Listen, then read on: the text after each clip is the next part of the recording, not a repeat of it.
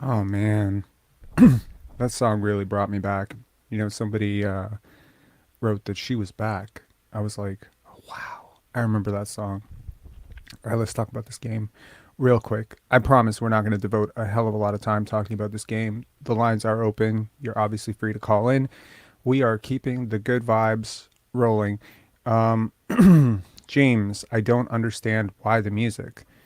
Um, well, I mean, do I need to spell it out for you? The Raptors are a dark horse. And yeah, that's my nice little way of just paying a little homage to an artist that I just absolutely adore in Amanda Marshall. She is Canadian. I think some of you may have missed that. And if you grew up in the 90s, you definitely heard that song on Much Music all the time. So give a shout out to that. And I don't know, give this video a like for Amanda Marshall. Now, love it. Love it. I knew I knew somehow our basketball community would be connected to Amanda Marshall Dark Horse. I don't know how. Anyways, today I would like to talk about the playoff bracket. I would also like to talk about Pascal Siakam's All NBA bid without getting too salty about it. I would like to talk about the playoff preview or the play-in preview with the Chicago Bulls coming into town Wednesday night for DeMar DeRozan's revenge tour. And I would also like to talk about what I think is going to happen in the playoffs. What would happen to the Raptors if they were to somehow miraculously make it into the playoffs, and what would that first round matchup with the Bucks actually look like? Is this the type of team with all the disconnect and all the stuff happening with Nick Nurse and contracts and Fred VanVleet and all that stuff? Is this a team that can just, I don't know, pull it together over the next 2 days, 3 days, and just surprise some people?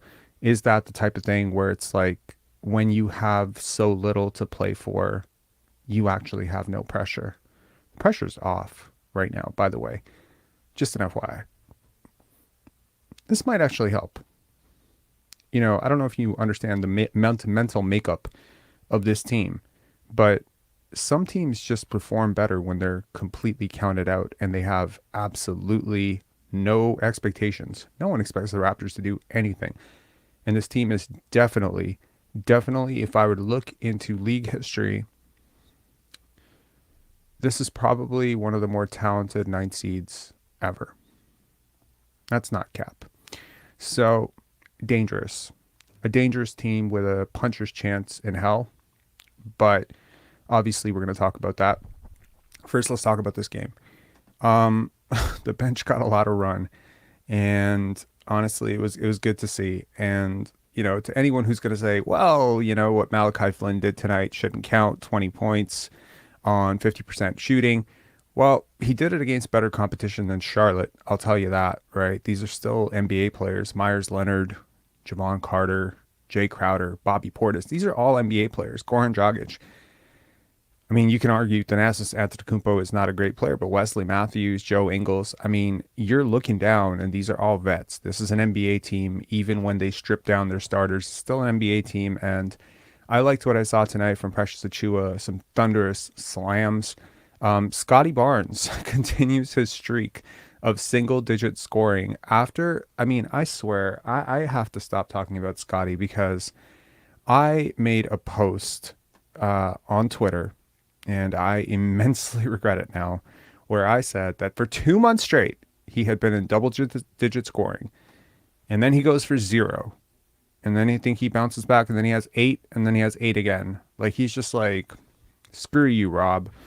Screw you. Screw you and your double-digit streak. So that wasn't great. Joe Wieskamp, the only player who did not score tonight. Do I have pie on my face? Have I completely lost faith in Joe Wieskamp? 0 for 6, 0 for 5 from 3, 0 points in 15 minutes. Have I lost faith in him despite my hyping in that video? No, of course not. I mean, gosh, you have plenty of sample size of him being an excellent shooter, and I think this is just an off night for him. Sorry, let me pull this comment off so we can see the entire box score. I apologize. Yeah, I liked what I saw from Ron Harper Jr. I think Delano Banton has like never met a shot he didn't like. But also you gotta respect just how quickly he stacks the box score. He's like like a Rexdale version of Russell Westbrook. Like it's just insane how he's almost always in a scoring opportunity. It's always in a position to score. Like, I mean, he took 12 shots in 19 minutes. This follows up a game where he had 10 points in 3.5 minutes. Prolific, man. Do the Raptors have a, something in him going forward? It may not be what they thought it was, which was going to be a playmaking, wing forward point guard. But is he like a slashing small forward off the bench? Is this something that he can grow into? Because he's flashed quite a few games like this. Um, I don't know. Jakob Poeltl kind of plays within the offense. He had an early hook. Did not play the second half. Gary Trent Jr., another guy who has. I mean, he had a really efficient night. 7 for 13 from the field, 23 points. And for the Bucks, they get a balanced scoring effort. I mean, again, I'm saying it. This is an NBA team for sure, but clearly they had nothing. They didn't really bring any sort of energy tonight. There's really nothing that sticks out for them. I'm a big fan of Marjon Beauchamp. Did he? I mean, he played all right. There's really not a lot to talk about with this team. I got to tell you, but I do want to say that I liked the way the ball moved tonight. It was a little bit better than it usually is. Obviously, there's always going to be with this team. There's always going to be some segments of this team that the ball is always going to stick with. But I think overall it was better than it usually is, and that's sort of scary to say. The Raptors shoot 33% from the field. 33% from three. Certainly not the worst it's ever been. I think Joe Wieskamp hits a couple of those, and that looks a lot better. 50% from the field. They hold the Bucks to 46%. They win the rebounding margin by 7. And by the way, they get up to 29 assists, which is significantly higher than the season average. The Raptors have clipped 30 assists, I believe, 9 times this season. So they almost get there. Almost. Win the steals margin despite not having OG Anunoby. Scheme works. Limit turnovers despite not having Fred VanVleet. We were told, my gosh, you're going to have so many turnovers if you don't have him. Well, 9 turnovers tonight. Great. Taking care of the ball. Only surrendered 9 points off of turnovers. And the Raptors converted some fast breaks, which I really liked. They got 21 fast break points. I liked it. It was decent. Yeah, there's really not much else to say about this game other than good win. Raptors. The Raptors go to 500. They are at officially 500. They finished the season 41-41, which, I mean, all things considered, where we expect them to finish. I think most of us, the most optimistic among us, were probably expecting 48 wins, 49 wins. So, I mean, it's not how you get it sometimes, but yeah, sometimes it is. I don't know. This season has been a nightmare and a disappointment, but I'm curious to see if they can turn it around. Certainly the optics and the metrics have certainly looked a lot better since the Jakob trades than since before, but obviously you have to gauge it against who did you really play, right? And who are you going to play in a playoff play-in situation?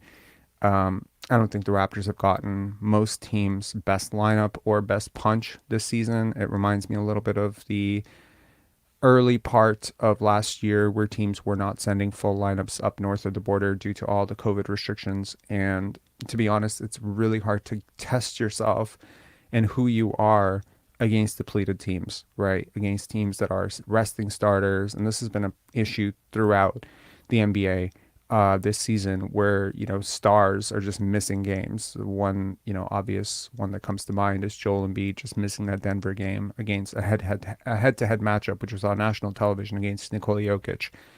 So this has been an issue, not just for the Raptors, but I think if we really looked at it, and I would love to do a deep dive into the stats and analytics of this, I think the Raptors have had some incredible luck with stars just sitting out. Like, when's the last time did we play a healthy Boston Celtics team this year?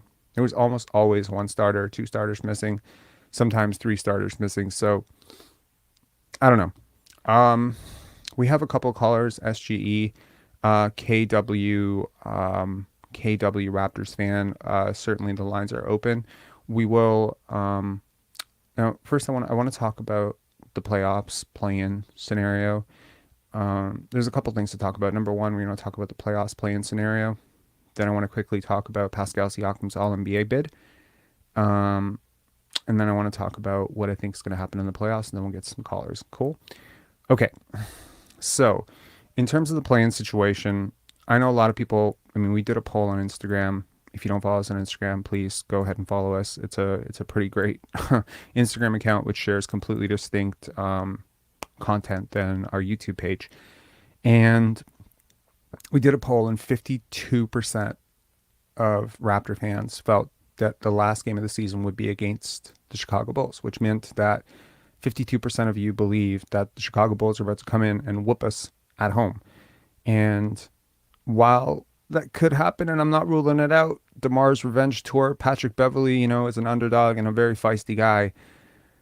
Man, the Bulls have been pretty bad all year. And it is really hard to believe that that team could beat us at home if we actually want to win that game. I think we have that.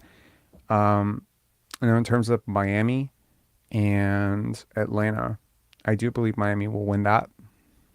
And then so it comes down to the Raptors versus Atlanta. Let's look at the playoff bracket here. So in that game, the Raptors will be the road team going into Atlanta on the road. Now, I'd love to tell you right now that the season will be over right there, but I do think that that's a 50-50 toss-up. All right. I don't know how disjointed. These are both teams that really they should have pulled the plug on their season a long time ago based on how things were going. Both teams have had chemistry issues. Both teams have point guards that are completely disconnected from the rest of the roster. But yeah, like you would say the Raptors are the worst road team other than the Golden State Warriors in the playoff play-in situation, right? They are the worst road team. I think they finished with 14 and 26, 14 and 27 on the road. So yeah, it's a pretty bad road team, and it really sucks to have your season potentially decided in a one-off on the road. But I think that the Raptors it's an even game. I really do. I think it's even. I think it's dead even. Some people may disagree with that. I get you, but you got to look at this from a talent perspective, matchup perspective. I think the Raptors have long, swishy defenders. Defense, rebounding is what carries you on the road. The Raptors have that in spades. Now, obviously, the Atlanta Hawks, in theory, have the most talented player, and that would be Trae Young. But, Pascal Siakam is no slouch, and, if he can bring it on the road. Again, one of the things that I think with Pascal and Fred is, the pressure, right? There is no pressure now. You're a 9th seed. If you make it, you're a miracle, right? No one expects the 9th seed to make it to the 8th seed. But in this situation, you have a puncher's chance. So I would say I favor them over the Bulls. I say it's a toss-up against Atlanta. I think they would lose against Miami, though, for sure. So in this situation, regardless of how this turns out, you are going to be facing the Milwaukee Bucks in the opening round if you do somehow make it 2-0 in the play-in. Okay. I can already hear the boo birds in the back. I know there's 22 comments. I'm not reading them, but I can imagine right now you're saying, Rob, there's no chance in hell they're even going to make it to 8th. What's the point? Let's just get our lottery pick. I get you. But look, this season has, this team has sacrificed a lot to get to a situation where they could be competitive. So what from there? Here's the thing. In the playoffs, everything is about matchups. When I look at 8-1 upsets, every single time it has happened, it has been just a really bad matchup for the 1 seed. Saw it with, I believe it was the New York Knicks in 1999 or 2000 that upset the Miami Heat. Correct me if I'm wrong in the comments. That was the 8th seed that went all the way to the finals. Then there was the We Believe Warriors that were the 8th seed that upset the Dallas Mavericks. These are 2 examples that come to mind. There have been a couple of 8 seeds that have been prickly, if not, very difficult for first seeds to deal with. So in this situation, I think if I were to pick which of these teams I wanted to face, the last team I would have wanted to face is Boston. So in either case, I'm really happy we're not facing Boston. Now, the minute the season came down to where it was, you were either going to face Milwaukee or Boston because those 2 teams pretty much had 1 and 2 locked, right? So if you had to pick between Boston, Philadelphia, and Milwaukee, I think the team that you probably have, and I mean, in all three cases, you're going up against the three best teams in the league, right? I mean, we can argue Denver is up there, but I think you're picking your poison at this point, right? I know that the Milwaukee Bucks are the number one seed, but I have seen issues with how they match up with the Raptors. I have seen I do not believe that the Raptors will beat the Milwaukee Bucks. But if I had to say which of those three teams I'd give them the best odds of beating, I would say the best odds would be against Milwaukee Bucks. Now don't boo me, don't tell me I'm crazy, but I think they can take a couple of games from the Milwaukee Bucks. And if the season ends with a 4-2 loss to the Milwaukee Bucks, I think that will be the success. Now let's say something crazy happens, and I think it will have to involve injuries. I think it will have to involve injuries, probably to the Bucks, and sustained, amazing health for the Raptors, and or a blitz of great shooting luck, because God knows the Raptors have had terrible shooting luck all year, lots of in and outs. So maybe it balances out. The karma gods, give us some shots that go down. Gary Trent, OG Anunoby. You got to look at this from the perspective also. There are a lot of players gunning for contracts. There are a lot of players that are going to put their best foot forward against the Bucks. This could be the game or the series that seals a really big bag for them. And we all know there's a lot of Raptors on this team that are very financially motivated by a new contract right now, and they know damn well that if they do not make it to the playoffs, their contract negotiation position is worse.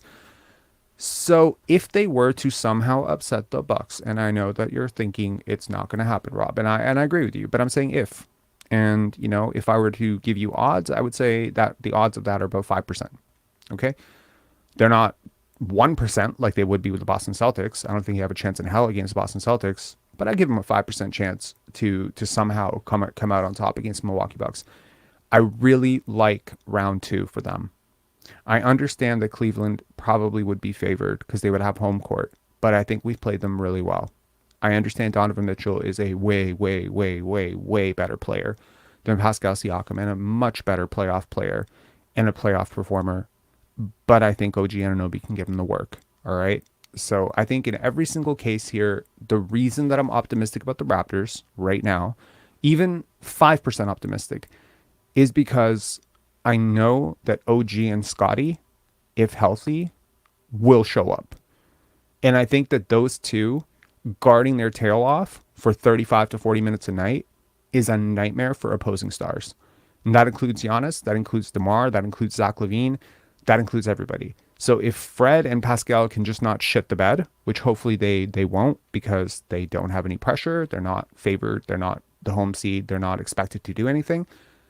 This is a team that could miraculously come together right now. Okay. And so what are the odds of making the conference finals? I would say 1 in 200, but there is a shot. Okay, so there it is. 1 in 200. I give you a 1 in 200 shot. Now, quickly, Pascal Siakam's All-NBA bid. There's been a lot of recent chatter about Pascal Siakam making All-NBA. I did the numbers. I ran the numbers. Julius Randle's had a better season. He's on a better team. Shut up about this, okay? Jimmy Butler is also on a better team, and he is also and to say Jimmy Butler has had a better season than Pascal Siakam is so understating it. Jimmy Butler, per like most analytics, has been like the 3rd or 4th best player in the NBA this year. All right, just to put this into perspective, he's been a top 10 player. Pascal Siakam has not been a top 20 player by most analytics. So we are not going to say that because he played 3 or 4 more games that he somehow deserves All-NBA over Jimmy Butler. Just stop it, okay? Jimmy Butler at 33 is going to play fewer minutes a night, so you're going to look at points per game, and you're going to be like, oh my God, Pascal Siakam better. But he's been way more efficient. He's been a better defender. He's just better. Like, he's impacted winning in ways that you cannot imagine. And if he was on this team, you probably are like the 4th or 3rd seed, okay? So the gap between these two guys is pretty huge. Let's not become, the meme of the NBA world by petitioning for Siakam All-NBA. Which is good. Also, if you're a fan of this team, we'll also quickly look at the cap. Someone on RealGM looked at the cap figures, and with the projected cap explosion over the next few years, they looked at how this all projects out. I think the numbers are a little bit high, but we can take a look very quickly at what that will look like. OG Anunoby for Defensive Player of the Year. Shut up. It's not happening. However, if he did have a shot and he does have a case, it would be as follows. He probably has the hardest matchup on every single night. He probably has the hardest role on defense in the entire NBA. That's as far as it goes. In terms of actual effectiveness, no, not even close. Maybe top 8, top 9. I think he I think for the first time in his life, he absolutely, absolutely, absolutely deserves an all NBA defensive first or second team mention. Okay. That's as far as I'm going with OG. And y'all know I'm not capping. He's one of my favorite players. If not, he's one of my 5, 6 favorite players in the NBA. But let's not get ridiculous. He's missed some time. He has been very good given the schemes. He's had some beastly performances. He's also had some not so great performances. Okay. There are guys out there who are doing a lot more on defense than he is. But I will say that his job on defense is impossibly hard. I think team record factors a lot into this. I think team defense factors a lot into this. The Raptors have not been a top 10 defense. So take that for what it's worth. Now, quickly going into also MVP. Now, my MVP, don't boo me. My MVP is Nikola Jokic. Sorry, Joel Embiid. And sorry, Giannis Antetokounmpo. I'm looking at the numbers. I'm looking at the record. I'm not looking at voter fatigue. I don't care if you have to vote him 15 times in a row. He deserves it. The wins against replacement, box plus minus, everything favors him. And if you want any evidence of that, go look at Jimmy High Roller's video. I think he broke it down really well. The gap between him and Embiid is enormous. The gap between him and Shea, him and Jason Tatum is enormous. My second runner-up for MVP would probably be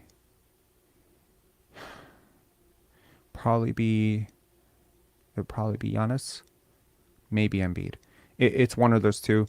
And my fourth is definitely Jason Tatum. Yeah, so that's where I'm at with MVP. Defensive Player of the Year, I think Jaren Jackson Jr. probably deserves it, if I'm being fair. Yeah, so that's where I'm at. Look, guys, we're in a league where 33 points per game on solid efficiency for Luka Doncic might not get him into first team All-NBA. You need to adjust your eyes. You need to look at 25 points per game, what it means in context. It doesn't mean a hell of a lot anymore, okay? Now, quickly looking at the cap. So someone on Real GM pulled this up very quickly, and they think that this could be how it looks going forward, right?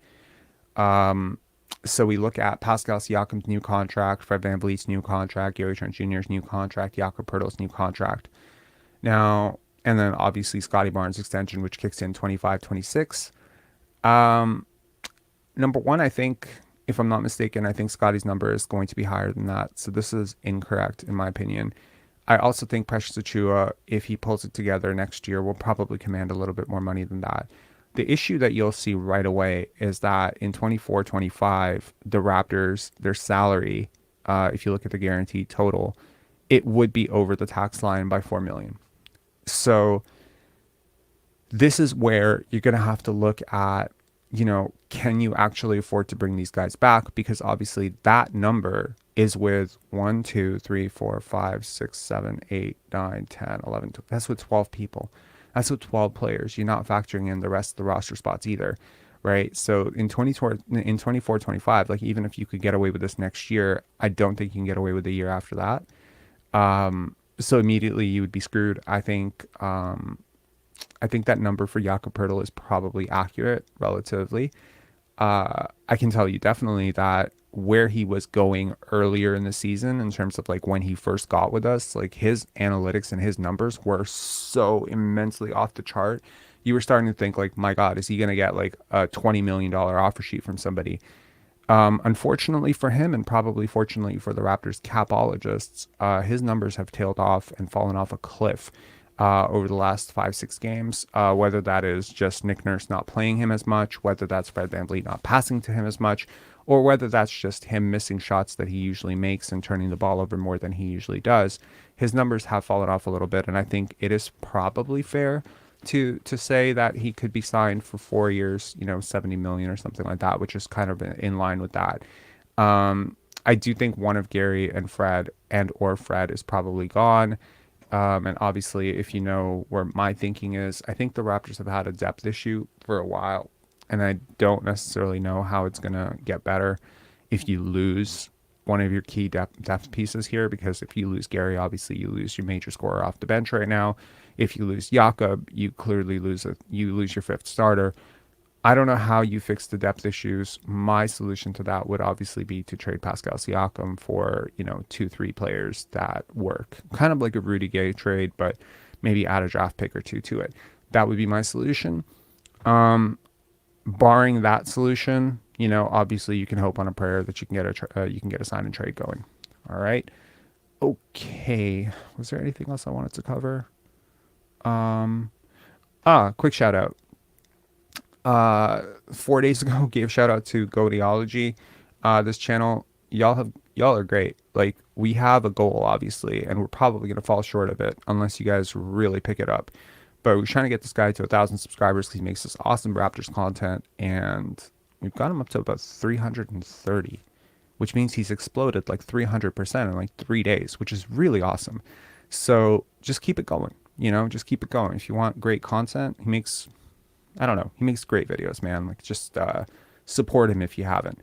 All right, let's bring on SGE really quickly, and then we'll do sort of a group chat thing. All right. So bring on SGE as a one-off, and then we will go into a bit of a group chat. I think I mentioned it last time in the lives that I wanted to mimic sort of what Twitter Spaces was doing. And I loved it in the last chat. So if you'd like to join in on that, the more the merrier. We can have like a 6-7 person discussion. It'll be really cool. SGE, man, what's up? What's good, Rob? You have a pretty beastly donation. Like, I don't know if you see it. I don't. I haven't looked. What? Oh, we're talking the $27 one? No. Oh, oh, man. SH, thank you so much, man. All my beloved Raptors fans, me personally, I gave up when they were in the West Coast trip, and for me, it's looking forward for next season, and hopefully so-called leaders can really just get the F off, fresh and redeem, 4 a.m. my time. Love y'all, Taiwan. Big shout-outs to Taiwan, man. Wow. Damn, you're getting some end-of-the-season money right now. Yo, what the hell is going on here? Yeah. This is Well, crazy. you deserve it, man. You deserve it. This is crazy. And wow. Okay. Ranga, thank you so much, man. Like,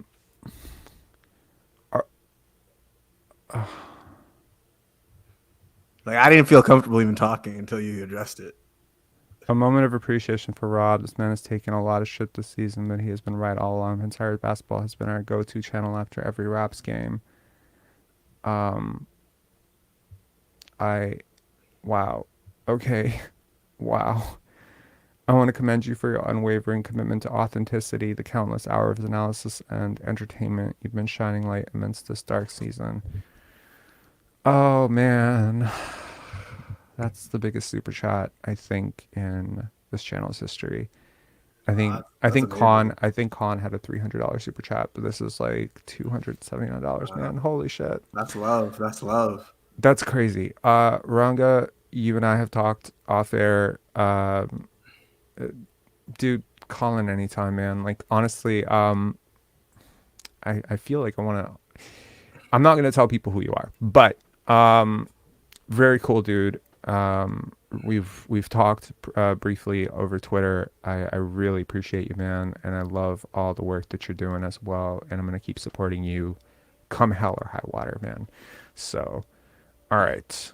Oh man, that's amazing, man. That's so amazing. Hotbox Aviation Super Chat Sucker, thank you so much, man. Hotbox, thank you so much, man.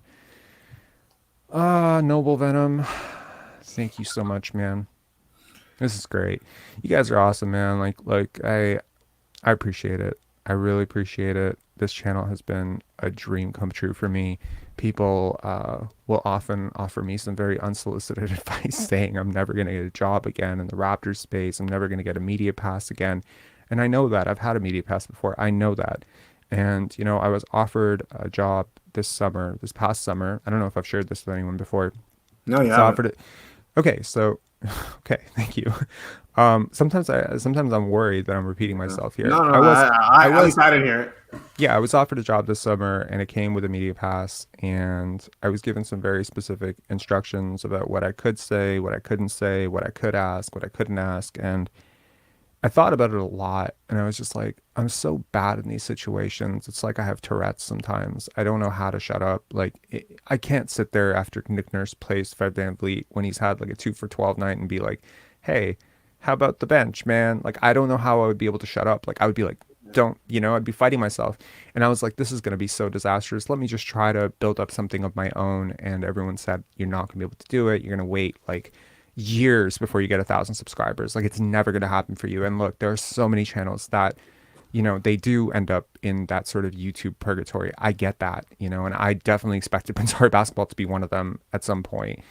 And the fact that it grew, the fact that you guys have supported this, the fact that you're in here after this bullshit game with 165 of you, it's so cool to me, man. Like I can't tell you, like this has exceeded my wildest dreams. People who know me, like they know Mhm. this has gotten so much of my heart, and I'm just very deeply appreciative. I know it's not always popular. I understand that. I don't mind. I don't care. I'm cool with it. Well, I'm I always gonna be mean, me. cream rises, man. So like eventually, I just think if actually your channel made me think, if as long as you're authentically you and you put effort into your videos. I mean, there's some Raptors channels where I look at them like the person's fine, but they just don't put quality into their content. Like if they just really put a little more quality into it, I think they We could got a do. long way to go, man. There's so much that I could be doing that I'm not Yeah. doing. There's No, but so you put in the quality, and I think that is Oh, what that's what I'm telling separates you. you. I haven't Yeah. I haven't done it yet. Like there's a Oh, couple of okay. videos that I'm really proud of. I'll tell you, the honest trailer, I'm so freaking proud of that. Yeah. Um I'm definitely proud of the Scottie video analysis. I love the Scottie Barnes his trainer, that interview. I put a lot of love into that. But I have really put my full heart and soul into about 8 videos. And Yeah, I think even there was even like when Blake Murphy hopped on, that was like a little validation for you. The Scotty trainer time, that was a little bit more validation. Like, there's clearly people in the shadows that rock with you. They're not in the shadows.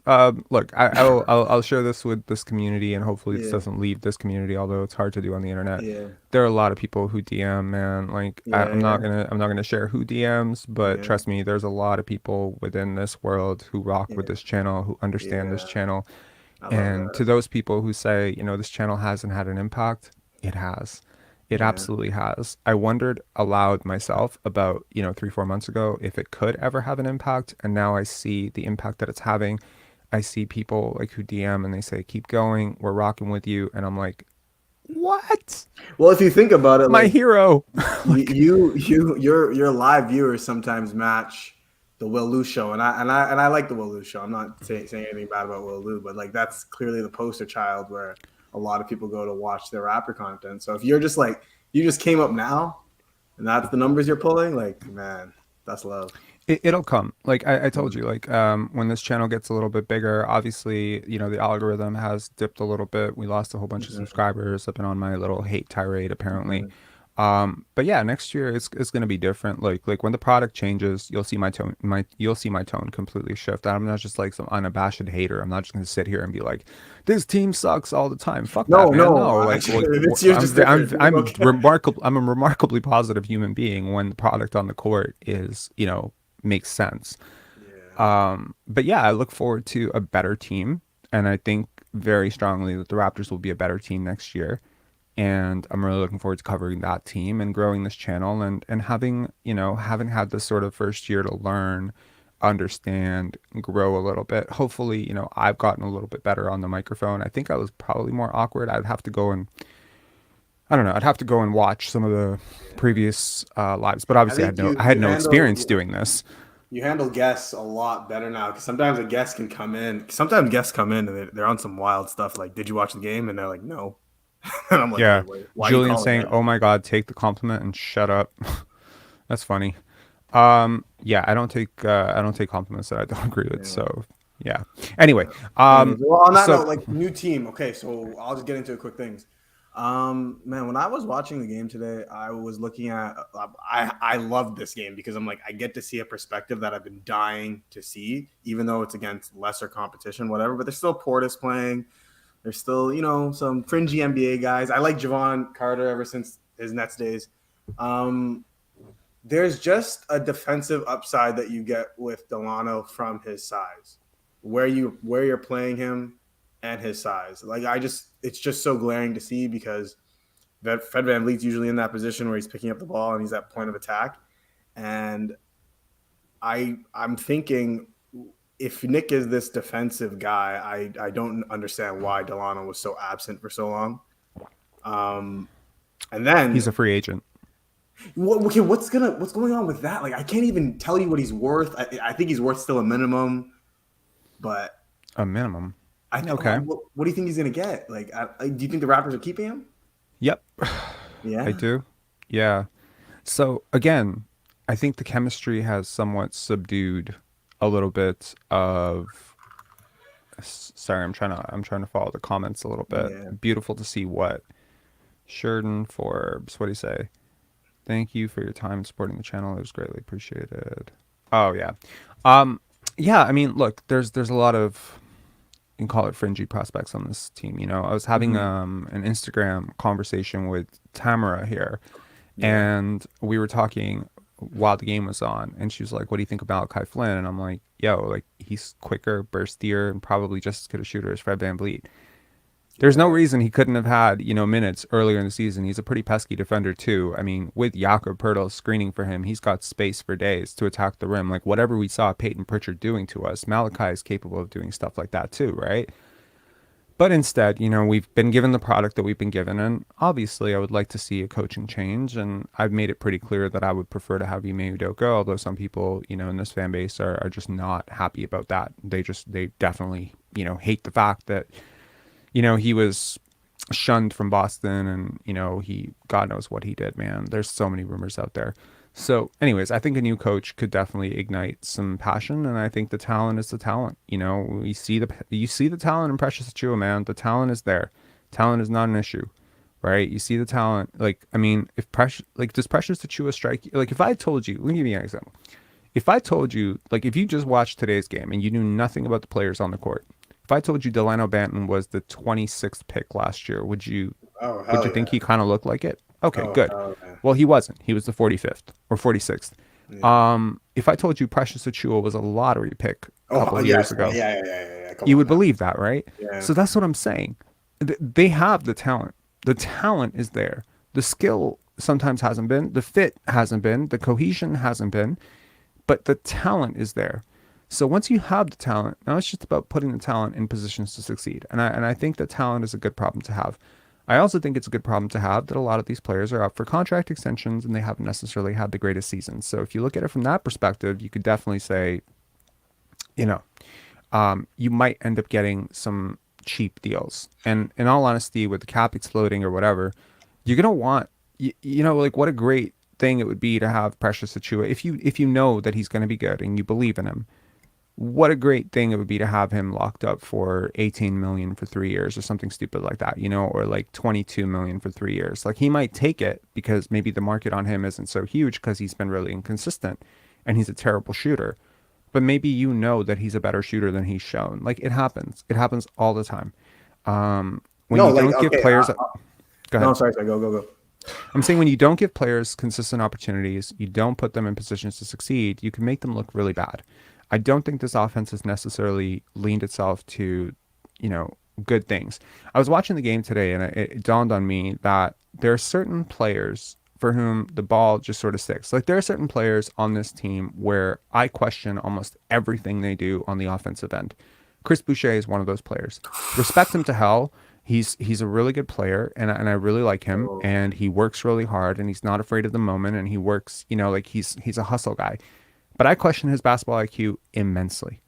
Like he has honestly one of the worst, like he has no sense of where he is sometimes and he works hard and bless him for that, but He makes so many. Precious Achua is another example. Malachi Flynn Well, sometimes, Delano Banton sometimes. So when I start looking around this team and I'm like, who actually plays basketball, in my opinion, the right way? Thaddeus Young didn't develop here. Otto Porter didn't develop here. Scottie Barnes didn't really develop here. Joe Wieskamp didn't really develop here. Ron Harper Jr. to some extent isn't very ball dominant. He didn't develop here. Christian Coloco, he's still working on the fumes of what he learned at Arizona. Give him a couple years, he'll be trying to dribble off the ball from the three, too. Jakob Pertl, right? mm, So all of these guys have come in from either really good college programs or really good teams like the San Antonio Spurs, and they play the right way. Jakob Pertl plays the right way. He doesn't force anything. And you have more Jakob Pertls, you have more Joe Wieskamps, you have more Scottie Barnes, you have more Thaddeus Young, Otto Porter types. Then suddenly maybe you can offset the fact that you have one Gary Trent or one Pascal Siakam. You know what I mean? oh Like yeah. the basketball IQ on this team is just, it's something to behold, because there are a lot of young teams out there that play this way, like the Houston Rockets, Detroit Pistons, etc. But there aren't a lot of veteran teams that play this way. This is very confusing to me. So yeah. So I think with a new coach, some of these things can be nipped in the bud. I have a feeling this is a coaching problem. I really do. I have a feeling this was a coach, because honestly, the Raptors didn't play like this under Casey. They really No, didn't. not at I all. never saw Serge Ibaka bringing the ball up the court, or like, like it's just, it didn't quite work this way. I realized there were issues with Casey's offense, but people kind of had roles. There were only like one or two guys who were kind of playing like this. You had guys like CJ Miles, you had the bench mob, they moved the ball a little bit. Yeah, there's just a I play for me, you play for you kind of attitude on this team. And I think if they have any hope in the playoffs, it's probably going to work in their benefits that playoffs basketball is a lot of this, No, well, right? you flat. Okay, well, okay. So you were highlighting the one like silver lining of this is we can get some cheap deals and Mm-hmm. get some. And I'm with you. You flashed the contracts up earlier, and I'm like, hey man, if you can get like a hinky special on Delano and Malachi, like if you can get Malachi to agree to like a 3 year 18, and 318. He yeah, like wishes. really, you He think? wishes. Well, if No, we get he's not getting Delano three. on a 4 year 12, something like that. Like if you can get I don't something like dirt these cheap, guys don't have children as their agents. Like I mean yeah. they would love the long-term security, but they're not trying to box themselves in. They know that they're better than what they've shown this year. Mhm. I think Malachi Oh, would okay. be You very think they would lucky. take it? Okay. I think Malachi would be like really lucky to get a 2+1 type of deal Okay. on, a significant, like a decent, like 3-4 million type of deal. So same Um, as what he's making right now. yeah, but like an extension on that. I mean, Okay. and he may not want to stick around. He may want to try his hand, but I'm not sure if there's a huge market. Look, there's 60 players coming into the league this year. There's a bevy of, talent overseas. Um, yeah, it's like every single year we don't really notice it, but some guys just sort of fall out of the league, and some of them never make it back. And it happens every year. I think Malachi is way too talented to be in that group. I think he's talented Okay. enough to be in the league. I think he's talented enough to be someone's backup point guard. Maybe not on a contender, but like a decent ish, like I think he could be backup point guard in Washington and they'd be fine. Oh You know yeah, what I he's mean? better than Aaron Holiday by leaps and bounds. And he's better than, who they drafted last year, Johnny Davis. Oh So yeah. like he's good. Like he's a good player. Like all of these guys are kind of like, it's like the Raptors have a weird imbalance on their roster. They have like five guys who should be like the third best player on a decent team, right? Hmm. And then they have like seven guys who should be like the eighth best player on a bunch of teams. Oh yeah. Okay. So they Do you have know? too many eight mans. They have too many. Like I could see that Do, actually, do you know what I especially. mean? Like Yeah. what is the real significant gap between a Precious Achua and a Malachi Flynn They're and a both Thaddeus Young? Like different they're players, but all they're all roughly in the same tier. exactly. They're all in the same tier. If this was a Yeah. 2K roster, this is what this team would look like if it was a 2K roster. 85, 83, 79, 79, 79, 79, 79, 72, 72, 72, 72, 72. There's consistent Mm-hmm. parity across. And Mm-hmm. it's not like you can parlay these like sort of lower card players into something significant. You could just develop, and you're sort of playing the money ball game of just hoping that one of these 72s turns into a 79 and one of these 79s turns into a 92, and boom, you're set. Scottie goes to superstar. If Scottie goes to superstar, and Precious becomes like as good as OG, you're set. Boom. Yeah. Those two steps that maybe they were expecting coming into this season, maybe not superstar, but all star. If those two steps are taken, all of your roster issues are taken care of with those two improvements because it takes care of all the depth and pecking order shit. The problem is you have young players who haven't really taken a step up. You have older players who've kind of flatlined and or not taken really a big step up. You have all these contracts in place. So I think like again, a new coach coming in, Masai Ujiri, Bobby Webster taking a real good look at this roster, a real top-down view and saying what's working, what's not working, what do we have here with these players. I think there's talent here to be salvaged. I don't want to see 13 players coming back, but I could see 10 players coming back and this being a fantastic team next year. We That's where definitely I'm at. need, yeah, and we definitely need a variety of like people who can put the ball on the floor and do different things. Because I'm looking at when you made that Boucher comment, I'm like, the problem is when you play Boucher and Achua together. And I know the problem is Zach Lowe gave it love last season when they both came in together when they would be subbed in with each other. The problem is with that is they stack weaknesses. They both have that IQ. I don't know where I am on the floor. I think I'm a forward weakness. And Right. when you're putting that on top of playing guys who aren't there yet, of course your bench is going to look terrible. You don't have one Derek White. You don't have one Malcolm Brogdon. You don't have anybody to keep order that isn't Fred VanVleet. So I definitely see like some of these guys going other places, and I won't blame the front office because of the situation we're just in right now. Mm-hmm. But what I really want to see is Boucher off this roster because he creates such like he's definitely, yeah, I don't think he's worth the money he's making right now, but he's worth some money because like he just provides an energy, a hustle. He can be Well, on that's a exactly it. contender. Yeah, like I don't want to discredit him too much, but he really doesn't work for us for the players we have. By removing him, you're actually fixing a lot more than you really think you are. And I know it sounds minimal, but when you were highlighting, when I look at Boucher and Achua together, I'm thinking about it right now. They both can't string more than 4 dribbles together. Do you really need that from your center position, though? Do No, you but they need want to. They dribbling? want to though. Well, that's the thing. So if you have a coach, look, Boucher last year, arguably, your best playoff performer. I Just know. putting it out I there. know. He wasn't your best, but he was definitely your most No, but consistent. like He showed up he in turned every up. He turned up. single game. Okay. Yeah. This guy, and he was great. And he had this insane chemistry with Thaddeus Young, and it was great. And it was all off ball cutting and dives to the rim, and it was great. You have a coach out there, like a one who can actually talk to these players and hold them accountable and put them in a position to succeed. He can immediately say, "Hey, you cut that out, or you're not fucking getting minutes." Hmm. That changes things. I'm telling you, in a vacuum, if I were to melt all of the talent from this team and all of the talent on the New York Knicks, okay?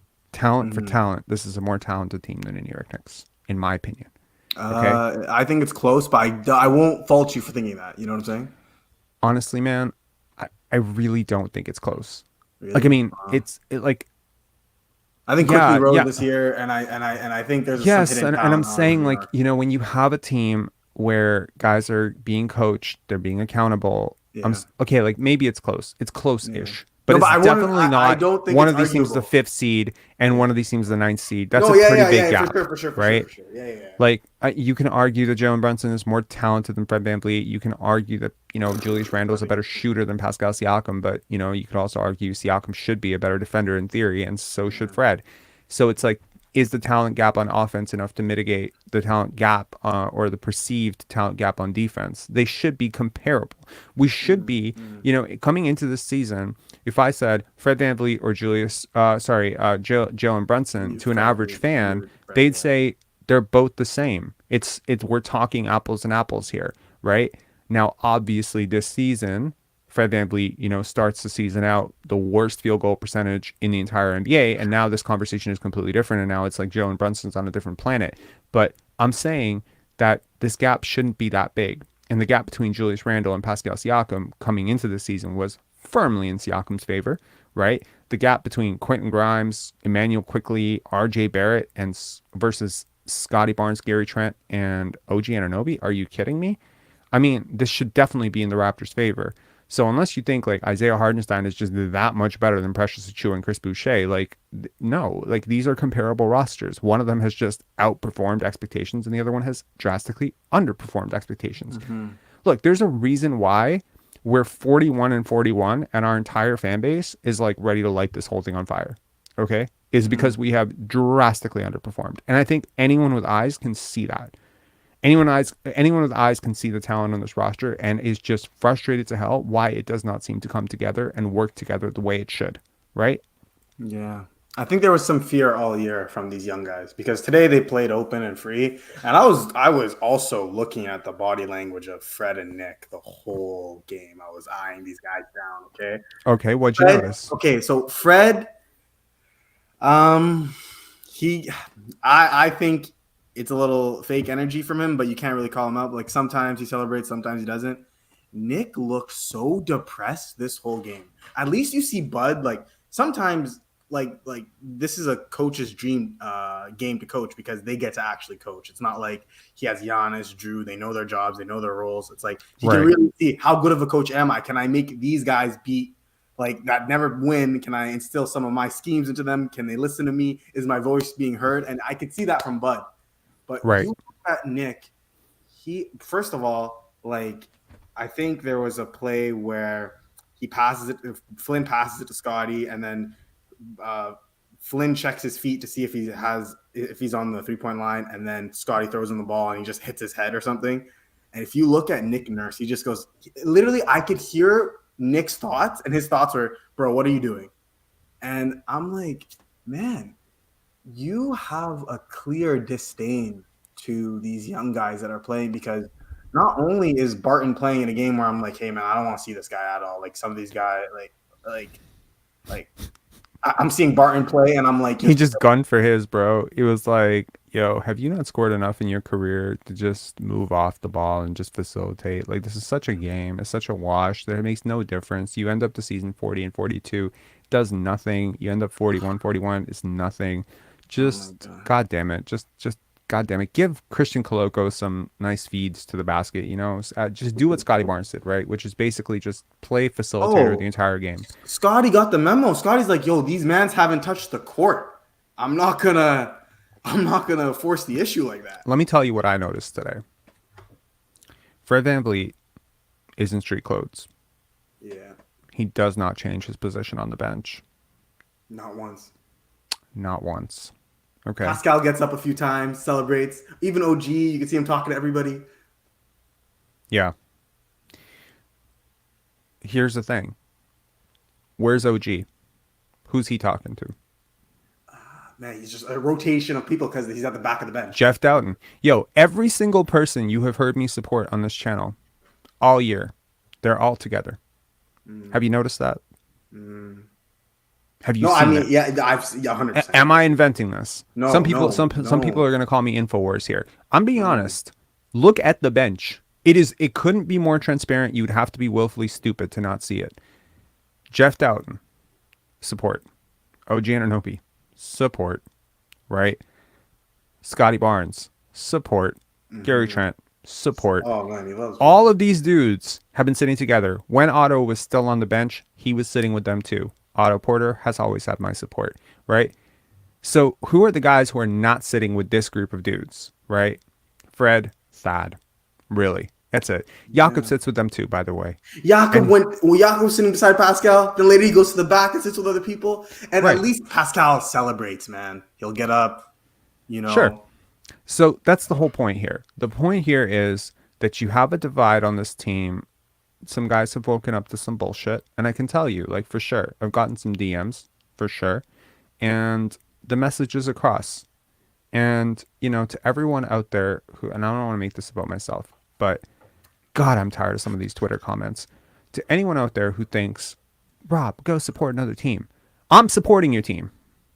I'm supporting this team. mm, But for me, this team is not two people or three people. mm, It is the collective. I am supporting the younger guys. I am supporting Jeff Doughton. I am supporting Malachi Flynn. I am supporting all of them. And if two people have decided to alienate all of their teammates, if a coach has decided, look, to anyone who thinks I don't shift, I was a very big fan of Thaddeus Young coming into this season, saying glowing reviews of Thaddeus Young. Then I heard some shit. I saw some shit. I saw his wife talk shit about Scottie Barnes on Twitter. And you know what? I didn't even know To that. all the fans who went at her, y'all classless. But to her, to say like, oh, Scottie, everything. No. What she said crosses a line. What they said to her crosses a line. Be bigger than that. Once I saw that, I phoned it in. I phoned it in and I asked a couple of friends about it. And I was like, oh, this is what's happening? All right. Okay. Thaddeus Young, you also lose my support. Supported you your whole fucking career. You do this shit, you lose my support. Thaddeus Young and Fred VanVleet have been fucking glued at the hip. They have Yeah, sat like next to each other. Thaddeus Young collects DMP after DMP. I don't know what he's doing at this point. He can't even get into this game. Will Barton is like, running his private Kobe exhibit right now. Will Barton cannot get, Thaddeus Young can't get into this game.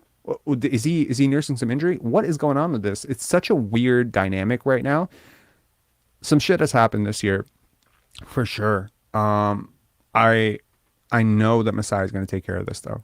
I'm not evoking the whole believe in Messiah shit, but trust me, he is not going to let this happen again next season. This season has been a train wreck. And you know what? Kudos to Masai and Bobby for putting together a team that could be so freaking talented that even amidst probably the worst chemistry outside of the Houston Rockets this year, is the worst chemistry I've seen. I watch a lot of teams. This is the worst body language and the worst chemistry of any team I've seen this year other than the Houston Rockets. Eric Gordon, Jabari Smith Jr. going at freaking Jalen Green on the bench, all that shit, right? All that shit that happened in Houston. This is the worst, and they still end up at 500. That is kudos to your general manager and your president for putting together a team this good. They have not been good. Let's see if they can turn it around. Anyways, any final thoughts? I would Nate Bjorg. I was watching Nate Bjorgen too, and he has very similar energy to Nick Nurse. And he's following around like a puppy dog. Other than that, though, nah, man. But congrats on the donation. Hopefully, the off season treats you well. It will. We have a lot of great content. I'm gonna focus a lot of attention. If the Raptors get bounced in the play-in, I'm gonna be focusing like my full force attention on the Pandance Film Festival.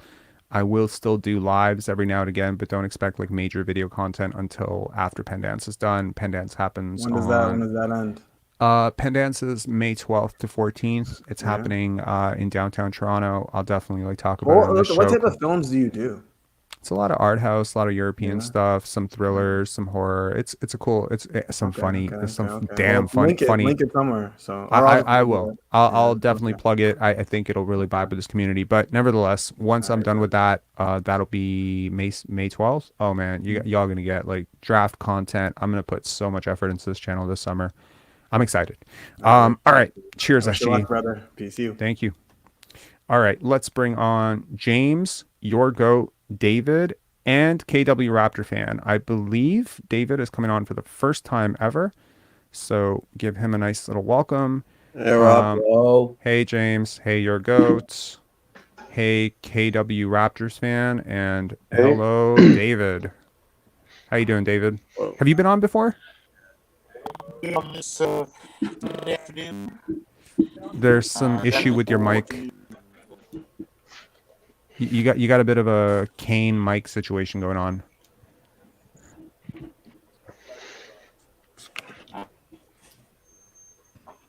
You want to try talking again? Hello? Your mic's on mute. Yeah.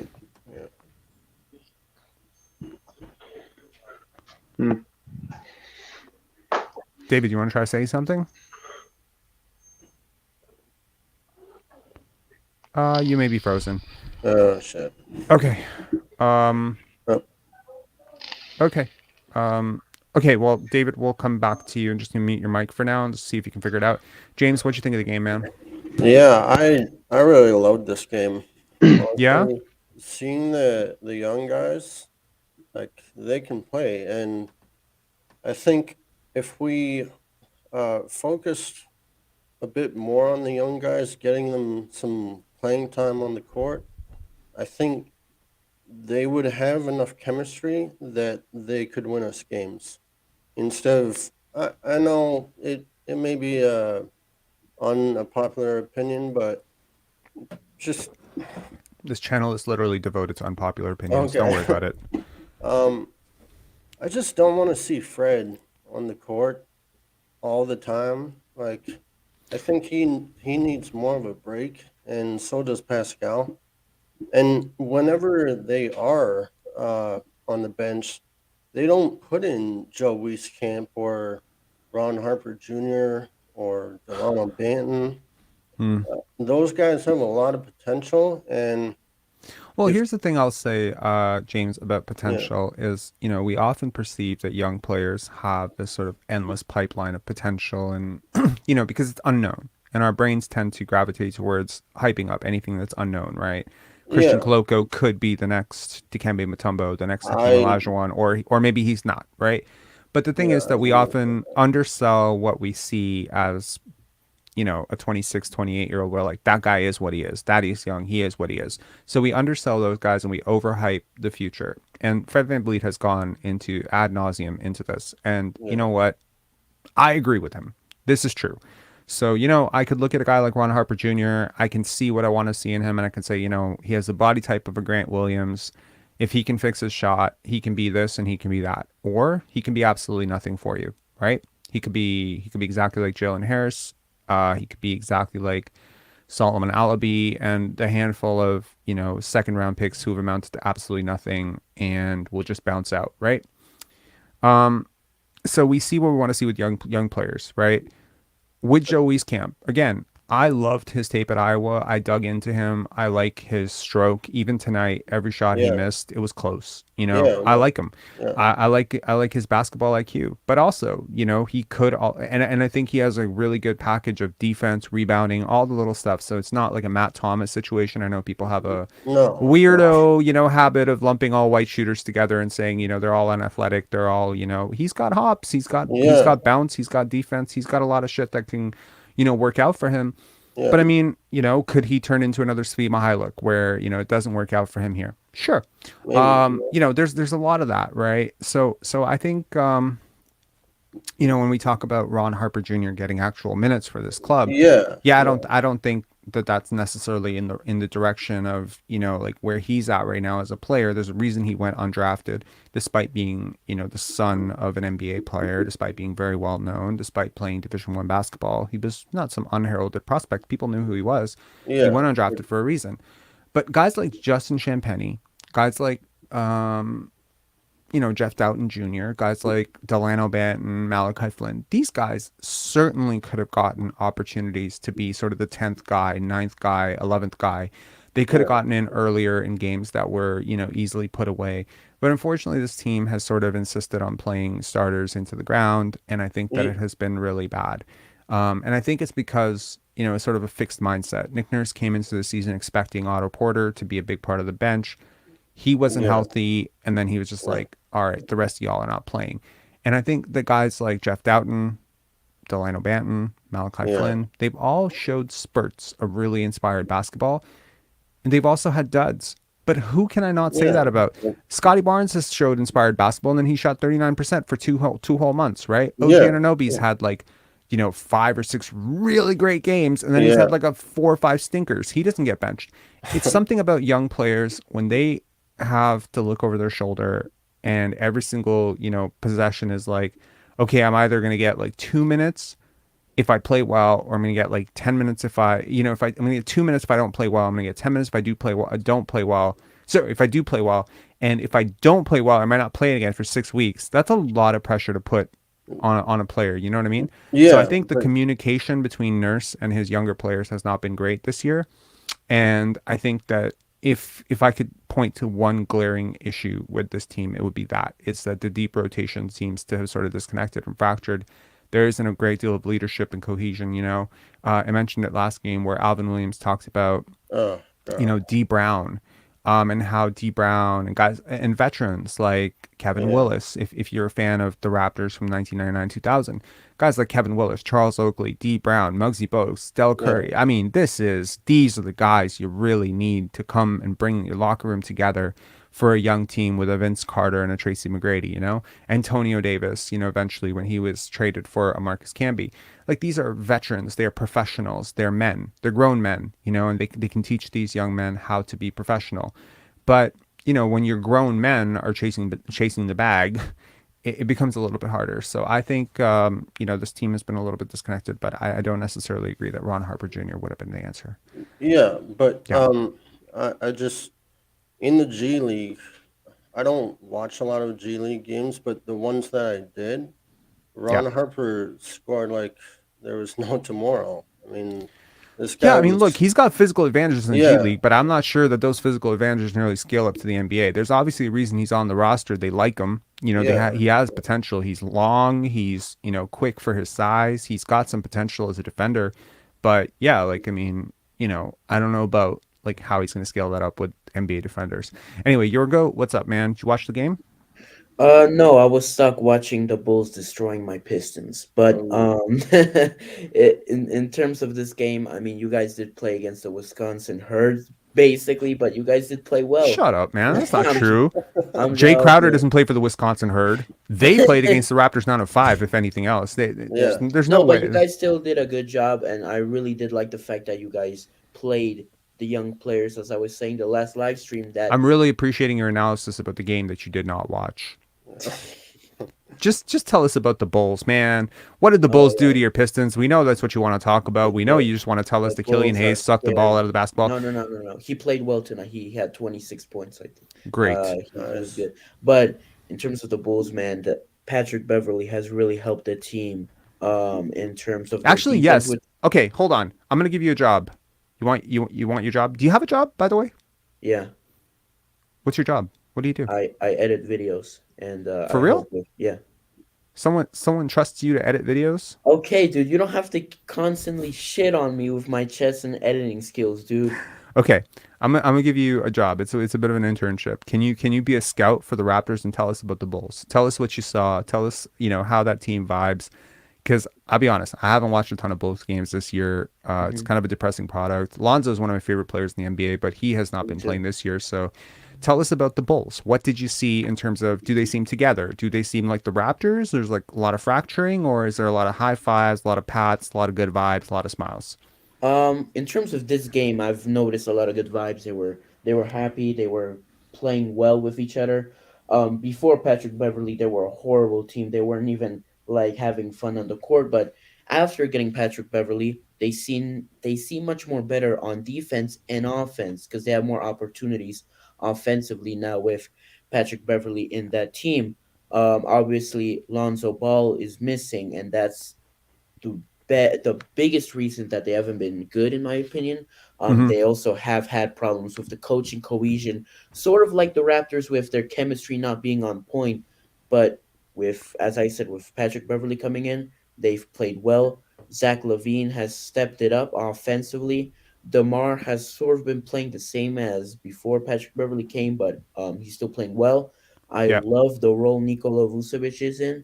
So in terms of He's I still a bit of a feel pylon in defense, though, eh? yeah, he is, but Well, it's not as lucky for glaring. him, we don't have a fucking our big can't shoot from outside of 10 feet. So Yeah, but it it's isn't as glaring when you have actually they're starting to do a rotation with Caruso and Patrick Beverly, and they're two small guards, but it seems to be working for some reason. When they were against the Pistons, yeah. they went on a 12-0 run and we couldn't score any points.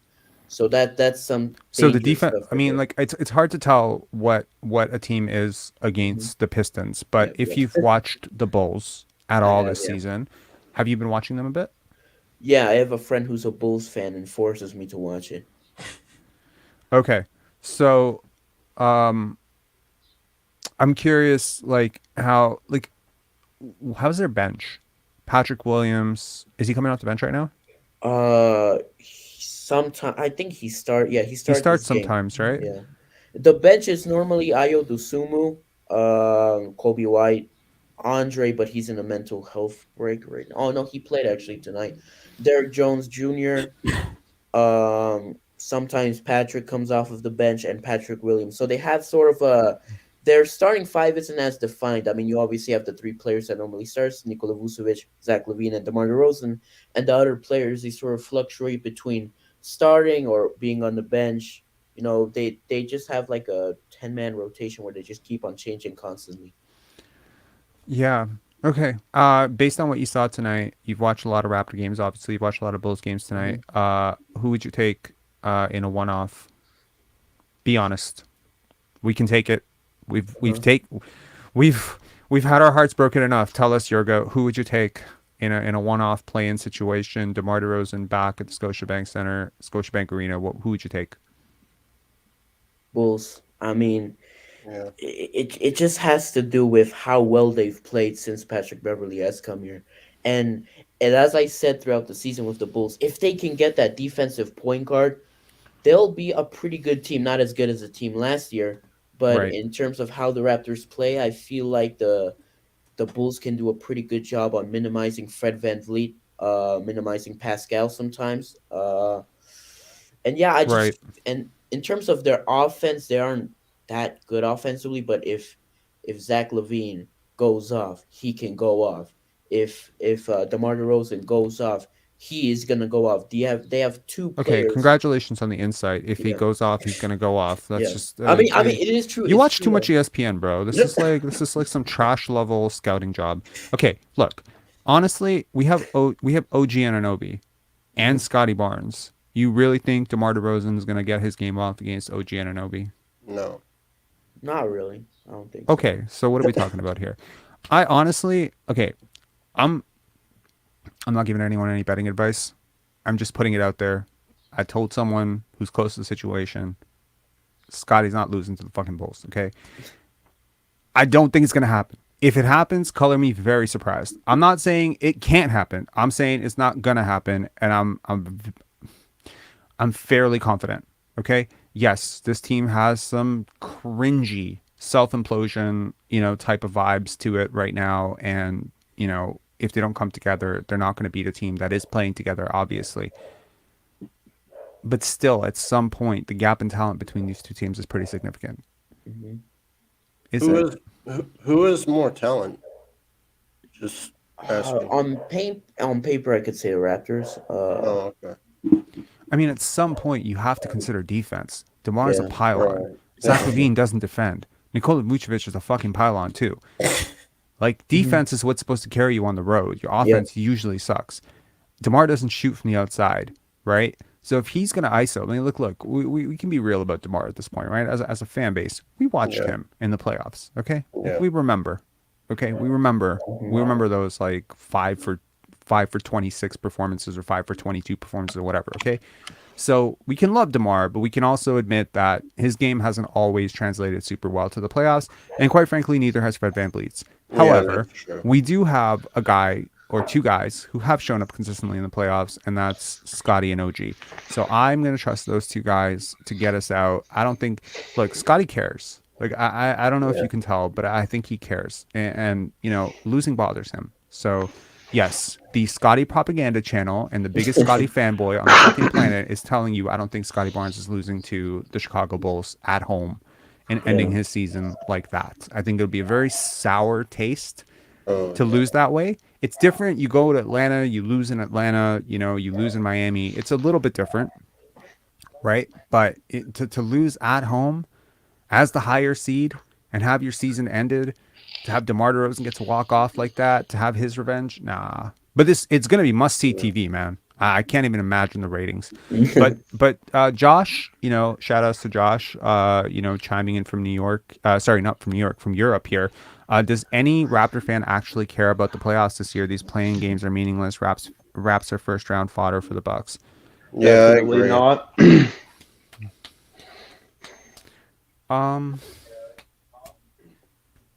He has a point. Yeah, Yeah. He does have a point. he But does. stranger things have happened. I still give the Raptors a 5% chance against the Bucks. I tell you right now, if they were in a different bracket, if they had finished 8th or 7th, and I felt like they would be in the Celtics bracket, yeah, I would be like, shit, curtains on this season. Please try to tank and get out of this, But I think Middleton is questionable as a defender. Like you never know, like with older teams, when they fall off. And I understand that Brook Lopez has been really good this year, and I understand Drew Holiday, whatever. I get that team is really good. But Yeah. Giannis has had issues against this team historically. We have a weird combination of ideal defenders. I can tell you right now, like I don't know if Masai Ujiri built this team to stop Giannis, but it is tailor-made to stop a guy like Giannis. Okay? This entire Yeah. scheme that we run, sending doubles, whatever. Yeah, against a guy like Kevin Durant, who's like a really good passer, it always falls apart because he can move off the ball quickly. But Giannis had like over 10 turnovers in one game, right? Earlier this year. Yeah. Donovan Mitchell too. I mean, we held him to single digits once, like 8 points or something. He broke his. Yep. We've had some success against these teams. I'm not saying that it'll hold up in the playoffs, but also consider that if this team has had chemistry issues and this season has been a drag, could the play-in playoffs be, a new vibe? I don't know. I'm just going to choose to be optimistic. I'm going to choose to root for the Raptors on Wednesday. I hope you guys will join me. And if the Raptors get bounced against the Bulls, I hope you'll join me for a sad music karaoke night afterwards. Okay. Yeah. Yeah. That's where I'm at. Yeah. Anyway, KW Raptors fan, what's up, man? Talk to me. Yeah, you hear me good? Okay. Yeah, we're gonna bring in Oak Tree and Darian as well. Yeah. Well, sorry. In terms of the game, honestly, I saw nothing because I know I'd like to take some moral victories from the young guys having the run of the floor for the majority of the game. But honestly, none of these guys are going to play. I can't perceive any real reason why they even get like 2 minutes in the playoffs. I'd like to see that, but they won't. It's not going to happen. I have a take. I have a take on why Jeff Doughton was not signed. Do you want to hear it? Yeah. There's no matchup for him. There's no matchup that requires him. So On the roster or in the league? No, Sorry. In the expected upcoming matchups, the Bulls do not have a single player that demands a Jeff Doughton-esque defender. Okay. Neither do the Atlanta Hawks. Well, actually, the Atlanta Hawks might, but the Miami Heat definitely do not. Gabe Vincent, Kyle Lowry, these are not great matchups. Drew Holiday in the first round is not a great matchup for a Jeff Doughton. So you look at a defensive specialist like him, you look at it almost on a matchup basis. I guarantee you if we were in the West and our first round matchup could be potentially John Morant or a really quick guard like that, you sign him 100%. But I have a feeling just looking at who we're expected to face in the next 2 weeks, potentially, I don't see oh my God, you're going to really, really die if you don't have Jeff Doughton that night for that specific matchup. You'll notice that the 2 games that he got like extended run this year was against Detroit. Both games against Jaden Ivey, because he's like one of the quickest players in the NBA. And I think Nick Nurse knows that, and he didn't want to expose Fred VanVleet. I think Fred VanVleet even sat one of those games. So, yeah. Sorry, my issue, I guess, because I think this was a disappointment of the season. Before the season started, I thought we would be a top 4 seed. Best case scenario, 3, maybe 50 wins, because it wasn't absurd in my mind to win 4 extra games.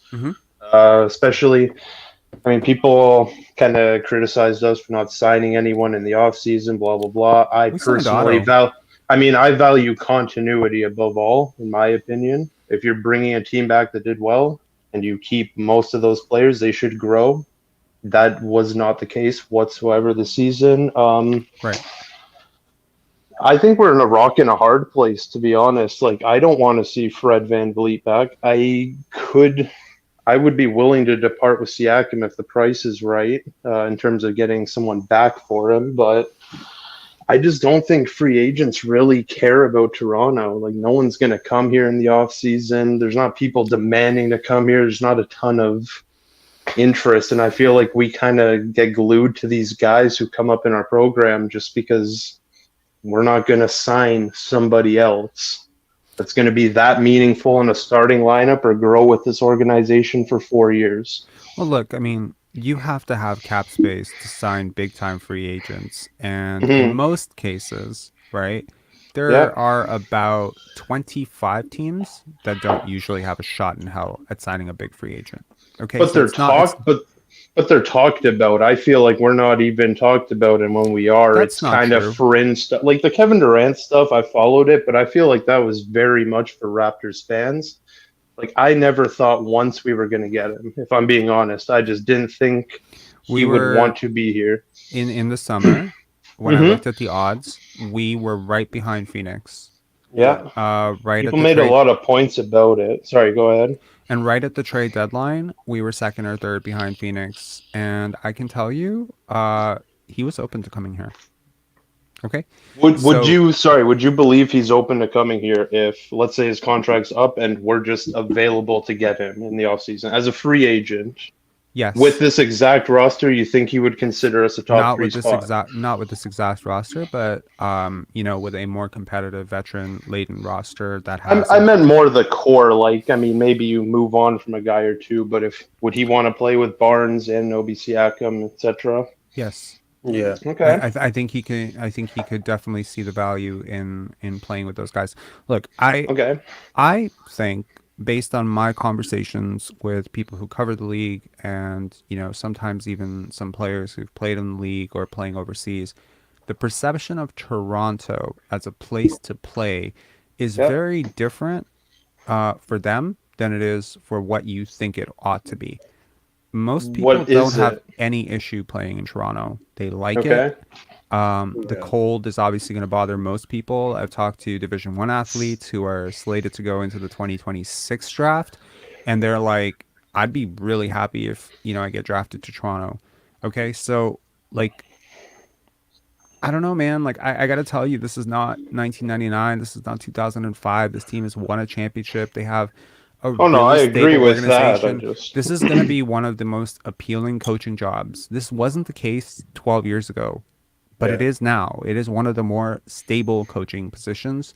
It is one of the better organizations. It's one of the better buildings to play in. It's one of the better fan bases, despite my relationship with this fan base. It is one of the better fan bases. It is one of the bigger markets to play in. almost It's passionate fan bases. It is a very passionate fan base, and you know what? I think NBA players, the last thing that an NBA player wants to do is play in a city where no one cares about the team. That's why nobody wants to go to Charlotte, Yeah. right? Because Yeah. there's a deadness to that fan base, whereas the arenas are empty. You don't think that these players who just came in for the Milwaukee Bucks to play the Raptors 905 plus Scottie, you don't think they noticed how full this arena was?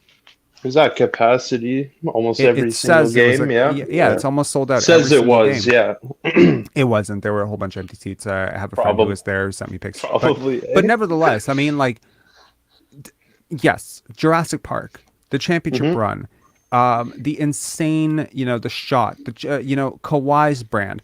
I mean, agents are not stupid. They know, and Masai knows that if you have a star here, a real star, this will be about as good a place to be outside of New York and LA as there is in the world for a true star. I personally believe that if a real top 10 player came here, no one in the fan base would not embrace them. Absolutely. Yeah. Now you can cap all But- day about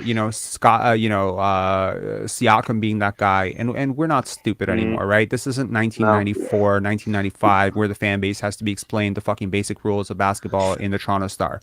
Okay, we are past that. We have seen a real star in Vince. He left. We have seen another real star in Kawhi. He left. Okay, now we DeMar are. DeRozan as well, but that's just maybe I'm biased because he was my favorite and we Yo, groomed he was him. one of my favorites too, but don't cap on DeMar DeRozan. DeMar DeRozan never sniffed top 10 ever. No, not top 10 player. I just said Okay, real so star. what's a real star? If he's a real star, Chris Bosh was what? Kyle was what? Kyle was a better player than DeMar. Chris Bosh was a better player than DeMar, and I think DeMar's one of my favorite players. I think Kyle impacts the game more, and he's not a box score guy. And box score guys are typically what get you there: the 25 plus 8 rebounds and the intangibles. Lowry Honestly, was in mostly terms of- intangibles, and I loved him. To be In honest, terms of peak Raptor, like in terms Yeah. of their peak as Raptors, Okay. Siakam has eclipsed DeMar in terms of his peak as a Raptor, just because of his two-way impact. Now, can this you is me. explain that a bit more? What do you mean by eclipsed him? Just He's been better. His Siakam's best season is better than DeMar's best season as a Raptor. It's not really even particularly close. And I say this as let me give it to you. Let me give it to you straight. The year that we had Kawhi, the very next year we actually had a better record. Yeah. Do you know this? yeah. Okay. Yes, I did, and we really Who was ditched those bench guys. Yeah, who was the top scorer on that team? That was Pascal Siakam. He was an right. All-NBA guy on one of the best teams in franchise history. He was a two-way impact guy. Now, I'm not saying, look, in terms of rating these players out at their peak, Kyle Lowry 2016 was better than Pascal Siakam this year and the pre-bubble year, shortened year. Kawhi Leonard was better than both of them. Vince Carter was slightly worse than Kawhi. So if you rank it out, it should be Kawhi, Vince, in terms of peaks. Kyle, Bosh, Pascal, DeMar. Like that. That should be how it ranks. There might be someone in the middle that I'm missing there. So probably not. Though. So so what I'm saying is, what am I saying? I guess what I'm saying is real stars, they impact the game in a different way. You feel it. You feel their presence. And I definitely feel that this fan base will champion a real star and a real contender in a way that very few fan bases can. I think when you talk to younger guys coming up, they have a very different perception of Toronto because of their relationship with hip hop, because of their relationship with Drake, because of their relationship with The Weeknd, because of their relationship with movies, because of, the expansion of the city. This is a cool city. You don't understand that. I'm talking about. I mean, I go there all the time. Yeah.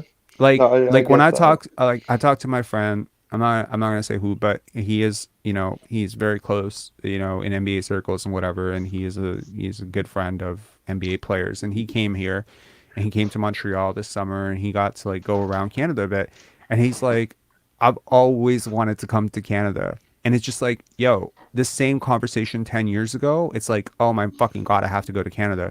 It's a completely different perception. It's a different vibe. There's an energy to this city that, I hope doesn't get squashed because of this stupid ass season, but it is there. And I think that younger athletes like a Cade Cunningham, like a Jalen Green, you got to understand, from a perspective of a young African-American athlete, if despite what Chris Broussard wants to fucking say about it, this city has diversity. This city has culture. This city has beautiful women. This city has a nightlife. This city has shit that's open up at 1 a.m., 2 a.m. Utah does not. It's for everybody too. For everyone from every place. Yeah, but you're an NBA player. You have after hours. Okay, and you also have to understand that you have an emerging star player who is deeply connected with all of these players that you're going to want to sign in 3-4 years. Scottie has all the connects. Okay. So from AAU, from Olympics, from all that shit. And people want to play with him. Who wouldn't want to play with him? So I'm just saying, don't sell the city short. This is a great city. This is a great vibe. There are maybe 7 cities in the league that players would probably opt for. Brooklyn, New York come to mind. LA, both LA teams come to mind. Houston, maybe, but they're a bit of a dumpster fire. Miami, obviously. Phoenix, probably. There aren't a lot though. But apart from that, no.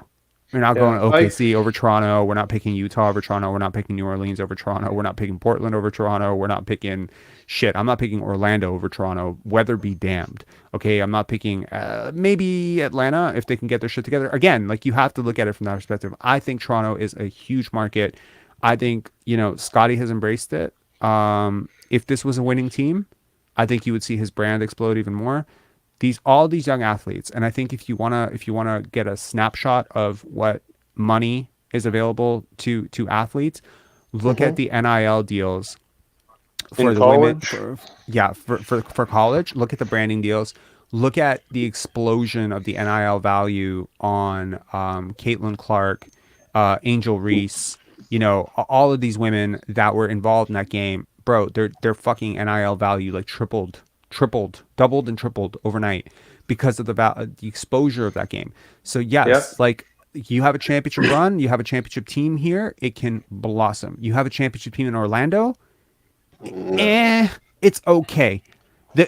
I tell you, the vibes when Dwight took that team to the finals, not even close to the vibes around this city when Kawhi took us to the finals. It's not even close. Like, don't even get me started. The parade's not close, right? So Masai knows that this is a first class organization with first class, infrastructure, first class management. They need a first class coach. They need a first class system. But I think they can come back to it. And once it's good, players will want to play here. Serge wanted to play here. Mark wanted to play here. All these guys wanted to be here. Danny wanted to be here. Kawhi left, but he was close. Like he wasn't like, get me the hell out of here. He was never a fan of the cold weather. We knew that coming in. And maybe, next time bank on someone who's not from LA. but like, I mean, you look at where players are actually coming from. Seattle. They get some snow, don't they? Seattle gets some snow, don't they? Do they? Minnesota, don't they?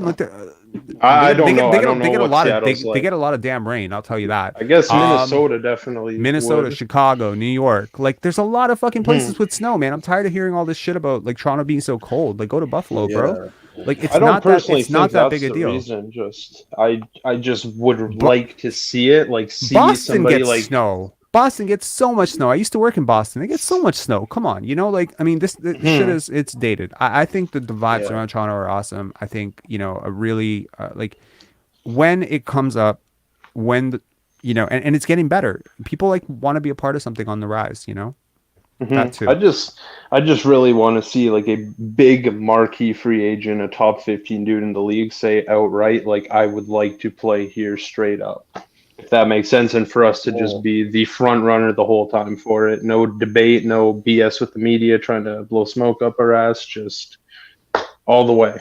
Kyle Maybe it will be in years. Maybe you're right with Scotty's connections and stuff. Maybe 2-3 years from now we get somebody. Kyle was a top 20 player. He signed here multiple times.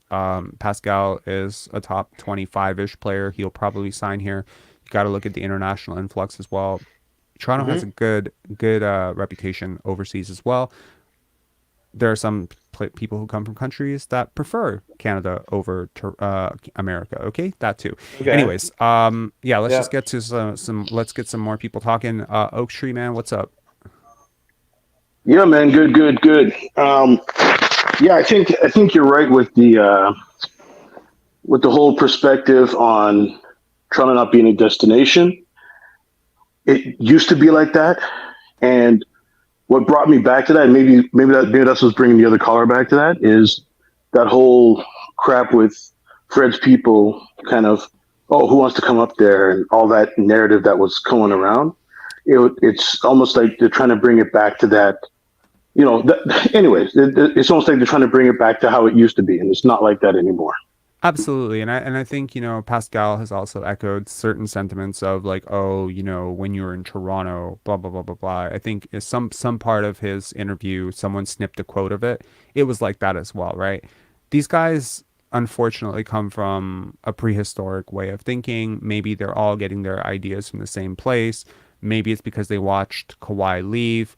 Maybe it's because they came up with Kyle, and that was Kyle's original impression of Toronto. But Kyle is like an old dude now. Okay. He's like 35, 36. You got to look at Scottie's generation. You got to look at the generation coming up in the NCAA right now. How do they feel about Toronto? And I can tell you, man, like they do not feel like ugh, that's Toronto. They don't feel that way. They all reference like, you know, how cool it would be to play in the city. Like, I don't know if it's all Drake, but it's a lot of Drake. I'll tell you, it's a Yeah. lot of the hip hop stuff is really important. And you got to understand like how basketball and hip hop is so connected. It's so connected there. The culture is so connected. And so when you think about New York, when you think about East Coast rappers, West Coast rappers, you think about Cali, Compton, whatever. If you're from that world, you understand. I don't know, Oaktree, like I don't know if you are from the world, but like, you know, if you're with that culture, you understand that this has a huge thing to do with it. You know, it's the vibe of the city, it's the culture, it's the nightlife, it's the concerts, it's all of it, you know? And I'm like, yo, like I've lived in New York, I've lived in Boston, I've lived, you know, I haven't lived in LA, but like I mean, I have friends who lived in LA, and you know, I've been to Miami, South Beach multiple times, man. I think Toronto's right on the come up. I think it's like right up there, you know? Oh, So definite. Like yeah. we used to go every year for down to watch a tailgate. You know, either go to Cleveland, Cincinnati, whatever. You know, Pittsburgh, and we go. You know, we catch a football game, but then you know, go watch a college game, go watch a college basketball game. Like, you know what I Yeah. mean? Have a boys' weekend, and yeah, they were always like, oh, you guys from Toronto, and they'd always sit and just talk with us because the beautiful thing is it's a mixture of like the entire rainbow, right? It's like Yeah. black, white, Chinese, Indian. We're all coming down, and they're all just looking at us like, what? You know what I mean? Like they're not used to that down there, right? It's beautiful. It is beautiful. And the city is beautiful. The culture is beautiful. I like the city. I like it a lot, man. Like I always, when I came here initially, I wanted to leave. I hated it. I was like, I was kind of forced to come here by my parents. And I always thought I was going to leave. And then I got a job in Boston. I was like, maybe I'll just leave, you know, like whatever. And then I had property here, and then I ended up coming back. And then I just kind of felt different about this city. I started to feel different. I went to U of T. I felt real different. And I started to embrace like sort of the nightlife, the culture. You know, the women are just frigging gorgeous in the city. There's a lot to love. There's a lot to love here, and I'm telling you, the right person. Vince loved it here, loved it. Fucking, he's been a global ambassador for Toronto, the city, not the franchise. He's loved it. Okay. So y'all talk about like, oh my God, you know, nobody wants to fuck with Toronto. Vince Carter wanted to be here. He wanted to be here forever. He did not want to leave. And it's the management, you know, whatever they did. But he was the number one player, like in terms of market value, the number one player in the world. And he chose to sign here. So, you know, Yep. wear that as a feather in your cap. Kawhi wanted to be home. That's a different situation, right? Yeah. Bosch was Bosch. He was always once one foot out the door from day one. I can tell you that. Don't ask me how I know, but like his parents, his family, his entire MO was develop yourself here, go somewhere else. Some guys are gonna come with that. But DeMar embraced this place. Kyle embraced this place. He calls it a second home. Take what it is. Obviously, you know, you have your media types, right? They're the hockey brain trust who are always going to have this sort of inferiority complex because look at how these guys grew up. Most of them grew up in the 60s and 70s, right? Well, I think Doug Smith grew up in the 20s. So, I mean, in all honesty, you know, these guys came up in a certain way and they probably talked to some people and they developed a sort of anchoring bias in terms of how they believe American people perceive Canada. But it's not the same anymore. It's just not the same. I'm just old enough to be able to tell you I have literally witnessed the shift every single generation. And now, like, I have friends who are 21, 22. I'm really happy to say that. I was always like fearful when I was 21. I'm like, I hope I don't turn into one of those 35, 40-year-olds who don't have any young friends. But I'm really happy. I do have young friends. So I stay current and I stay, you know, sort of plugged into what the vibe is. And they love it, man. They really do. I have not heard one negative thing about Toronto from anybody. Yes, I did hear that it was cold. I did hear that it was cold, but that's not news to anybody, and it wasn't like presented as some massive negative. It is cold. Whatever. Embrace it. Yeah, come on, man. Yeah. Chicago, Minnesota, they're further north than we are. Like, come Absolutely, on. man. It's a great city. Anyways, Darian, what's up, man? Sorry, I gotta unmute your mic. My bad. Darian, what's up? What's good? Is my mic a good level? It's great. I think your Yeah. mic sounds better than my mic. Sweet. Shoot. Are you a first time caller? I am actually. I've been watching the channel since last summer, though. Dope. yeah, just decided to give it a go and call. On the last game of the season, you're clutch. Yeah. You're the Scottie Barnes of callers. What's up? Oh, I wish. No, I was just calling like I mean, this season's been a bit disappointing for me. I remember at the start of the season, I mean, I kind of projected like hopefully like my high end was like 3, my low end was like 6, 7, and it was been just kind of disappointing this year. I'm still very high on Scottie though. Like Scottie, I love Scottie. I don't know how to completely say it. Like I just like the way he plays the game. I think you said it. I think you just said it. Yeah, I guess. And I remember I first joined the call when you guys were talking about the Kevin Durant stuff. And I mean, I was excited for it. I didn't necessarily see it happening, but I'm pretty sure I saw something with him growing up. His favorite player was Vince Carter. And he said he wanted to come. Well, I don't know if he said he necessarily wanted to come to Toronto, but Toronto was his favorite team growing up. It was. Yeah, I saw that. Yeah. It was his favorite team growing up. Yeah. Yeah, that wasn't Cap. I mean, I didn't watch the game tonight because I was kind of busy, but I did look at the box score, and it was kind of nice seeing all the other guys play at least the last game of the season. But it was still a little bit surprising to me that Thad Young got 0 minutes. But He's been getting 0 minutes almost every single game. Yeah, consistently. Well, I mean, like even like when they're playing everybody, they don't even want to give him like a minute or two, which I was like, well, I mean, I guess, but I can't say anything about it. I think he's just sort of out. I'm surprised they didn't waive him already. Maybe it'll just be like a weird look on him. It's kind of hard to say what could have happened to have him fall off this much, because look, we've kind of gone into there's been like sort of 3 seasons in the middle of one season. You know what I mean? Like we had a real significant portion of this season where he was playing really well. Like when we didn't have Pascal, I remember Fred VanVleet. Now I'm not surprised now, given the context of what I know now, why he said this, but he wasn't necessarily wrong when he said that's kind of been our MVP, right? And I remember making this like video of his 0-point game, and it was just all about like how he did all these small things to sort of help you win. But I think the minute they traded for Jakob Poeltl, it was curtains on him, because you just can't. Yeah. Josh Dominic saying, I'm never forgiving Masai for giving up a first for a 32-year-old. Yeah. I mean, yeah, you really think about it. What was the offer on the table at that moment that the Raptors rejected? 2 firsts for Jakob. What was the trade that I was demanding that they make at that time? 2 firsts for Jakob, right? And so if you had made that trade at the time, maybe you actually have a shot in the fucking playoffs last year against Joel Embiid, because you actually have a center, right? I mean, if you are of that thinking. Second of all, you have like an entire offseason to integrate Jakob into your Rico runs and whatever. Maybe he's a lot more comfortable in this offense too. And then secondly, you don't have to give up a first and 2 picks now for him now, where, he's kind of coming into I don't know. I would have preferred that season, because look, the Spurs were trying to sell off their players at the time, right? They just wanted picks. They wanted a pick for Thad. I don't know why we gave it. They were going to waive him. It's a really weird negotiation tactic, They wanted 2 firsts for Jakob. They wanted 2 firsts for Derek White. Right? That was the sort of thing. They wanted 5 picks for these 3 players, and we were just like, okay, well, we don't want to give you 2 firsts, so here, maybe take 1 first.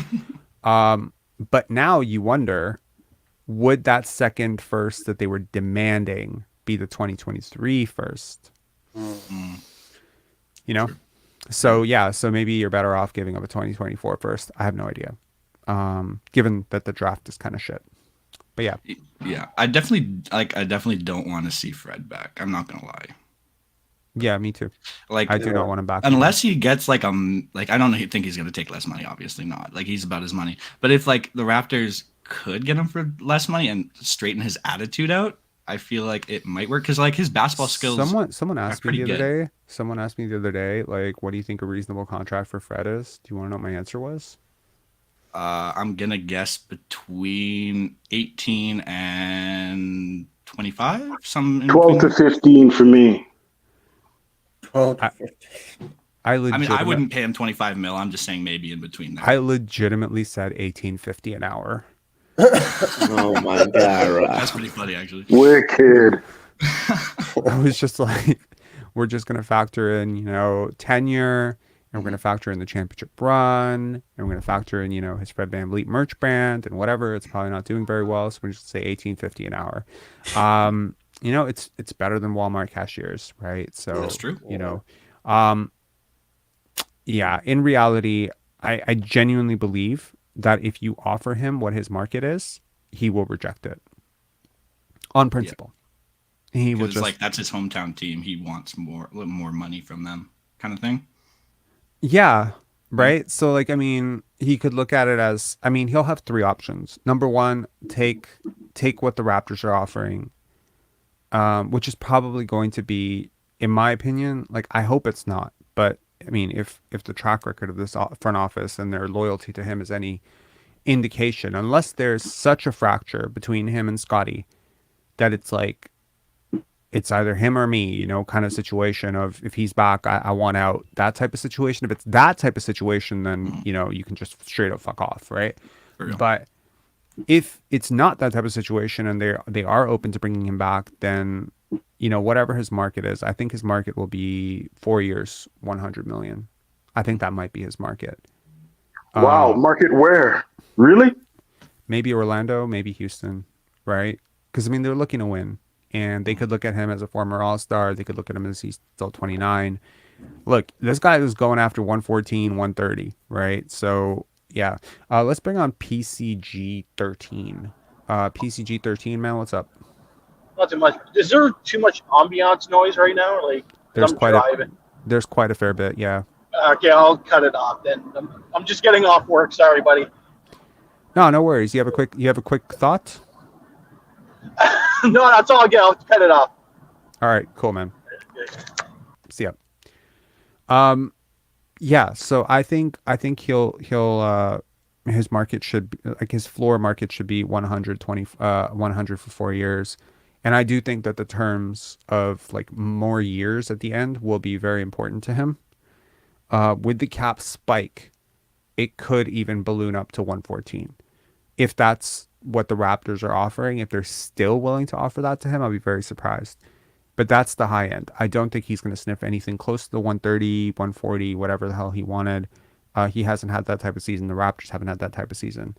I do, however, believe that if his market is 4 years 90, 4 years 100, if that is his market, then I do believe he will demand that the Raptors give him the sweetener on top. Not just because of taxes, but just because of bravado, tenure, what he's meant to the championship run, et cetera, et cetera.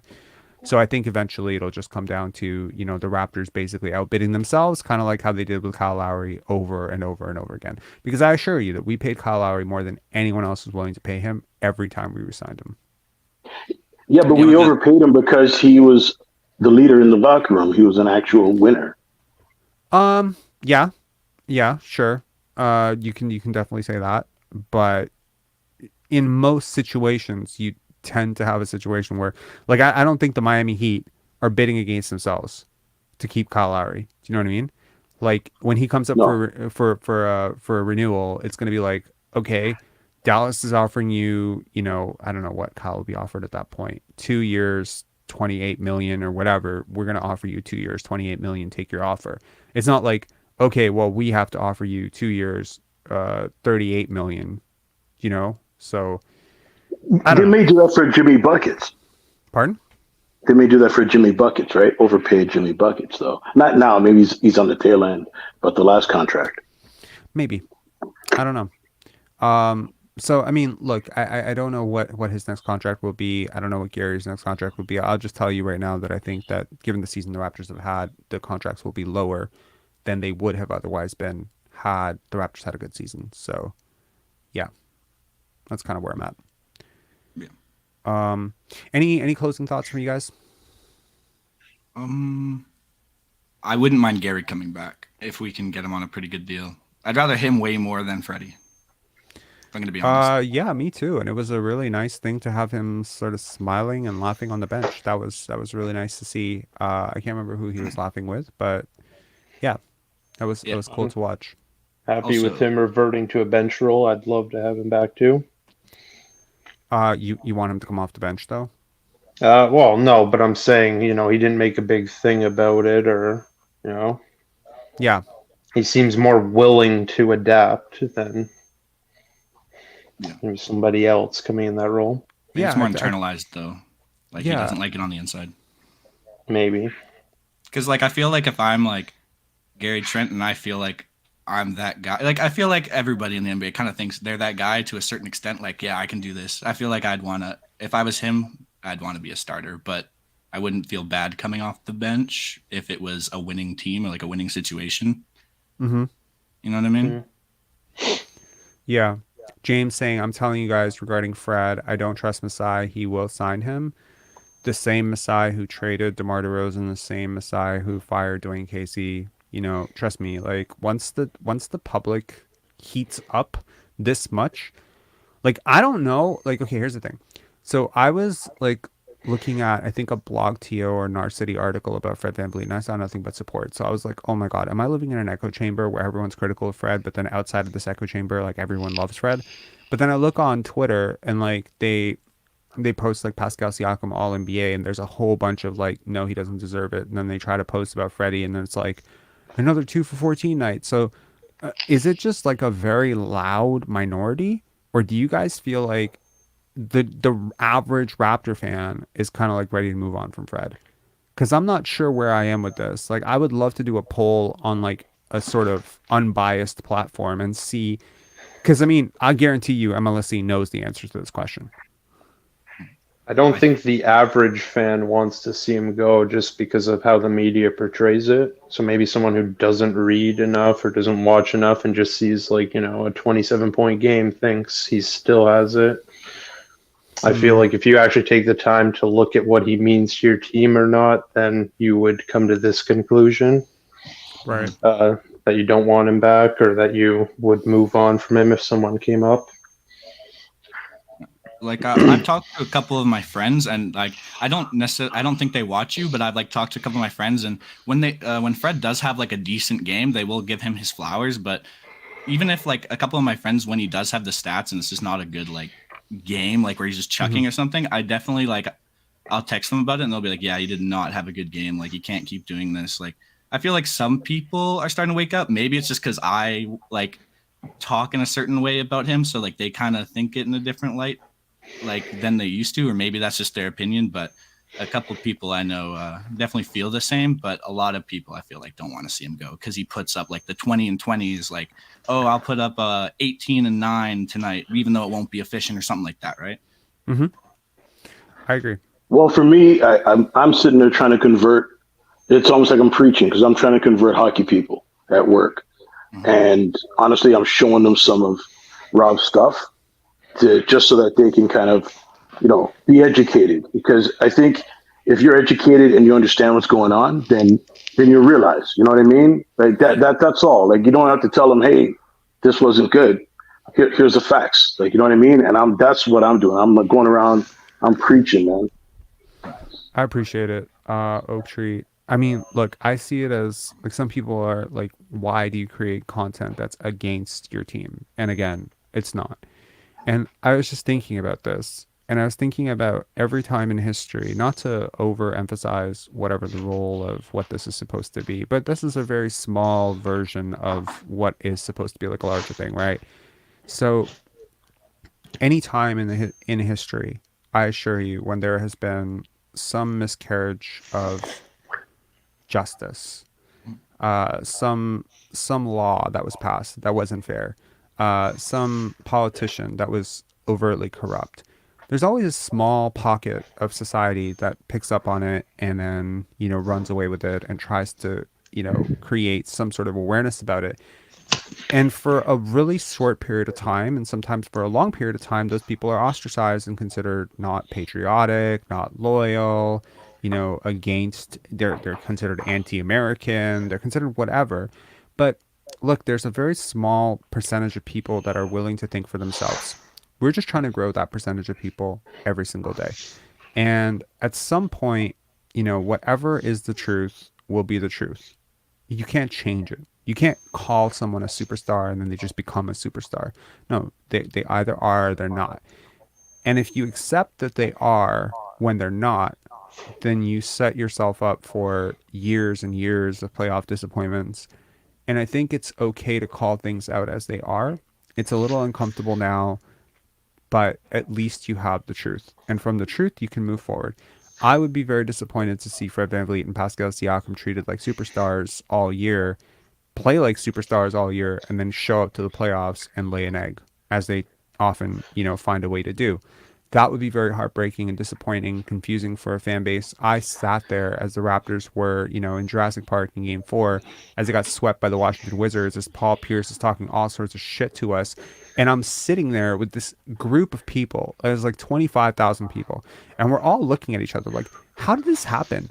We swept this team. We're better than this team. DeMar's better than Bradley Beal. Kyle's better than, a thing. It's just like, you're just looking at yourself like, how did this happen to us? Is it a fluke? You don't get swept by fluke, And you're just looking at this team that is just like it overachieved in the regular season because they played together. They played really hard throughout the regular season, but they didn't have it.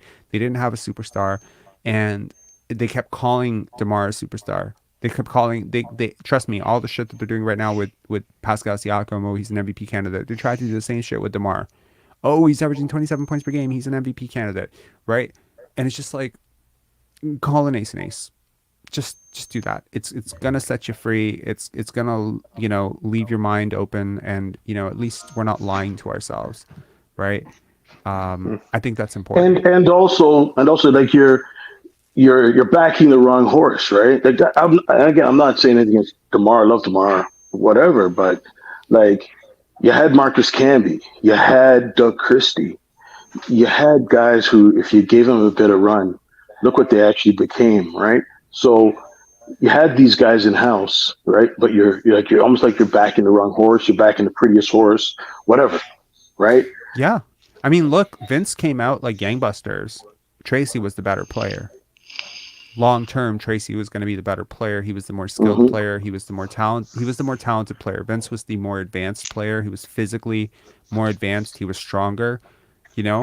But once Tracy got the reins open, like, it was curtains for the league for like a good 6 years, and like he was just special, really special, and his height was probably higher than Vince's. Like, his peak was higher than Vince's, and I don't think people saw that coming when he was here. And it's like, okay, I'm not saying like that's the same thing with Scottie or whatever, but a lot of people have drawn a lot of parallels between Scottie Barnes and Tracy McGrady. And you don't necessarily want to, force this guy into a position where he has to be a third or fourth option or whatever for 3-4 years. And then he demands out, and then he goes to another situation. I mean, look at what happened with Mikal Bridges. Yep. Right? I mean, third option, fourth option, kind of playing his role in Phoenix. He's thrust into this first option role in Brooklyn, and he's great. He's great. Yep. Now we're talking about him completely different. You saw it. Yeah. He's always been one of my favorite players in the NBA. Yeah, I love him. I love that kid. Yeah. And it's like, so there are guys like this where if you take their situation, I mean, the discussion that I was having with CJ Miles, where we were going back and forth, one of the things we eventually came to is you don't know when you remove a guy from one situation to another situation if he's moving up 10 or down 10 in your top 50 list, right? You take Bradley Beal, you put him like 4 great defenders around him. He might be the leading scorer on a 65 win team. Now, how are we talking about Bradley Beal? You know what I mean? Same thing with, Fred VanVleet. You take him out of this offense, you force him into a bench role. You might be talking about him the same way you talking about Peyton Pritchard. In 2 years. So it's a completely different thing. So I'm just saying, like, we gotta be able to, as a fan base, be critical of a false narrative when it's presented to us. And Pascal is a superstar is a false narrative. Fred is, one of the best players, 50 best players in the NBA. This is a false narrative. And I don't like false narratives. I'm going to call them out whenever the hell I see them. And I'll hold these people's feet to the fire until it changes. And I have seen change. And to those of you who think I'm capping, when we had Blake Murphy on about that, bullshit that just kept going on and on and on about Scottie's work ethic, right? It was like Scottie used to work harder. It was constant talking point. It was Doug Smith's talking point, Will Lou's talking point, Blake's talking point, JD Bunkis' talking point, Sid Sixero's talking point. All of these people trashed him for not working hard enough in the offseason because one guy, David Thorpe, went on a podcast and insinuated that might have been the issue. When we had Blake on, have you ever heard anything about Scottie didn't work hard in the offseason? I'm just curious. Have you heard anything since, when did we have Blake on? January 4th. Have you heard anything in the last 3 months about Scottie didn't work hard enough? One thing I did hear was I almost want to call him the name, but what's his name? The commentator. You know what's funny?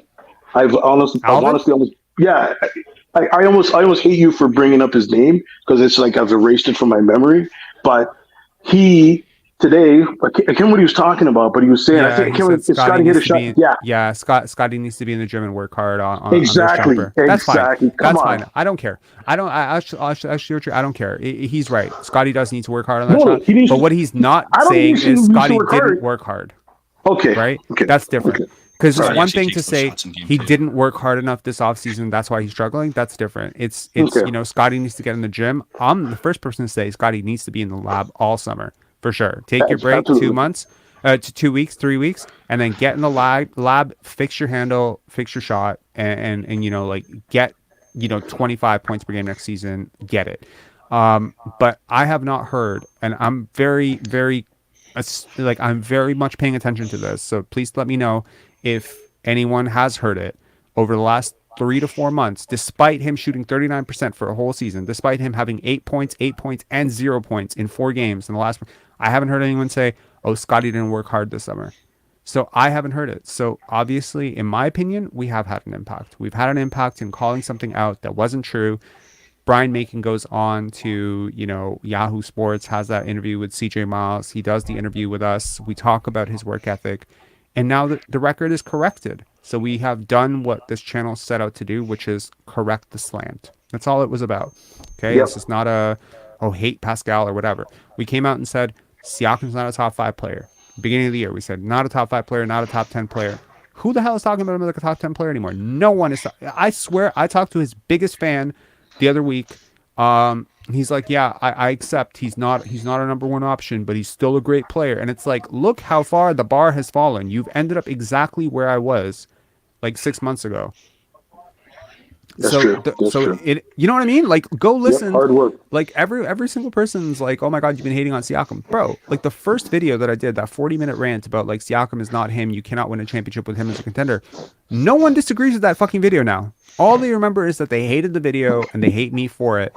But they don't remember that actually, if they consider what they think about Siakam right now, it's exactly what I was saying about Siakam then.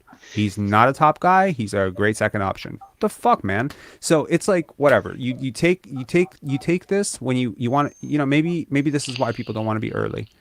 You're early. People hate you. Then they agree with you. They forget that they agree with you, but they still remember they hate you. It's like, it is what it is, but like, whatever. But I think this channel has been pretty accurate about a lot of things, but hey, man, we were expecting a big step from Precious, big step from Scottie. Maybe we're a little bit early on that too. Maybe we're a season early on that, but I expect the talent on this team to show up. I really like what Precious has showed me the last 3-4 games. Oh, absolutely. Absolutely. Yeah. Anyways, guys, thank you so much for tuning in. Any final thoughts from any of you? Any predictions on where you think the season could end? Can we end on that? KW Raptors fan. My friend's a Hawks fan, so as long as the Hawks Raptors play, it'll be a fun time. But honestly, even if we make the play-in, which I fully expect, we have already made the play-in. Sorry. Make the 8th seed. I think we might get a game from the Bucks. One game. So your prediction would be 4-1. The Bucks win. Yeah. Okay. Oak Tree, what's your prediction?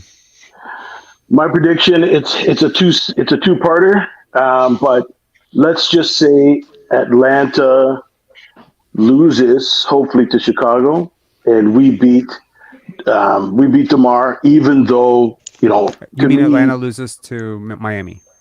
Sorry, Yeah. Miami. Sorry, they lose to Miami, and then we beat Chicago, and then we end up playing Atlanta. That is the only scenario that we have a chance. Yep. Maybe we make the 8, and if that's the case, sure, I'll agree with what he said. We could take 4-1. a game. Yeah, we could take a 4-1, and that would be nice to see, to give Scottie a bit more run. But what I want is exactly what you wanted before with the Wemby.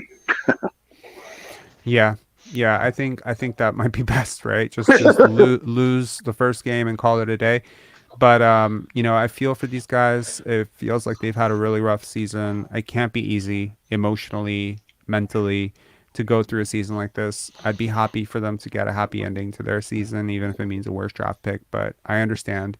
And yes, I'm looking at this draft carefully, and yes, there are some awesome prospects, 11, 12, 13, that may not be there at 14, 15, 16. So yes, I am keenly aware that maybe that makes a really big difference. And this team could honestly use a cheap talent on team control for 4 years. Like they could really use a lottery pick right now. Yep. And it's sort of tragic that they didn't spot that. And I think both, it's interesting. Chicago and Toronto were both in the same situation where both these teams should have tanked at the deadline. They didn't, and now they are where they are. And it's almost like they're looking at each other like, who wants the lottery pick and who wants to try this out, right? I don't know. Yeah.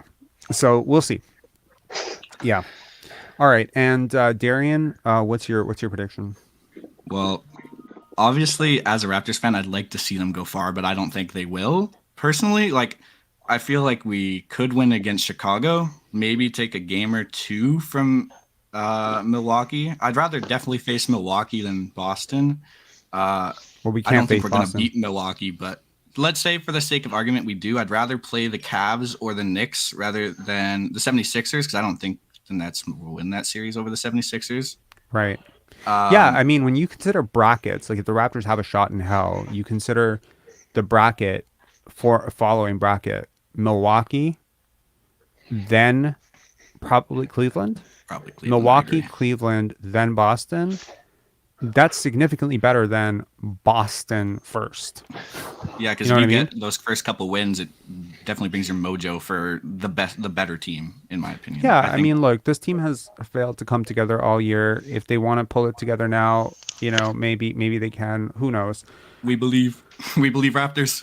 So we believe Raptors, man. Let it happen. Let this city, ignite. I think it'd be really funny to see it happen. But yeah, that would be really cool. I As don't for know. the team, though, I hope. Well, I hope they win. But if they lose Yeah. against the Bulls, it would be nice for our pick. Like Yeah. you said with the Jakob trade, I like Jakob Pertl, but giving up the pick for it was 2024 that they Yeah. gave up a pick for. Yeah. Yeah. I don't know because unless they sign someone or they get the chemistry going, I don't know if they'll have the greatest season next year. You know what I mean? Yeah. So it just yeah, that's where I'm Yeah. at. Feel you.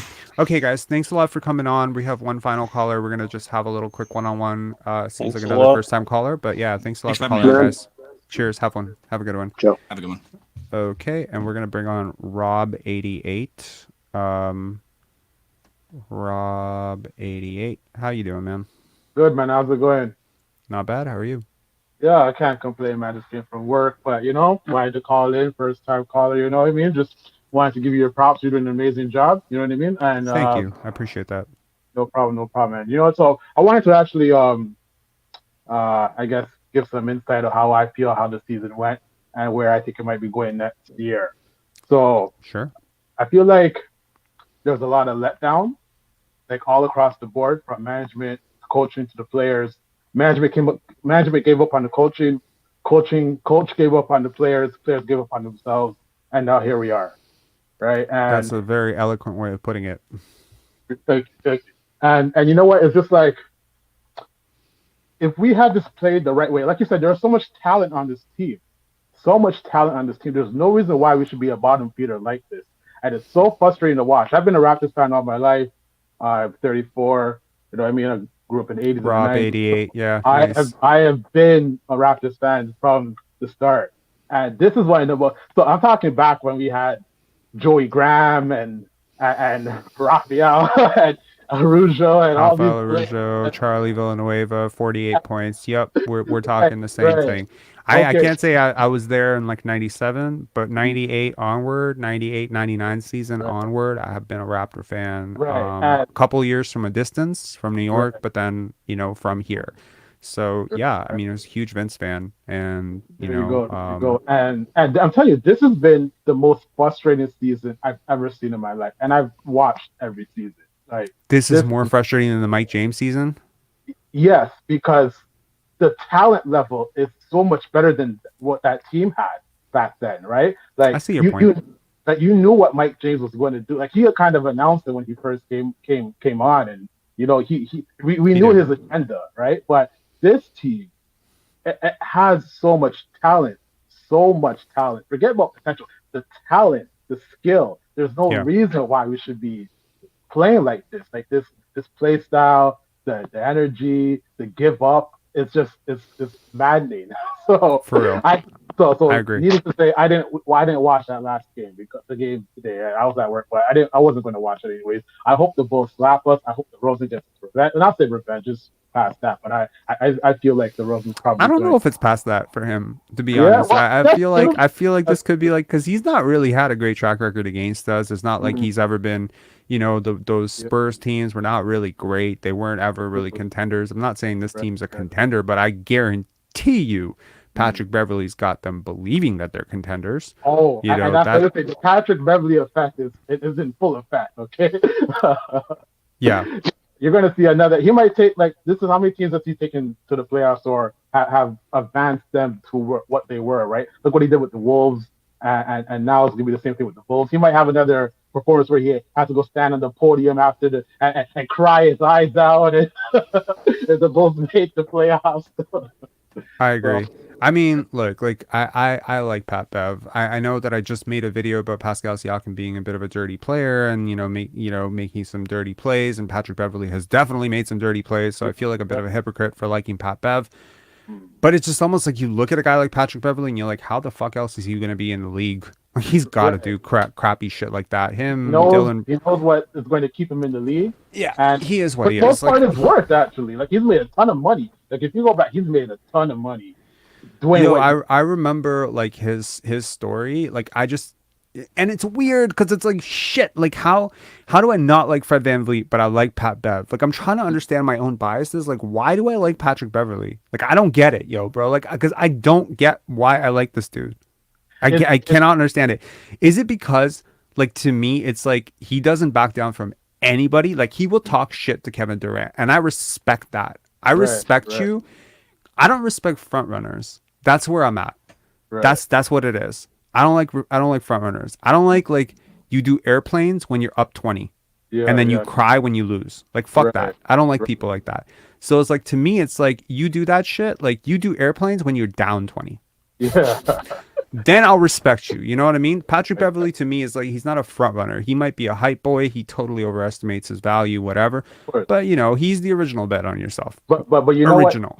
But he plays his role. He knows his role, and he plays towards it, and that's why he's been able to be in the league for so long. I think what is 13 years? Like I don't know how much money he's made, but he's made a ton of money everywhere. Yeah. He knows how. Like versus Van Vliet, he's still trying to get the bag rather than play the right style, and this is why he just needs to go. I feel like we're gonna have a really good conversation here. Let me bring on Louis Notes. That I want to go for little things. Louis Notes, man, what's going on? Oh, I'm over here talking to my girl. Sorry. No worries, man. Me, Rob. I just wanted to give you some flowers quick. We were talking about the grocery, right? I just wanted to give you some flowers and say, man, you've been consistent all season. Let me turn my camera on quick. Yeah, man. I seen you pop in a couple of times and you just dip out. You dip out so quick. Yeah, I be having to make a move and doing stuff. I just wanted to give you some more flowers, man. Appreciate it. There's really nothing to talk about the game today. You're waiting for the play-in. The big loss. What do you think is gonna happen? Oh man, we're losing. We don't have it. There's no losing to DeMar. Fred can't wait to come back and throw the game. Jeez, man. So. We're losing. We shouldn't lose. You bring up some great points. We shouldn't lose. That team over there has no defense, but in my opinion, they have way better offense. Without like people that want to get it in terms of DeRozan and Zach. Like we have people that can stop them, but they're not going to be motivated to stop them. OG's not motivated to really stop anybody right now, and neither should he be. I would like this. Like, man, I wish I was in that locker room. Like, I wish I had any ounce of basketball talent left in me. I'd just be in that locker room for a minute and just be like, like a 10-day guy or something, like maybe Jeff Doughton or Joe Wieskamp or someone like that, and just give them that, any given Sunday, speech, like that Al Pacino speech. Like win or lose, it's the inches. Just give him that speech, man. Look, it's like Scottie, OG, like these guys, they're not wired to lose. In my opinion, they show up for these big games. They're competitors. These are professional athletes. They have pride. There's still pride on the line. Yeah, you're not fucking with this coach. And I'm with you. I get that. Like, I would not want to play for Nick Nurse either right now. Like, this dude's on his fucking press tour. Pascal's on his press tour. Fred VanVleet's talking about top 50, one of the best two players. When you two best players play like the two best players, fuck these guys, man. But, like, honestly, like, Scottie and OG, Gary, these guys all have pride. And I Yes. want them to just come out and say, fuck what you guys are doing. I'm not losing in front of my home crowd. I know it worsens your draft pick, whatever. Fine. I don't care. Some part of me is like, this season has felt like getting stabbed in the stomach like 10 times, 12 times, 15 times. And it's just Right after you like, finish- right after how you many finish how many recovering. times can you get stabbed in the stomach before you die? You know what I mean? Like, and it's just like to lose on your home court, especially if it's like a blowout loss, to see DeMar just dabbing up, you know, Zach LaVine and fucking seeing like this team and Patrick Beverley telling, you know, everyone he's too small and shit. Like, I don't want to see that. I just don't. Like, as a Raptor fan, I just don't want to see that. I know people out there who probably, you know, troll me on Twitter. They probably think I expect that and that I want that or whatever. But let me say Lose with something dignity that, though. on the road. But let me say something to that though. You know what? I think it helps actually if that happens, because if Van Vliet tries to do his bullshit where he tried to Gonna help. decide, realize, you know what, like, you need to get him gone. So I feel like he's already gone. I feel like there's no way you could, like, I feel like some people are worried that, like, oh, if they really, really show up in the play-in, suddenly it's going to be a totally different vibe going into the offseason and suddenly everything's going to be water under the bridge. No, these guys, like, No. there's some serious bridges that have been burned. And there's no walking back from this. You don't get to walk back. What Nick Nurse did, you're done. Like, if I'm Masai, you're done. Like, I'm surprised he's still on the team. I would have fucking fired him halftime 2 games ago and said, Earl, you do your shit. Or Adrian Griffin, you coach. Like, I would not have this guy, because you cannot be doing some of the shit that these guys are doing. They're obviously all like looking out for themselves, and I get it. Masai called it out at the trade deadline. He said we've been selfish, we've been individual. It takes a lot of shit to happen for him to come out and say that publicly. He's not one of the air the dirty laundry out publicly type of person. You still have not heard him fully clarify what happened with DeMar. Right, he's protected that secret, so he's not a you know, vent through the media type of guy. And for him to just say we've been a little selfish, like, he knows what the connotation is. Everyone knows who he's talking about. So I don't know. Again, it's just pride. I know Scottie, OG, and Gary, and like a lot of guys on this team, they care. You know, they care about winning. How can you be a professional athlete and not care? To lose on your home court when you're favored, you've had a season like this, to me it feels would like that be crushing to lose on our home court? But to be honest, look at the Boston game. Look how much we had to play for, and they still came up ass. I couldn't believe The it. Boston game said it all. You're right. The 2 Boston games, I mean, if it wasn't already said throughout the season, the Boston game really, really summed it up. Like, it's bad. I mean, I was going to ask you too, Rob. So the way you feel about the play, is this as as a fan, you speaking, wanting them to win? Because as a fan too, I think we're seeing it two different. I don't think there's a chance they beat Chicago, especially with Patrick Beverley over there. Like, it sounds like you're hoping, like, you want them to win, but like, or do you really feel like they could win? I'm seeing dudes who've played with joy their whole lives looking like they've seen a ghost on the bench. You know what I mean? Like, that's a tough vibe to go into the off season with. I mean, like, I'd be really happy to assume that like Scottie and OG have Mamba mentality, like it's just gonna motivate them more and shit. But I don't know that that's the case. Like, I don't know. It's a lot to lose on your home court to Chicago, man. Chicago is the middest team of middest teams. Like Chicago and Atlanta, they're both super mid. I understand losing on the road. I get it. You know, not a good road team. Go do it on the road, man. Like, don't lose to Chicago at home. I don't think Scottie's gonna let this team lose. Look, last year, I remember all year, Scottie would let this shit slide where Precious would try to grab a rebound that's like not in his area, and he would try to grab it away from Scottie, the defensive rebound. I remember the first time he did it in the Philly game 1, and Scottie literally gave him an earful. Like, he yelled at him straight up. He's just like, don't fucking do that again. This isn't a guy, he's not playing. If Scottie lays an egg in the play-in, I will consider me like shocked. I don't think it's going to happen.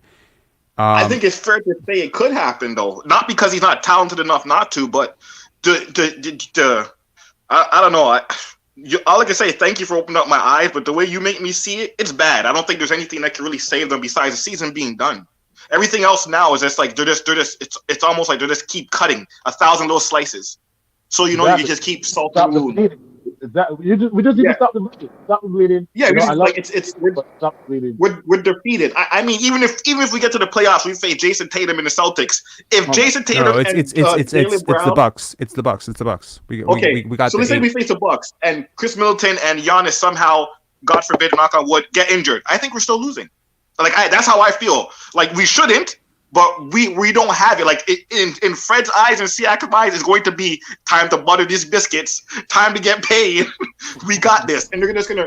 It's all I'll tell you why I'm a little bit more optimistic than you.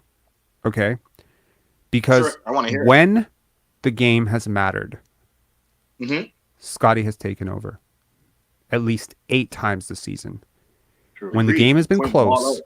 All the fucking, bet on yourself, pad your stats, whatever. Scottie's a consummate teammate. If you want to get paid and you're not going to play the right way, he's going to probably just duck out and let you get paid and whatever, deal with it. But when it's winning time and time again, we have seen this guy just demand the ball. And when he's like that, everything falls into line. And you might wonder why he hasn't been like that the whole time. Maybe he's empathetic to the fact that these guys have contracts on the line and they need to play a certain way. They're being enabled by the coach, whatever. I have seen this guy over and over, and I don't mean to sound like the ultimate Scottie hype boy or fanboy or whatever. I just think that this guy can do things to the Chicago Bulls that they cannot stop. I agree with you. I just don't think he'll be activated because of everything surrounding it. I think like a big implosion is going to happen. I'm actually looking forward, if it sounds bad, to seeing Scottie or somebody just losing on Fred VanVleet and these guys. I don't know if you watched, I think it was Boston, and it was like the third quarter. VanVleet inbound the ball, and he like underhanded and whipped it. Like he whipped it to a Gary Trent. Like, and I never seen a pass like that ever. And even Alvin or somebody commented like, "Whoa, that was kind of unique." Like it's about that explosion is about to happen, and like everything you say, like when if someone leaves, things are gonna come out. I think a certain loss or a certain kind of loss or a certain way of losing is just gonna, like you say Scottie's gonna demand it. I feel like he is, and he should. But I think Fred VanVleet or Siakam's going to more VanVleet than Siakam. I shouldn't shit on Siakam, but more VanVleet because that's what they showed us. Is going to do something that's just going to trigger, and people are gonna be like, "So we had enough. This is fucking bullshit," because it's bullshit. And like I said, I don't know if you saw that play. I've never seen a pass like that ever before. It's like he just gave up the game. He's like the game's already up, but he just flinged the ball to Gary Trent underhanded. And even the commentator was like, "Yeah, I never seen that like that, a set play or anything like that before." Kind of like he was hinting to, that something's up. Something's up. Look, rival commentators like for other teams have been calling this out all year. This team's not playing together. Look like they're checked out. Our commentators are not calling that out. They should be, but I get it. They're employed by Rogers. They're employed by Sportsnet, whatever, and they're trying to sell a package. And honestly, if they start talking about the team's checked out on the coach, maybe you're not going to watch the game. Shit. I can't tell you how many Raptor fans I know that did not watch the game today. I'm shocked because, this has, I think Rob 88 is right. This has been the most frustrating season. I can't remember being this angry consistently throughout an entire season as I have been, because we all see the talent is totally there. And it's crazy to watch not your most talented or your second most talented or even your third most talented player hijack the fucking offense and to allow a coach to let him do it over and over and over again. I'm like sitting there with fucking CJ Miles having a back and forth on Twitter talking about how Fred VanVleet's a top 50 player, and he's like, "Well, I can't think of 62 players." It's like, motherfucker, are you kidding me? You can't think of 62 players better than this dude? Outrageous. outrageous, man. It's like the Res- And the politics. joke is, he's not a bad player though. He's Yo, res- not a bad. Oh, he's player. not a bad respectively, player.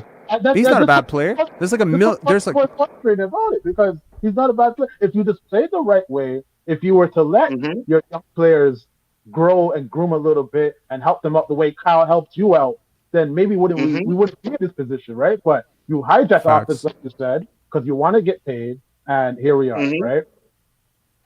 I agree. As you're saying earlier in the show, Rob, they have that Chris Bosh syndrome. Like you said, Chris Bosh, somebody in their team telling them, yo, you can build yourself here, and then you can off brand that and take it somewhere else. But unfortunately, it's not going to work like that for some people. It doesn't. They don't give a shit what you did here. Your resume here doesn't count over there. They don't care. Like, do we care that did we care when Danny Green came here that he had a championship ring? No, No, because he didn't win it with us. it That didn't doesn't really fucking bother- matter. it bothered Your me. resume only matters here. You are Fred VanVleet, the NBA champion here. When you go to LA, you are Fred VanVleet, the undersized point guard who can't finish at the rim. That's all, right? That's just how they're gonna look at you, you know. So I mean, if he wants to go, if his people are gassing him up and saying, "Oh, yo, you too big for Toronto," please, man. If you leave this city, you will find out how small you really are. Because I mean, I have friends who are in other cities. I have friends who only follow other teams, who cover other teams. They don't rate him like that. They don't rate him like Toronto fans rate him. So, you know, he should appreciate this, man. And this is like a lack of humility, in my opinion. You know, is like to look at what this team has done for you, put you in a position to, you know, be successful, put you in a position to start, even though it wasn't to the team's better. I would have started Norman Powell over him every single game that year when we were in the bubble, you know. Like, I thought Norm was a better player, but they wanted to start Fred. They wanted to start Fred next to Kyle. fucking Kyle. And it's like, why? Like, we got burned over and over again on that. Like the undersized backcourt shit. But and Kyle was like playing up a position because he's so good at it. But it's like, why are we doing this? It's because they had to start this guy, because you have to let him, you know, you know. And it's like, you remember like the Philly series, and you're like playing him and you're playing him and he can't make a single shot. And you're just like, my God, is there any player on this roster who has a green light like this dude? Because I swear to God, if like Gary Trent right now shoots 10% for the series, like, he had a terrible series in the opening round against Orlando. Couldn't buy a bucket. Then he goes and continues it against Philly. I tell you right now, if we somehow, by miracle, make it out of Milwaukee series and Gary Trent is shooting like 10% from the field, he's probably not playing in the next series. You know what I mean? Possibly. Like, and he's not the eighth man. He's the sixth man. Fred was like the eighth man. So I don't understand this. Serge was the sixth man. Norm was the seventh man. Fred was the eighth man on that team. The amount of I don't know what do you do with Gary? That's here. What do you do with him? Do you keep him? Does he re-sign with us? And does he want to? Does he want to? I think Gary. I think Gary leaves. I think he leaves. I think he leaves. I think we lose it for nothing, honestly. Because I think he leaves. Why? He should leave. Respectively, he should just go. Unless the coaching changes real quick, like you were saying the other show, Rob. Unless as soon as this season's over, Nick Nurse is fired, somebody else comes in, and they establish that they have better roles for certain players. And if you don't fall in line, then you don't fall in line. same with Flynn. Like, Flynn falls in the same boat. Like, do we keep him? Do we trade him? Like, does a new coach unlock him a little? Not unlock him to the all-star level, but just as a valuable role player where he can actually play minutes. Or like, do we just give up on him and? These are all NBA players. These are all NBA players. You know, like, and when I say that, I mean, like, these are all guys who deserve to be in the league next year. Banton deserves to be in the league next year. Flynn deserves to be in the league next year. You know, Wieskamp, you know, Koloko, all these guys, they've flashed potential. You know, you got to look at the end of the bench guys on some other teams. You know, they're really trash. Right. I think these guys, they have like some serious, like, they have potential, you know, and I mean, potential only takes you so far, but I mean, like, they could be like serviceable role players down the line. It's just they haven't had any consistent role. They haven't had any consistent opportunity to sort of build. Every time they get something going, it's like someone comes and just squashes it. You know what I mean? It's like any momentum you get, boom, you're not extended. Any momentum you get, boom, you're traded. And it's like, why is it this way? You know, Jeff Doughton, he gets like some good run going. You know, you built some chemistry with that second unit. We have this lineup with Jeff, OG, Scottie, Precious, and Boucher. and they're creating some sort of vibe. Like they've got some good synergy going, and then you don't convert Jeff, and it's all over. And it's like, well, why did you play him? Why the fuck did you play him if you weren't gonna build any continuity with that lineup? So I think like this kind of comes back to like how Nick Nurse used to coach with the Iowa Energy, and like where he was coming from the G League and shit, where guys are just coming in and out, and he's not really valuing the fact that in the league you got to develop some sort of chemistry. And I'm surprised that this sort of escapes him because of how great the bench mob was. You know, they had chemistry. They were moving together. That 5-man unit, they played together. They had like sort of an understanding. And in basketball, you need to have some sort of consistent role definition, consistent role. Guys buy into the role, and then you just need like opportunity and runs. You know, you need like some reps with each other. And this team really hasn't had that. They've started like a whole bunch of weird lineups. They play in the beginning of the season it was like Thad, then it was Koloko, then Koloko's getting DNP-CDs, then suddenly it's Kem, then Kem's traded. Like there's no sort of consistency. Like it's almost like they decided to just sabotage the season. You know what I mean? Right. So it's really weird. Right. Sorry, go ahead. Thank you. I was going to say, Masai must be so pissed. Like you got all these guys, all these young guys, all these young players, and even after the trade deadline, he came out and it was just like, these guys need to get some minutes. They need to see where the development goes if we're going to keep them or not, right? Like, let's they have one more year. Same with Vance. We don't know if we're going to keep them. They need playing time to see if they're actually valuable to the team if we're going to keep them. And if Nick Nurse has them on the bench and you're playing Dalton, who doesn't even have a contract, over them, what does that say? Masai must be so pissed, right? Like, why did you bring in White Wieskamp for? Has he played more than 10 minutes since he's been signed? I don't know. He played 15 minutes tonight and he went 0 for 6, unfortunately for him. Yeah, he just couldn't hit a shot tonight. I can't hold that against him. He hasn't got. When was the last time he played? And then he's not comfortable with anything. Right. Yeah, I mean he's a shooter, right? Like shooters go through slumps. CJ Miles should definitely know that. He had he had entire weeks and months where he was shooting like 25, and then he'd have an entire month where he shoots like 48. It happens. Worse than Barton. Yeah. He fell off the Yeah, I mean some of the roster decisions haven't made sense. It's pretty obvious that the front office and the coaching staff are on completely different pages, in my opinion. But Maximilian here saying, dude, they aren't beating the Bulls. Forget about the Bucks. This seems to be overwhelming. You know, as I mentioned, we did an Instagram poll, like, are they going to beat the Bulls? And it's like 52% of fans said no. So I'm sort of surprised. I genuinely believe they will beat the Bulls, but maybe I'm wrong.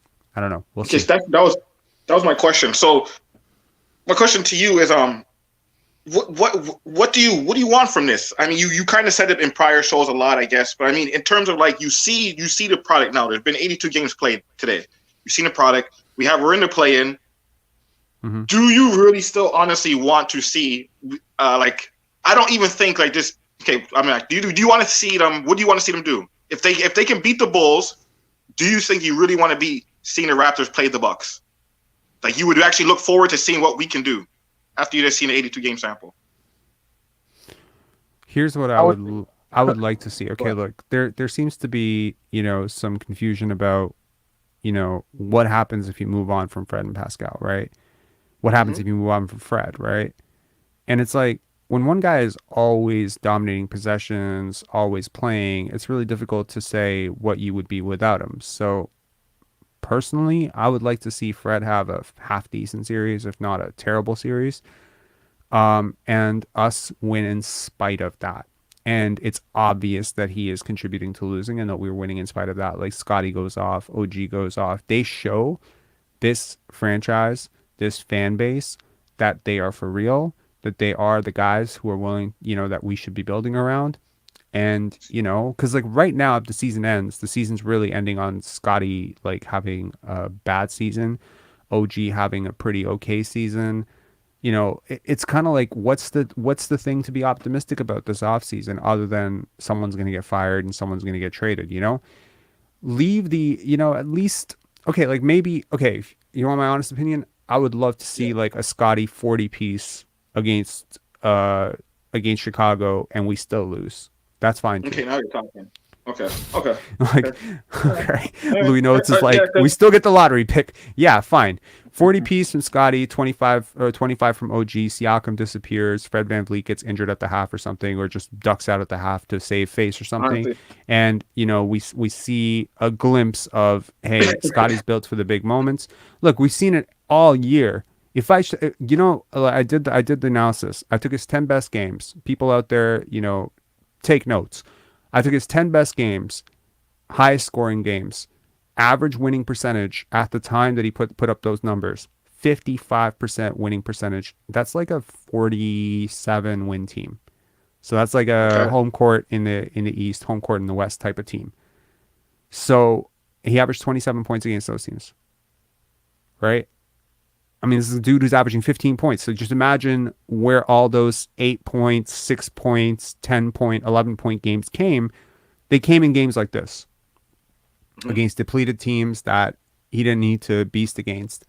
So I think if you're the Raptors, maybe you're not super happy with where his numbers ended up. Maybe you're not happy with this season. There's issues, there's dips, there's a shot, whatever. But he has shown you that when it counts, against decent teams, for the most part, he definitely shows up. He has put up better games against good teams than bad teams. And, I'm seeing teams doubling him a little bit more. I'm seeing growth. I'm seeing a lot of growth. So I'm optimistic. I want him to give this fan base like one glimmer of hope. That's all. That's all I want. I don't care where he gives it.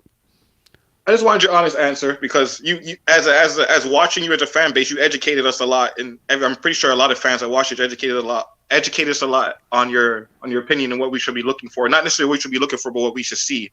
And that's you're a kind of hooper. off in the game. And you're a hooper. Yeah, so I just wanted to see. I just wanted to see that I was on the same track as you. And if the only thing I can see from this, and you just said it, if like the only thing I want to see from this is Scottie go off in the series. I know we're gonna lose. If Scottie have a couple good games and they can see how great he is, and just see you later, guys. Thanks for the ring. I mean, look, we got a glimpse of it last year, just a taste of it, a little taste, and then Joel Embiid fucking bust his ankle, right? I just want the hypothesis to be proven true or false. I mean, I don't care what it turns out. I just want to see it. I want to see Scottie in a playoff series, and I want to see what it looks like. Can he just take over a series? Because if he can, you need to plan around that, and you need to. I think they have a good shot against the Bucks too. Actually, like we always match up well against the Bucks, and Fred VanVleet will get exposed because Drew Holiday is going to destroy him. He's not going to score. Drew is amazing. He's one of my favorite players in the NBA. Too much for him. He will beast for sure. But I think we've schemed really well against Giannis, right? Look, just because a team knows that it's ending, it can actually take some pressure off. Like the 98 Bulls, they knew it was the last dance, right? They knew that was the last time they were going to be together. There was a lot of tensions in that locker room, right? Phil was he hated Jerry Krause. Scottie was resentful about his contract. He wanted out. Michael was retiring. He hated. Rodman had issues. Like, there's so many issues, but they pull it together. So can somebody in this locker room pull this very fractured team together? Does somebody want to? Does somebody want to pull this team together and say, y'all, I know we haven't had a good season. I know we probably can't do shit right now, but let's go out on a proud performance. Let's go out like men. Let's go out with our head held high, because if you play a good game and you lose, that's cool.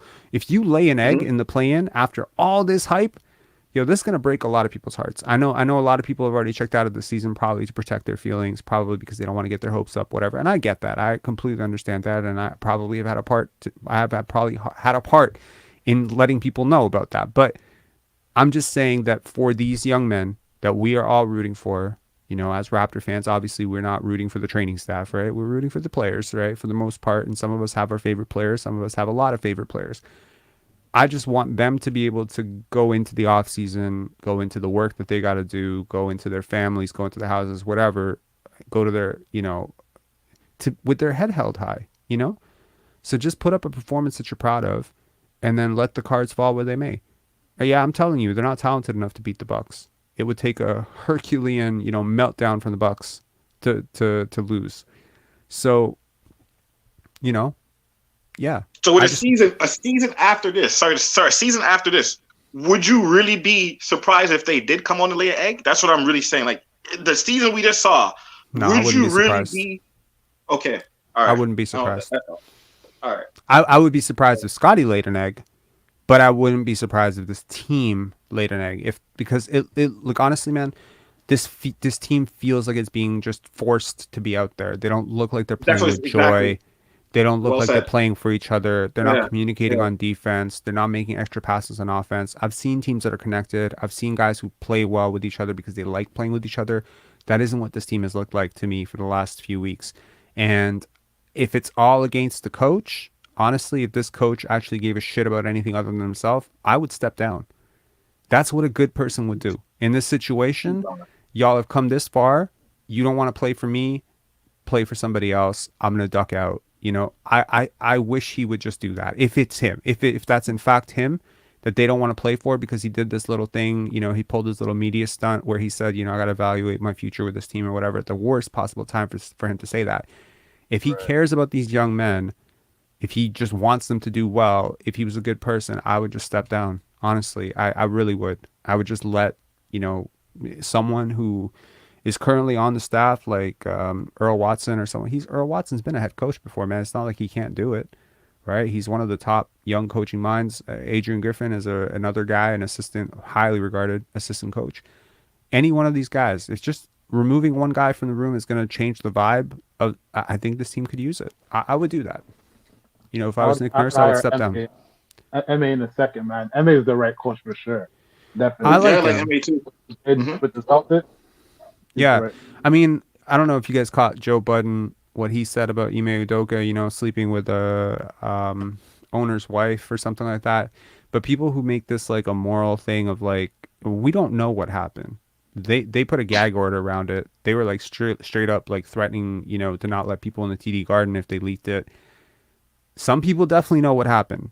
I remember the comments about Matt Barnes. First, he came to Ime's defense. Then he releases like a retraction saying it's 100 times worse than I thought. I can't support this. So you do wonder what actually happened, and you hope it's not something like non-consensual. But from what I understand, he slept with multiple people, that this has been a bit of a track record with him. And it's like, if him and Nia are in an open relationship, then who the fuck am I to judge? Judge the women who cheated on their husbands, not him. I don't really care. But he had Jason Tatum's respect. He had Jaylen Brown's respect. They still say he's the best coach that they've ever had. I'll trust that personally. Yeah. Anyway, guys. Yeah. Thanks a lot for calling in, man. Really good chat. No, for sure. I'll just say one more thing. You let CJ off nice. You let CJ off nice. Yeah. You let CJ off nice. Yeah, you should give it to him. But hey, keep doing what you're doing, man. Appreciate it. Thanks for letting me on. Thanks for letting me share the screen with both of you guys. I appreciate it. Appreciate it. Cheers, Louis Notes. Cheers, Rob. Rob, thanks a lot for calling in for the first time, man. I really appreciate it. We had like 3 or 4 first-time callers today. Really appreciate that. All right. We're gonna look at the post game. I know we're at 2 hours and 46 minutes. I know but we're gonna look at the post game. Also, I'm gonna take a break, but I wanna give. There's a video that I released that probably not a lot of people are gonna watch, but I'm gonna make sure y'all watch it. So there is a young rapper who just won a national championship with LSU. Her name is Flau'jae Johnson, and she is amazing. Her music is awesome. Her story is amazing. Her father, Camouflage, was a rapper. Camouflage had opened for Ludacris on the road. I believe he had opened for a whole bunch of dope artists. He was killed.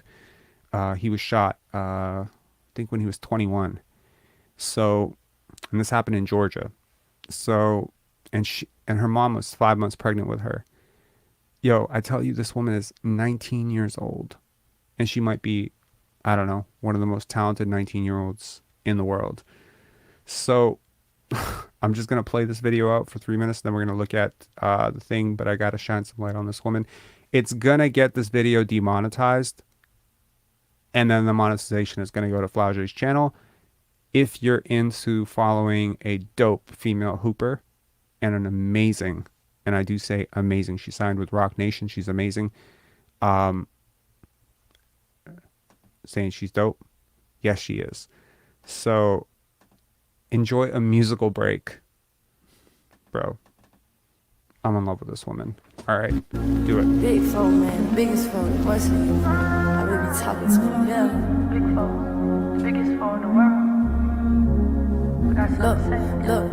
It's crazy, I'm the one they want to represent. Young black girl, I could probably be the president. I'm the voice of the youth, you hear my tone, I think it's evident. I know who I am, they mistake my confidence for arrogance. I think it's different, cause I don't take my clothes off. I just play my role, dog. I can't sell my soul, y'all. I just shoot a 3, put my arm up, I guess I show off. They sleep, I let them doze off. Wake them up, oh yeah, it's roll call. My chocolate is beautiful, I'm rocking it per usual. I'm loving every piece, man, from my top into my cuticles. Trying to play with my head, real love won't be confusing you. I learned, make sure the one you put in first is also choosing you, man. Life is so crazy, many lessons and blessings. I'm steady stressing perfection, I keep neglecting my ethics. So much text in a message, I'm trying to lessen my stressing. Finally understand my power, my presence is essence. They killed my daddy while my mama was pregnant. How I'm supposed to feel? And they took my grandma child from her, how she supposed to heal? And we out here starving, ain't got nothing, how we supposed to give? Seem like the system they set us up in, we supposed to fail. I'm so real, the mayor gave me a day in my city, but it's so sad that I can't even go and stay in my city. Shooting and killing, little kids can't even play in my city.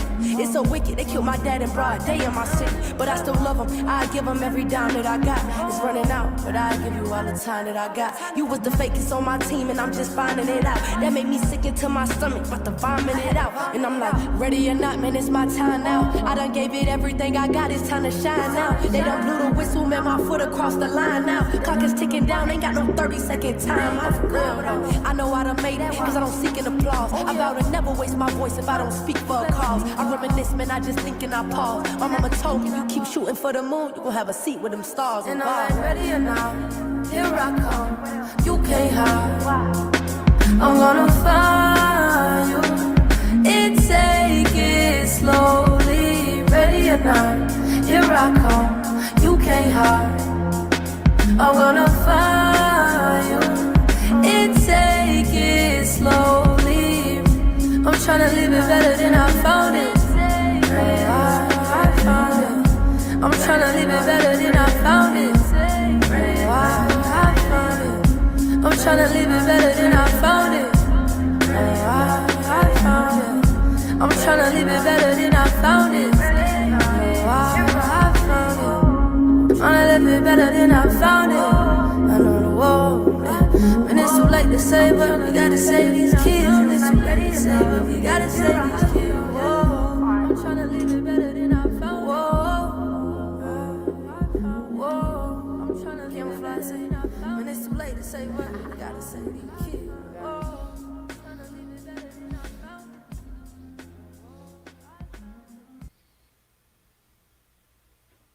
That game, but it was pretty good to see Gary get some shots in. What did you say before that? Didn't play really rapt attention to that game, but see Gary get some shots in. I don't believe that for a second, Doug. First of all, yeah, it's all right. You know, I think that.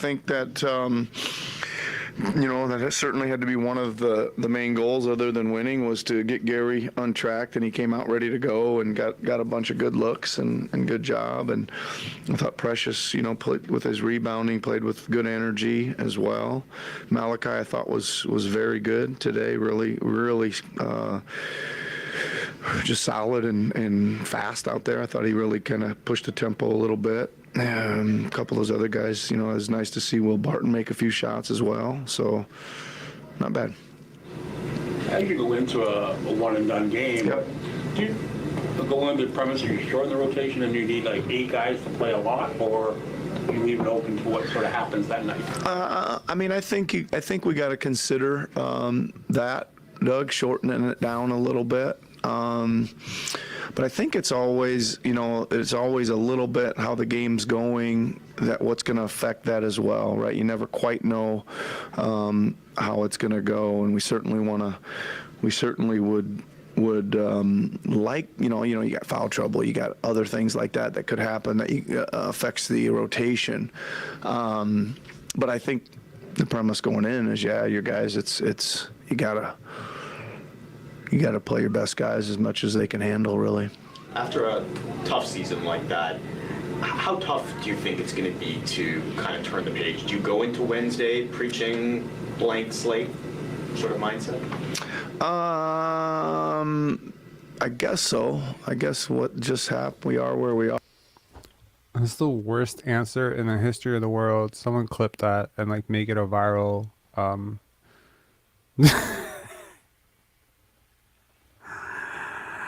Bro, would you want to play for this coach? I guess so. Are right now, right? And what happened doesn't really matter much if we can, win a couple. Nick, OG's had a pretty incredible year. He's going to finish the season as the NBA steals leader. Yep. Sort of what can you say about his development on that side of the ball and, just the team mentality for, creating more possessions? Yeah, I mean, I think that I probably would like to start with the first thing I'd like to say is I think he really responded well to some adversity this season, first and foremost. I thought once the trade deadline passed, he really did a really professional job of playing very well, both sides of the ball. I think he started shooting and scoring better, but he really had some, we've talked about this a lot. He's had some really tough defensive assignments night after night after night.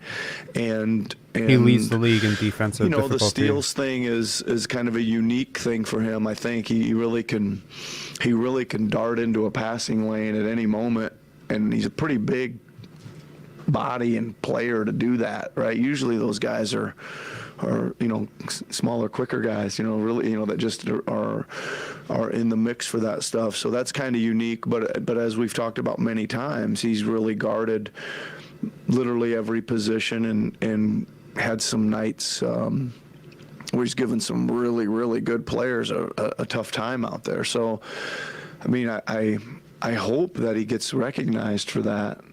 I can't see who else does what he does defensively in the league, positionally, and does such a good job on it.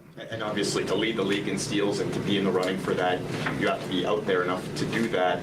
Considering some of the things he's dealt with over the years, how nice was it to see, kind of outside of that one stretch of missed games, the availability, the durability this year? Yeah, it was really nice to see, first of all, right? I think that's, he's got to put that in his body of work to have a season like that. But I would also comment on this. I don't think he felt there was a long stretch where he wasn't near 100%, right? I think we've talked about that. Affected his shooting. We had two different wrist problems for a good long stretch there. So, and he played through it, right? I think that's important. You gotta. They always say nobody's ever 100% once you get into the grind of it, and you got to play through some of that stuff. And he did a good job with that this year. Coach, just in general, the team led the NBA in steals and set a franchise record for most steals in a season. How important was the steal to your defensive schemes this year? Well, I think that just kind of from a starting point of what we want to play like, I would say being aggressive is right up there, right? Being aggressive, ball pressure, etc. So, I mean, that's something that we emphasize, and it's good to see it. When you sit down and say, well, how are we going to play? And this is one thing we can do well, and to do it over the course of 82 games, means there was a lot of good effort and energy and a lot of good pressure and aggressiveness out there. Yeah. I apologize if this was asked before I walked in here, but is it tough on a coach to sit a guy like Thad Young out for 14 games in a row to end the season under the circumstances that you're doing it? Yeah, it is. It is. Listen, I've said this many times. It's a super, class person, right? Super pro. Really got a lot of time for him as what he's doing, and he's still, like, to this day, we're up in our walkthrough today, and he's up there walking through with some of the guys, some of the cuts they need to make and some of the places they need to start, and he's still, doing that. I mean, it's not. That's always, you always want guys to play more. It's like one of the hardest part of the job is figuring out who you're going to put on the floor, and you always want the guys that go out there to play well, etc. But yeah, it is. It's tough to read too much into a game like this, but After 3 years, what do you know about Malachi Flynn, and where is he, in your eyes, sort of moving forward? Well, I think that he certainly played good today, right? And he was in some long stretches of the rotation this year as well. And listen, I thought he played with good speed and energy, and I really liked the way he moved his feet defensively today. I thought he cut off a lot of drives, et cetera. I mean, and he can shoot the ball. You know, we've talked about him being a little bit streaky, but you know, a lot of guys are streaky, so it's kind of some nights when he really feels it offensively and some nights he doesn't. Obviously he looks a lot better on the nights he does, right? But and you know, you just never know, right? I mean, who would have thought going into last year's playoff that he would have been he was playing every game last year in the playoffs, so you just never know. Scottie, congratulations on a good season. Where do you think you are as a player today as opposed to where you were when this year began? I would say, as a player, I feel like I know the ways on how I want to score the ball and things like that. I feel like that's what I really figured out throughout the season. You were saying before the game that turning you into a more consistent jump shooter is a goal because it opens up so many other things for your game. Do you feel that way, and where do you see yourself going in that program? I feel like that's in anybody's game. If when you make shots and make more jump shots, I feel like it opens up everything. Being able to, now they got to watch the jump shot now. You get free, easy baskets to the rim, open lanes. You start talking about taking more. Do you feel you need to take more, or do you want to take more, or? Shut up, Doug. I seem to be out of your character too, but. If I'm open, I'll shoot it. I really hate Doug Smith, depends man. on the time and the situation of the game. However the game goes, that's how I really take it. I just play as the way the game goes, and and try to insert myself in different ways. Scottie, how would you say you're a different player this year than you were this time last year, second year in the books? Say it again? How would you say you're a different player this year than you were this time last year? See, this is such a loaded question because he already believes that he hasn't grown at all, and he's written about it multiple times. I really don't like Michael Grange. His energy is so fucking beta, bro. Oh my god. I don't really know. I don't know if I'm super different. I do the same things. I say I do some things a little bit better now. But I feel like I'm still the same player. I just do things a little bit better. I know your passing numbers are good, your assist numbers are good, turnovers didn't move at all.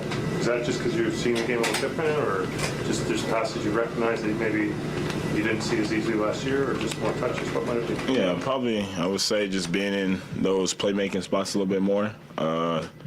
Being able to have the ball at the top of the key, running the offense a little bit more. So being able to have that playmaking decisions, being in that spot a little bit more. After such a tough season, do you have to almost go into Wednesday with a blank slate and kind of turn the page? And if so, how difficult is that to do? I feel like we've been playing a little bit better. So just taking our defensive principles and being able to just go out there and really guard. I feel like we just got to go out there, be us, stay together, and just be ready to guard those guys, get continuous stops, and being able to play into our pace. One of the things that Nick has talked about over the last few weeks in terms of the goal of getting into the play-in and then getting into the playoffs is getting more reps and experience for young players, and you in particular. How much are you looking forward to getting more of those reps, and how much do you think that's going to help in your development? As in what? More high leverage game experience, play-in, playoff games like that. I feel like that's me as a player. I feel like that's where I excel. I love the competition. I love those big hype games. I feel like that's why I excel. I feel like I'm really hyped for those, and I'm come ready to play when that time is. He's letting you know. After the grind of your second season. I feel pretty good right now. My body feels great. Had some injuries, got rid of those, and I feel like my body just feels great. Mentally, I'm at a good point. So everything's good. Scottie, how did this game help you prepare for Wednesday's play-in? Because you can't really work on like team chemistry with Pascal and Fred and OG resting. How did it help you prepare today? Just being able to just try to stay in the rhythm. I feel like that was the most important part. Being able to stay in the rhythm, get some movement going. That was just the main key. Precious, how important was today's game in terms of preparing for Wednesday's play-in, especially when you have big names like Fred and OG and Pascal resting? I mean, it's important. Just the rest of the guys just go out there, get a run in, staying ready, and we understand what's the task ahead and how we got to stay ready and prepare for it. You had a double-double in today's game. How did you personally feel about your performance? I mean, it's just going out there playing. It was nothing crazy. Just like I said, just playing and staying ready for the next couple games ahead. After everything that's gone on this season, do you guys have to kind of turn the page and go into Wednesday with a blank slate just in terms of mentality? And if so, absolutely. It's do? postseason. It's called postseason for a reason. It's a whole different season. So we got to go in there on Wednesday, just be more locked in to the details and understand what's at hand. And we just got to do what we got to do. Come out, play really hard, play tough.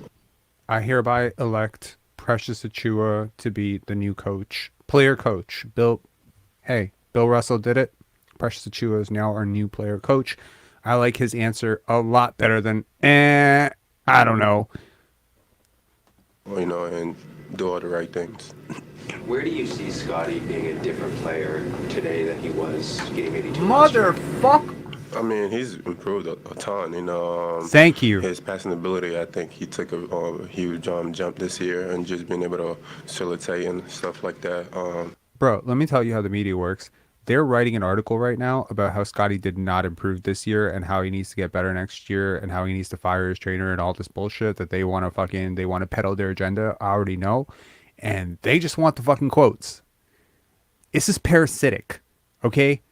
Like, if you can't see he got better, like, you're stupid, right? Yes, the numbers have not gotten better. I'll be the first person to agree to that. But bro, like, he shot I'm tired of pretending these people actually understand basketball. They do not. He's an amazing player. Does play the game the right way and plays hard. What do you think of his 360 dunk and a lot of dunks? I think that's becoming his signature. I tell him he got to start doing something else. First 2 times was cool. It's still cool though. It's still cool. You said you're the best dunker on the team. I don't think so. I mean, if he keeps doing trick dunks like that, then I ain't even doing one yet this year. So. I don't know. So, yeah, he probably got it right now, for sure. What kind of years have been for you? You missed all those weeks with the injury and with a setback. How's it been? I mean, there's been a lot of up and downs, injuries, a lot of things, It's just stay playing, playing, come in here, do what I got to do, staying consistent, being a professional, come in, just do my job. Is it hard? Because I guess this is the first year you would have missed. 7 weeks from the season? Is it hard to maintain the mental focus, the mental steadiness you need? I mean, it's not easy for anyone. I don't think it is. It's just understanding what the task is at hand. Like I said, being professional. Whether it's difficult or not, it's just I got to come in every day. Understand that I got a job to do, just like everyone else, and just trying to do my job to the best of my ability. Unrelated, a lot of love for Udonis Haslem today with him. Oh, that's my guy. Yeah. I was going to hit him up after the game. What kind of vet was he? Amazing, vet, basketball player.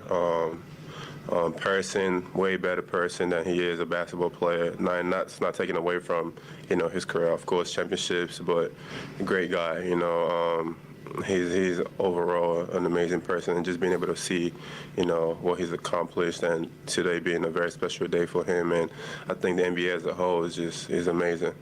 Personally, what kind of mentality you guys need to show on Wednesday? Like I said, we just got to come in, play tough, play together, play the right way, and I think we'll be in good shape. Then we'll knock that one off. We got another one to go handle business, and then the real postseason is going to begin. OG led the league in steals this year. Would you like to? Do you think he's in defensive player of the year? all defense team, I guess. So. Absolutely, no question. Amazing, got multiple positions. You know, the way he plays defense, his instincts. You know, with when he's guarding someone or when he's playing off ball is crazy. Getting back to you for a sec, the game itself today. I mean, everything had been decided. Everybody knew where everybody was playing, where you were headed. But was this game important for you? And if so, why was today important? You know, just still finding my rhythm. You know what I mean? Just going out there, understanding that we have an important next couple of games coming up, and just being able to stay as sharp as I can, you know, for those next couple of games. Being professional, treating it like a job. For a sport that a lot of people It is view a job. Yeah, totally. A lot of people view it as entertainment. It is entertainment. This is turning into the GOAT. Coming from somebody who started out playing basketball for fun, doing something that isn't traditional for most people in the world and kind of approaching it like a job, even though the results aren't something that you can control every time, like a lot of other jobs in like that we work or something like that. I mean, I like my job. I don't know if you like your job, but I love my job. You know, playing basketball is fun for me. Is a hobby. You know, again, being able to play basketball and also like being able to do your hobby, and you know, your hobby is also your job is amazing. You know, I Don't never do change Samson it like for, that, you know, man. for anything, no other thing in the world. But like you said, at the end of the day, playing basketball before was just something that I did as a hobby. Now I'm a professional at my hobby, so I gotta come in every day and be professional at what I do. All right, how did today feel? Obviously, end of the season now. You got a big opportunity out there tonight. Made the most of it. How did it feel? It felt good. You know, just trying to get some momentum going into the play-in. Really, just go out there, play. Last game of the year didn't really mean nothing as far as standing wise, but for everybody out there, it definitely meant something. So it was good to get a win. When you think about the playing situation and like just where the Raptors are at, like what's the biggest focus? Because obviously DeMar and the Bulls, DeMar's probably going to be playing with a little extra energy against the Raptors, his former team. I mean, it's win or go home. So at this point, you just got to lock in. With knowing that, you just got to play with a little sense of urgency, be locked in on both ends of the floor, and then get those 2 wins and then go from there. What stands out to you exactly about like the Bulls? Like, are they a physical team, a defensive team? Yeah, they got 2 guys that can score, obviously with Levine and DeRozan. But I think they definitely got some weaknesses, some strengths, just like we do. But I think we match up with them well too, so it'll be a big game. Thanks. I feel like it's weird to ask Malachi, like, if you wanted to ask him an honest question, be like, how many minutes do you think you're going to play against the Bulls? 0. Precious Achiuwa got jokes. I loved that interview. I loved it. It was so fucking honest. I can tell pretty much from watching Scottie all these years who he's going to vibe with and who he's not going to vibe with. And I can tell you, he vibes with Precious. He vibes with OG. He vibes with Koloko. He vibes with freaking Otto. Like, these guys are clear. You know what I mean? Like, they're clear. Like, you would actually want to be their friend. Who wants to be friends with Fred? I don't want to be friends with Fred. All right. Now, there's a high potential I'm about to get trolled, probably. We have Scottie Barnes apparently calling in. I know it's not going to be Scottie. All right, Scottie Barnes, MVP. What up? Who is this? Yo, what's up, man? Okay, so you're not Scottie. What's up? No, I'm not Scotty. I'm Vince Carter, you know what I mean? But I was just going to talk about, like, what are your overall thoughts on the Raptors whole entire season and going into, like, the postseason? Like, do you think they should try to win this game against the Bulls just to get swept by the Bucks in the first round? I've covered it earlier. Unfortunately, in the chat, you have to go back. I don't want to repeat it over and over. But to your specific question, I would like them to lay out a very professional effort against the Bulls. I would like to see Scottie play well. I'd like to see OG play well. I would like them to be able to go out of this season with their head held high, and that means playing well. If the Bulls play better and we get bounced, so be it. But I don't want them to. I don't want to end this season on a depressing note, like laying an egg and getting blown out by the Bulls. I don't want to see that. Yeah, I know what you mean, but what do you think you value more? You know, a little bit of a higher draft pick, maybe like 12th, 13th, or the the playoff experience for the young players? Analyst in me values the draft pick, but the analyst in me was begging for us to tank like 3 months ago. So the analyst in me is dead. Right now, what is in me is the Raptor fan, and the Raptor fan in me does not want to see OG and Scottie and Precious and all these dudes who've worked really hard this season have to get the floor wiped with them because their coach is an asshole. Yeah, Nick Nurse is not a good coach. I have never turned so much on a person in 3 months, but every single time I listen to him, I like him less. It is the weirdest thing. Um, I just don't understand why he's doing this, but you know what? Good luck in Houston to him. Anyway, any final thoughts? What are you expecting? What are you expecting this team to do? You expecting them to beat the Bulls, beat the Hawks, be competitive against Milwaukee? I'm not expecting a lot if they get to Milwaukee, but I definitely think they could beat the Hawks and the Bulls. With their experience, they have guys like Pascal, Fred, so he could work them in the plan. But I don't expect to get past the first round. The Bucks, if they're the 8th seed, if they beat teams in the plan. I was just gonna ask you one more thing though about Sure. Pascal. I just feel like Pascal's like at a weird state where it's like he's a really good number 2, and that's what he was to Kawhi, but he's not really like the number 1 on the Raptors. And do you think like trading him to like a team like Brooklyn to where he could be like the number 2 behind like Mikal Bridges would be good for Scottie Barnes' development? How far have we come in the world that Pascal Siakam would be number 2 to a guy who was number 3, like to Chris Paul and Devin Booker like a year ago? Yeah, but the thing about a year The ago scale is sliding very fast. Yeah, Look, he did- I like Mikal Bridges more than I like Yeah. Pascal Siakam, but Pascal Siakam has had a better season overall than Mikal Bridges. Yeah, but Mikal Bridges did play 83 games. That's fair. And Pascal only played 60. But Pascal did not play 60. That's not true. He played close to 70. I think he played 71. Yeah. I think he played 70 or 71. Anyway, look, I don't think that I don't know if Brooklyn is the right answer. I don't know if they have anything to trade at this point other than draft picks. Would you take draft picks for Siakam? I don't know. I would like to see us make a trade with Portland specifically. I think Portland would be a really good trade partner for Siakam. Give Dame Lillard the help, take back a couple of draft picks, maybe Shaden Sharp, some contracts. I would like to see that. Other than that, New Orleans would be great. I don't know how he fits in though. BI is kind of exploding. I think BI and Zion are better than him right now. And BI is way younger too. And Zion's younger. So would he be a third option there? I don't know if he fits. I don't know, man. I don't know where Pascal Siakam fits. I think the Thunder could be interesting with all their draft picks in the future. That's true. Yeah. I think the Thunder would be a really interesting thing. I don't know what they would send back in terms of salaries, though. They don't really have much salaries to send back, and I don't think they're giving you one of their young assets plus stuff for Siakam. I don't know. It'll be interesting to explore it, but you know what? Starting next year, he only has one year left on his contract. If you extend him, it's a max contract. I'm not really sure how I feel about Siakam on a max contract heading into year 30. But he's been professional, and look, he and Fred have both outperformed every contract they've signed so far. I would argue he's kind of relatively been okay in terms of performing at this contract, but yeah. Any closing thoughts or yeah? I agree with you with the trade ideas, but that's about it. Yeah. Anyways, thanks for calling in. Were you a first time caller? But yes. That's so awesome, man. I was getting I think 5 first time callers today. It's really cool, man. Cheers. Yeah. Cheers. Have a good one. Okay. I believe this is not going to be a first time caller. Chris, what's up, man? How you doing, Robert? I'm good. How are you?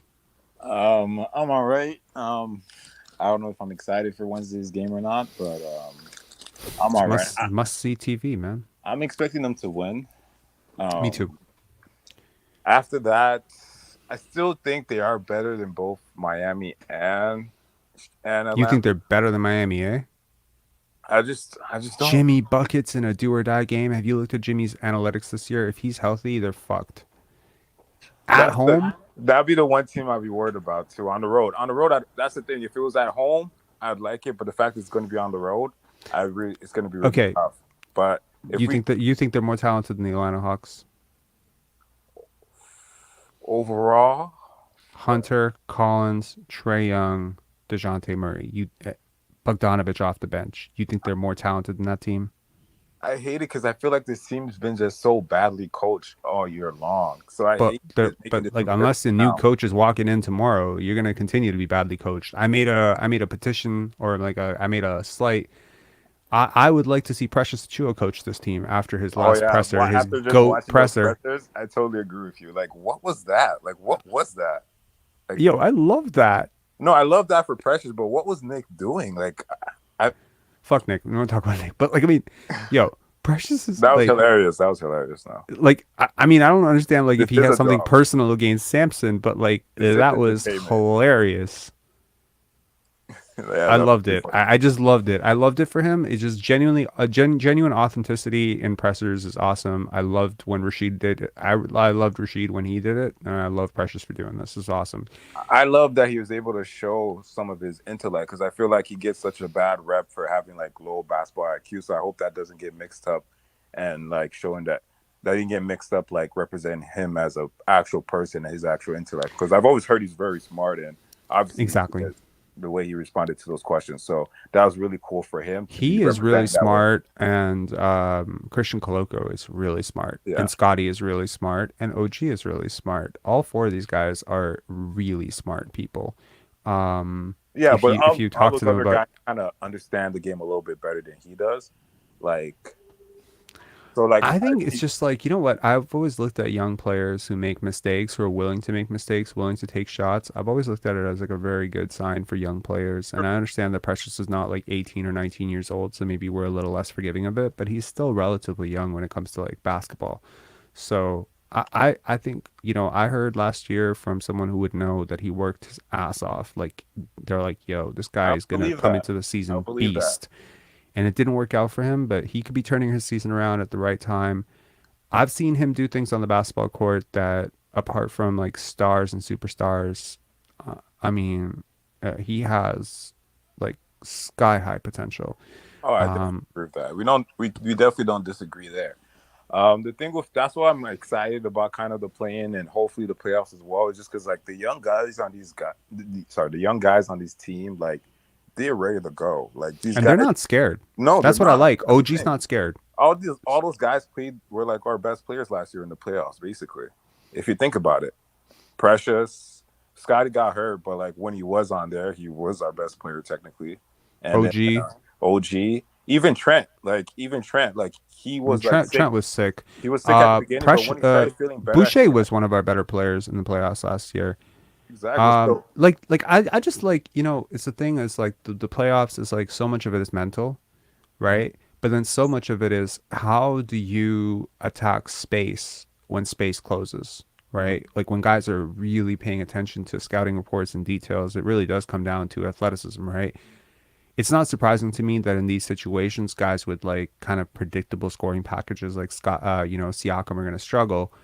It also does not surprise me that a guy with limited burst and athleticism like Fred VanVleet is going to struggle because he gets scouted out so fast. Everyone knows all your counters, all your pet everybody's plays. playing hard every possession now. He's not going to get Exactly. away with the little shit that he does during the regular season because everybody's taking plays off. Not everybody's. It's a little bit like exactly. It's a little bit like what LSU was able to do to Caitlin Clark. Not to bring female basketball into this, but you know, a little bit like that, right? At some point, like once people start guarding you 28 feet, what can you do now? And it's like now you get exposed because you don't have the burst to get past these people. I'm not saying she's not a great player. She's probably one of the best players I've ever seen at the college level in terms of women. But you see how a really great defense can shut down a less evolved scorer. Like, yeah, you can't do that against Jimmy Butler though. You can't do that against Kobe Bryant, Kevin Durant. Like there's certain players that you cannot do that against, right? But guys like Fred, you know, once you take what they want to do away, they don't have a lot of counters to go to. Yeah. Like unless he's going to start like launching logo threes, I don't see how he gets a shot off against like Drew Holiday. He's not like, honestly, man, I would not be surprised if Fred tanks this team because the last thing in the world he wants is to go into contract negotiations after a series against Drew Holiday. That's true. But I don't even care about Fred. To me, it's all about Scottie. And like the presser he just had, like it just got me even more excited about this game that's coming up.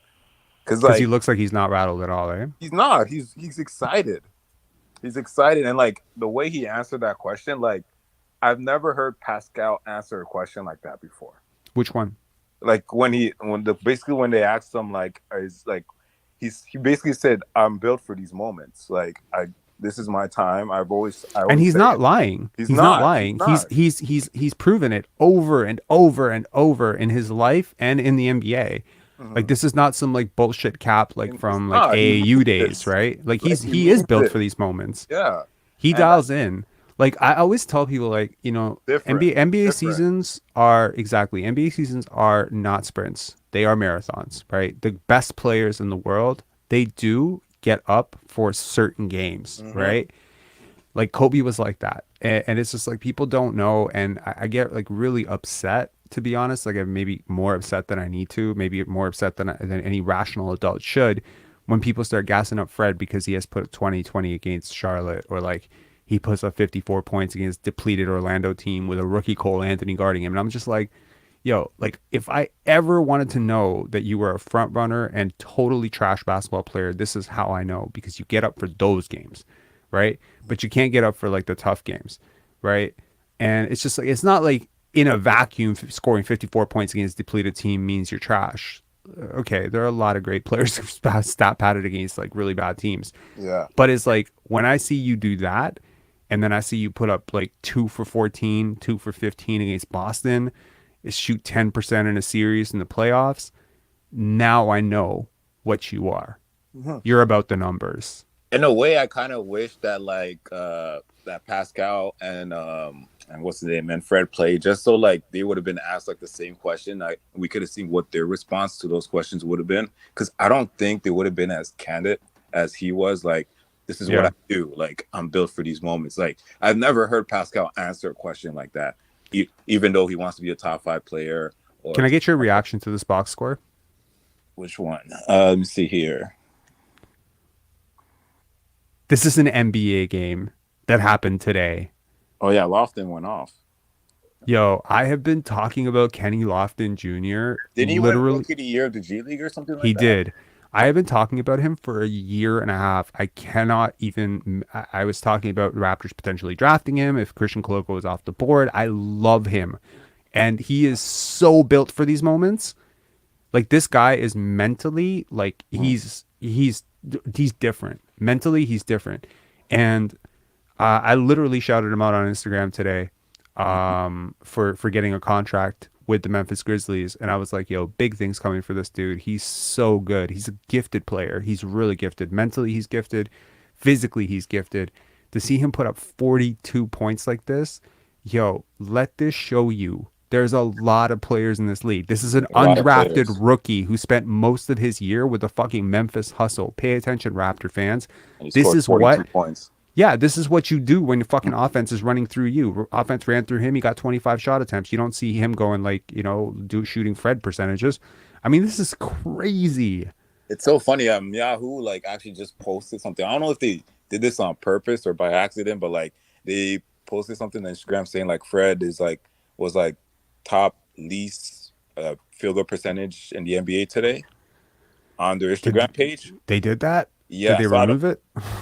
I don't know. I saw it like maybe an hour ago, so it was weird. So I didn't know what to.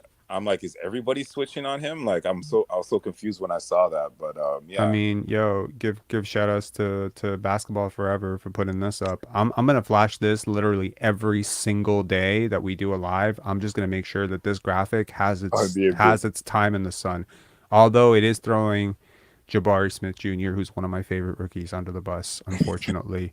But it puts Dylan Brooks and Fred VanVleet in their place, and that's all right with me. All right. One more thing I wanted to cover with you that's not, I guess it is kind of Raptor related, but not really, is in regards to like, I feel like we're going to end up with a guard, wherever we pick, we're going to end up with one of these guards, and I'm excited. So who out of these guards? So we have Kaysen, we have George, we have Nick Smith. I don't think he will end up being that range, but like he played really bad this year. So you never know. And Jalen Hood, Fushino, I think his name is. So like out of all those guys, who you feel like is the better fit with the Raptors? Kaysen.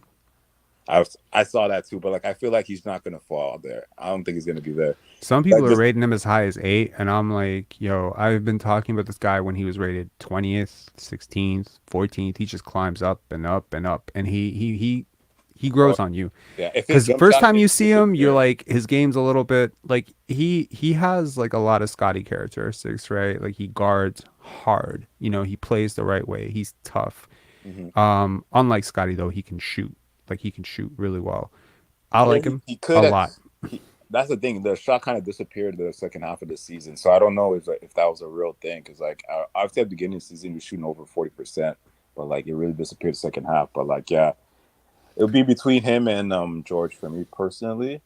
Hmm. But yeah, I'm definitely a fan of Kaysen as well. I feel like he just fits the identity of these Raptors, and like I kind of like the whole like Kentucky thing with guards. Like they're always a lot better than they did, always a lot better than they were when they were at Kentucky. Like that happens over and over again. Like and they Yeah. always fall. The same thing happened with Maxi, and then it happens over and over again. So like hopefully, What'd you think of his mechanics though? Like, I mean, I oh know the that he shot's shot beautiful. like The shot's it's beautiful. it's a beautiful shot, right? So Shot's like I beautiful. usually trust that. Like I trust that over shooting variants because I mean like college seasons are not long. 32 It's games. 32 games, Yeah.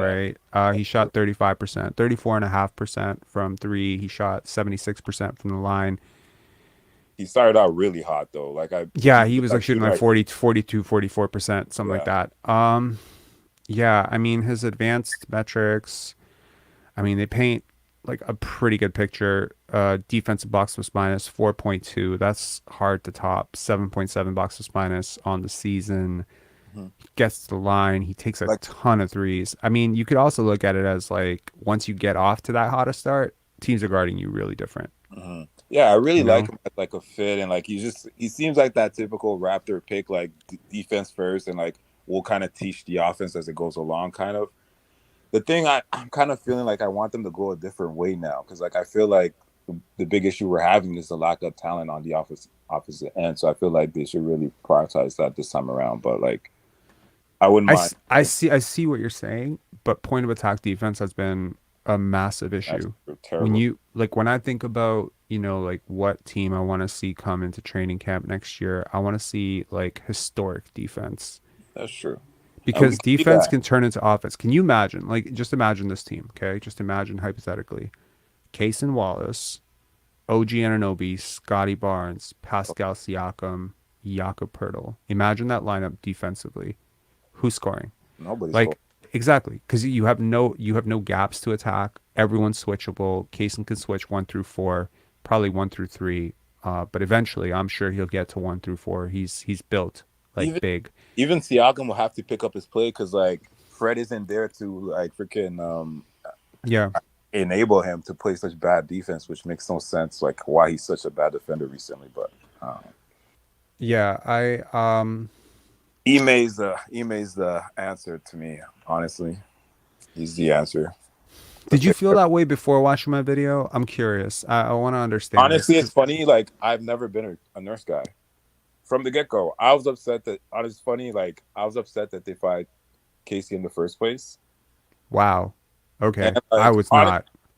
I know that's where we really differ. But like honestly, I feel like I was never a nurse guy. I feel like a lot of coaches would have won with that team, especially if like the same circumstances happened, like with Golden State getting injured like they did, and you having Kawhi, who I felt like was the best player in the world that year.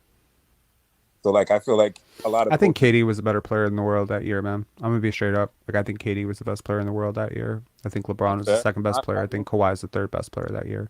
That's fair. But then again, but in the playoffs, he was the best player for sure. Yeah, yeah. So like I feel like I feel like a lot of coaches would have won that year. Like if we give Bud if Bud gets the job, I think he wins. Mm-hmm. So like I've never rated Nurse that high. So like to me, like all this is kind of like reinforced how I've always felt about him. That's interesting.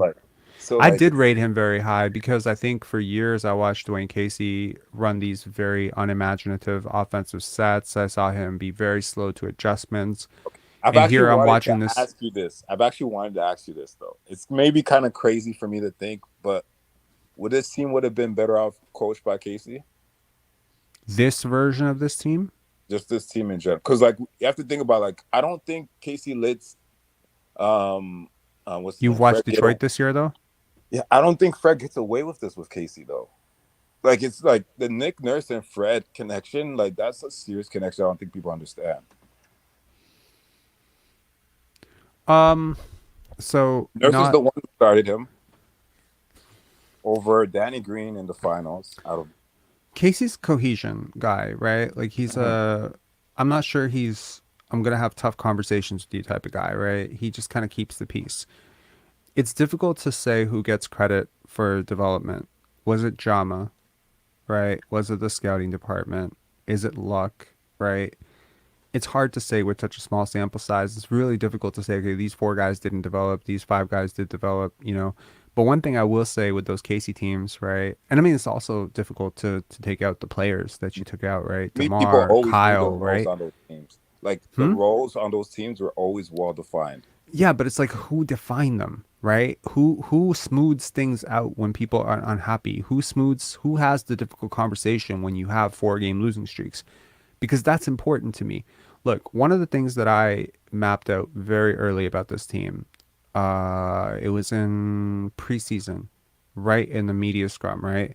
I think it was last year when Fred and Pascal came in and they both echoed this exact same sentiment about how Kyle didn't let them be the leader.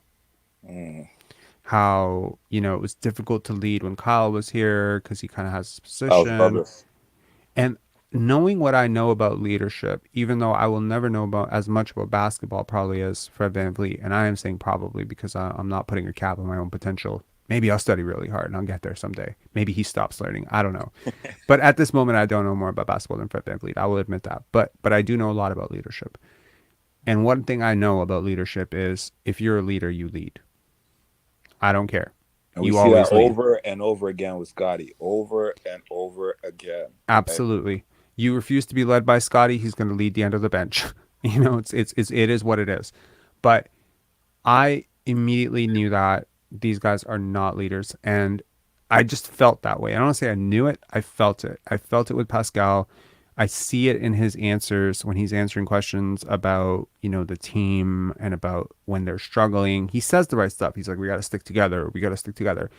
But it's always said by like someone who doesn't belong in that position. Now you can be the team's best scorer. You can definitely be the team's best defender. You can be the best, you know, just leading shot taker, but you can't be the leader.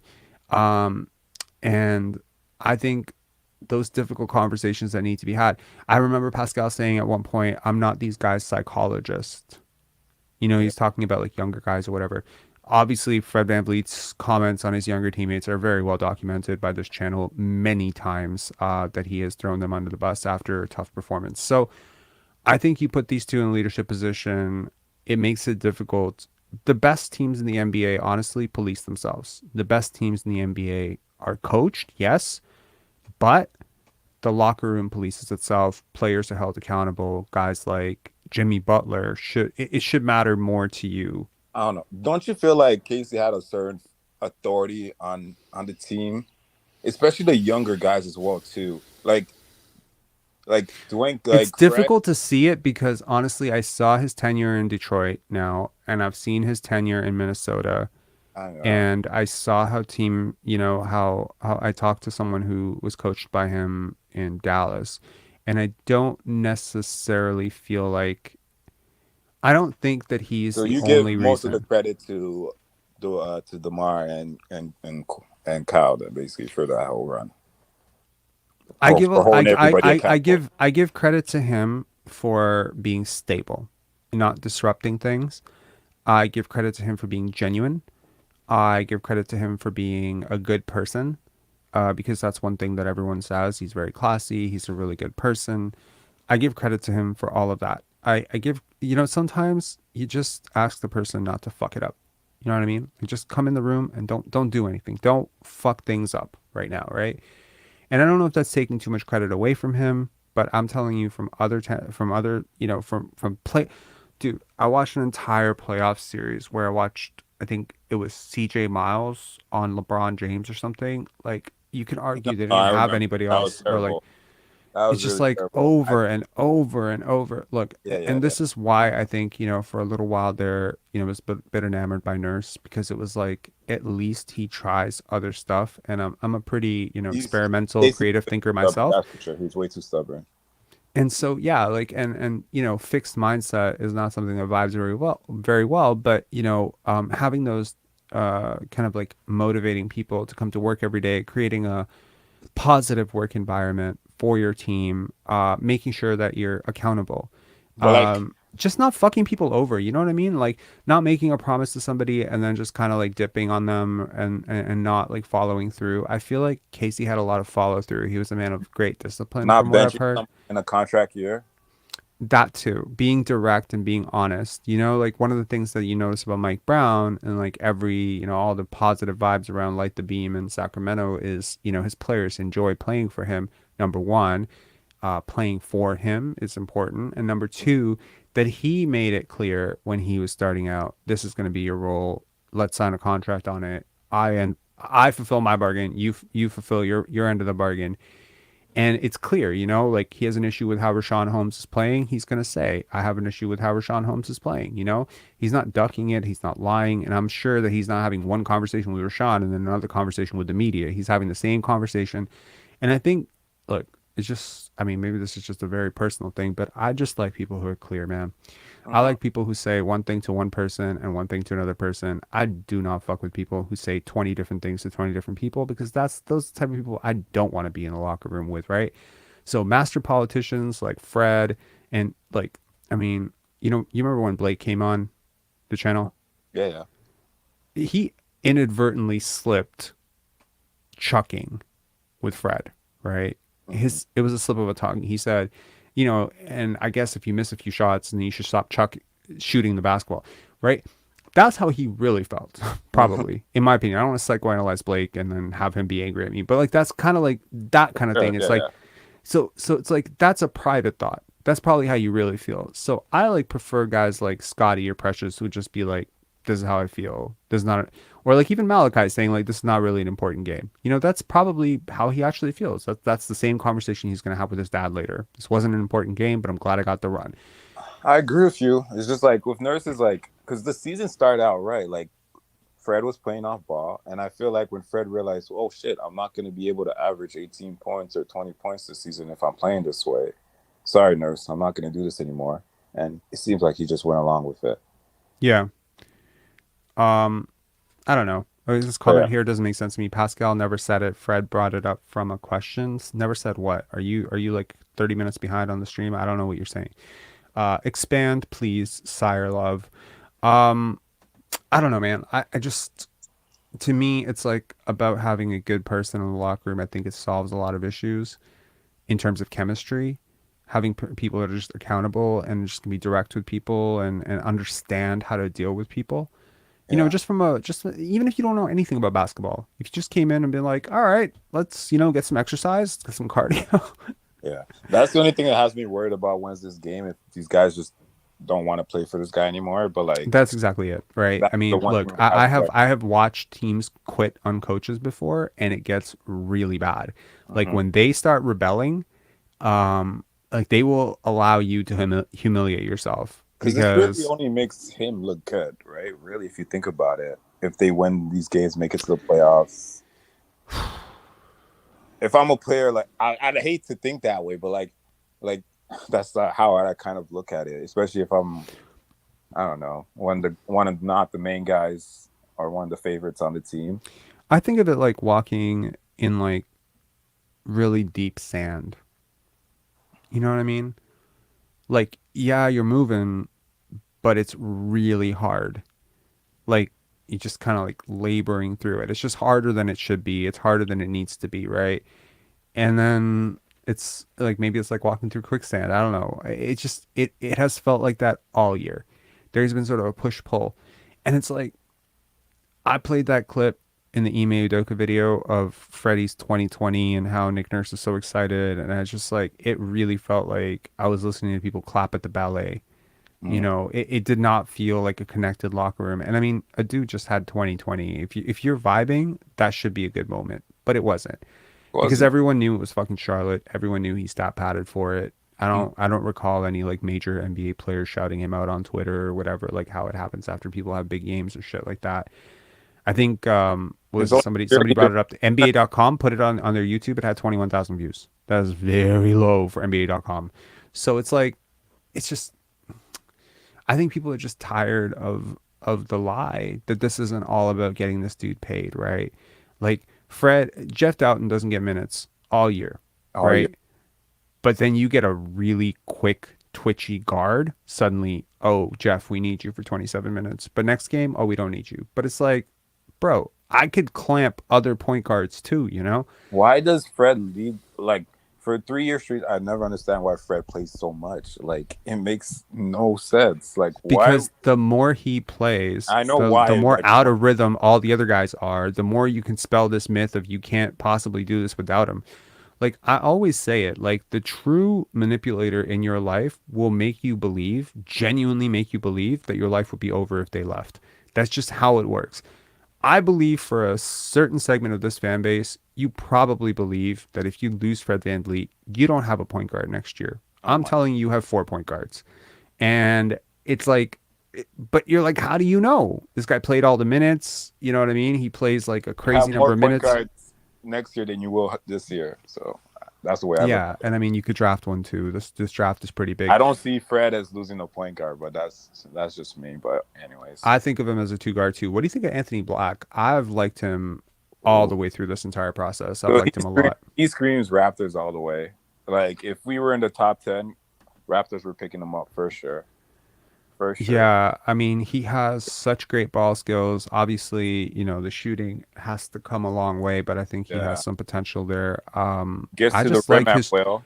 You know, one of the things I really want to know about a top 10 pick, even a draft pick in general, is do you love ball? Like, do you love basketball? Like, do you hoop? Like, is it in your blood? Do you love to hoop? Oh, yeah. And you can tell, right? Can like, tell. I guarantee you, Scottie had it. Black. You can tell with Scottie Barnes. Yeah, you can definitely, Yeah, he hoops. Like, like Scottie could be at a dinner and probably like try to dunk the mozzarella. You know what I mean? Like he just is all hoop with him, right? Drazen Petrovic was the same way too. I remember stories about Drazen Petrovic from the Vlade Divac doc, where it'd be like you try to talk to him about anything other than basketball, somehow within 2 sentences it was right back to basketball. Some people love this sport. Some people like this sport. Some people play this sport. It is totally different levels of enthusiasm and obsession. But I have never seen a player with Anthony Black's physical tools that loves the sport that does not become great at it. It's just, there's just something to this love element. 7 point guard. I think he's a point guard. He is a point guard. He definitely a point guard. And I mean, he can play off ball for sure as a secondary creator. Speaking of secondary creators, did you see what happened with Rudy Gobert? No, what happened about that? Oh my God. Okay, I'm gonna flash it on screen enough, like, I got a tweet that came up at the top of my phone. Something. Okay, enjoy. Check your screen.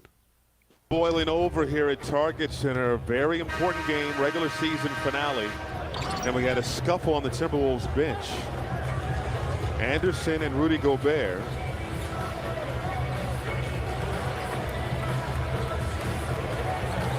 What? That's just something you don't see every day. I know the tensions, you've played in this game, you've been in a lot of heated battles, but I don't know that I've ever seen. There. I've never personally been on a team where a teammate punched somebody on the bench like that. That's out of bounds. Wow. Okay, but Rob, that has me a little worried now. What if that's what happens on Wednesday? Who's punching who? Scottie's punching somebody. If we're down 20, Scottie's punching somebody. Scottie Barnes starts the next year suspended for knocking out Fred VanVleet. If we're down 20 at home and what's went on? Oh my God. I don't know, man. Like, yeah. I mean, I kind of feel bad for Rudy. He's been a bit of a scapegoat for just about everything that's gone wrong. They really trolled him pretty hard. I think a lot of people hated him. I think a lot of people just hate him in general because a lot of people fuck with Donovan Mitchell and Donovan Mitchell doesn't fuck with him. So like, I think some people just hate him for that. Some people just hate him because he's foreign. I don't know. Maybe some people just hate him because he's a weird dude. I don't know. I've heard some stuff, but yeah, I mean this has been boiling up, and to do this on game 82, my God. Talk about timing. Like, I mean, Right. that trade just went from the worst basketball trade in NBA history to the worst trade in sports history in one punch. Jeez. Wow. Someone's saying people hate him because he's soft. I mean, is he? Plays defense. He screens hard. I don't know. What do you want from him? You want him to shoot threes? I don't know. Never got that criticism either. Like, he's just not skilled. That's it, really. Yeah. I mean, yeah, exactly. I think people have this sort of, people need to evaluate their biases. Everyone assumes like European players are soft. Everyone from France is soft. It's just not true, man. They're fucking fireworks, and people like, like really, you need to go see a EuroLeague game to understand what soft is. Like, I remember, there was like a soccer match in Europe, like, dude, like it was like 16, like people were like sparking bombs and shit. Like, it was crazy, like pandemonium.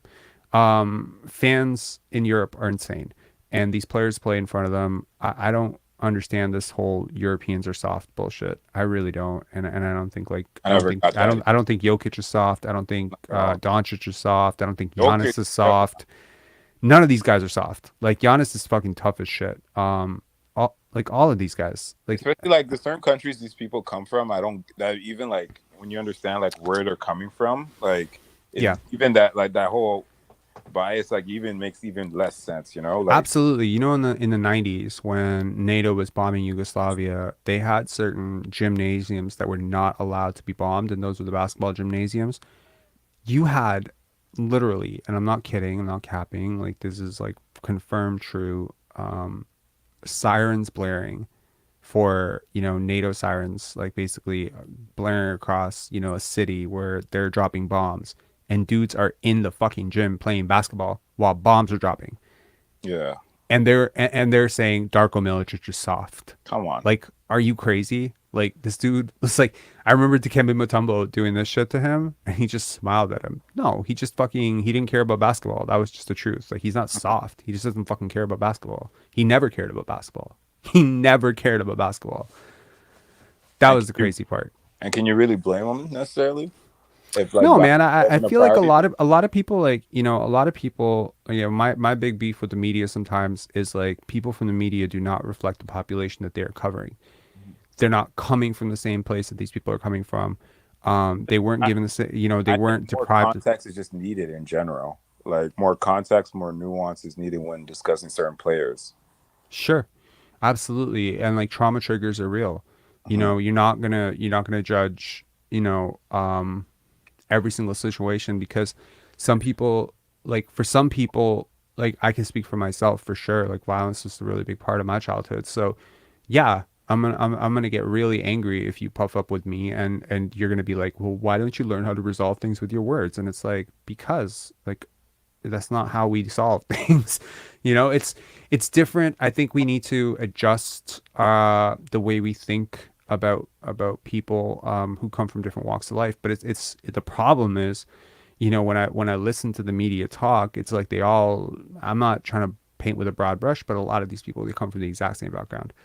It's the same, two parent, and I'm not throwing shade on anyone who had two parents. Maybe or it's whatever. a diversity problem then. Yeah, but it's like the way that they solve their diversity problem is along racial lines or along, gender lines. They're like, oh, we got 3 women, and it's like, yeah, but they're all upper middle class. Like, the fuck do I care? Like, they're all university educated, upper middle class. They all have 2 parents. They fucking grew up on the same block. Like, how is that diversity? I'm looking at, economic diversity. Like, I'm looking at cultural diversity. I'm looking at all sorts of, like, just don't fucking. I couldn't agree more. But the problem is, like, you get these group things sort of, associations like CBC or whatever. And it's like, if you come in here, you got to agree with everything we agree with. And if you don't agree with it, you're out. So it's like, now you got to find everyone who agrees with that, but then everyone who agrees with that probably comes from a very similar walk of life. So you're pooling from a very narrow pool, but you're going to call it diversity because 2 people are black, 2 people are Asian, 2 people are Indian, 3 people are white. So you can call it diversity. It's token diversity. It's not real. And it's like, to me, it's like, you look at NBA players, there's a lot of diversity because cream rises to the top, talent rose to the top. You know, the only lack of diversity there is most players in the NBA won the genetic lottery. Other than that, That's the good thing about the new media, as they call it, right? like Draymond. Yeah, so that helps with that as well, right? I mean, you know what I like? I like that everyone has a voice. Sometimes it's annoying that everyone has a voice, Yeah, for but it's a good thing. It does allow, as someone has said, the cream will rise to the crop. It's You know, cream will rise to the top. like someone like Perkins will say some very ignorant stuff, but like even him, like it's good that he still has a voice in general, you know? Like even though he can't say some very ignorant stuff sometimes, but like I guess it He helps. does. Yeah. He does. JJ Redick, you know, isn't always right about everything he says. Skip Bayless says stupid shit every single day. Jason Whitlock says stupid shit every single day. There's a lot of people who say stupid shit every single day. But they have voices, you know, they can compete. Personally, like I think at some point the numbers will tell the story. People will start realizing who's who, and they'll realize, you know, who's telling them the truth, who's not telling them the truth, who's doing well, who's doing the research, who's not. And eventually they'll tune them out. You know, I don't know anyone who takes Nick Wright's takes seriously anymore. Do you? I don't. Shit. No, I definitely don't. Exactly. So eventually these people just become caricatures and clowns, you know, so it is what it is. But I to end this off, because we are ending off on a 4 hours live, what are you expecting to see on Wednesday? I expect Raptors to win. I think it's going to be a close game. We're just like defensively, like if they're engaged defensively, like I just think Chicago doesn't have a chance. If they're really engaged, like if they really come out like a real effort, like guys, let's put it all on the floor and just play defense. I don't think Chicago could score. I agree. The game against Sacramento comes to mind. That clamp defense where I think DeMontis Sabonis had a crazy number of like Chicago has so many warts. I mean, everyone's and that was before Pirtle too. That's true. And it's so annoying. Like this team just has so much potential. It's just so annoying. Like if they were just like played together and played with effort all year long, like this would be a totally different season. But yeah, I'm expecting a win on Wednesday. Fortunately, because the next game would be on the road, I don't think they're going to win that one, but I'm hoping they do.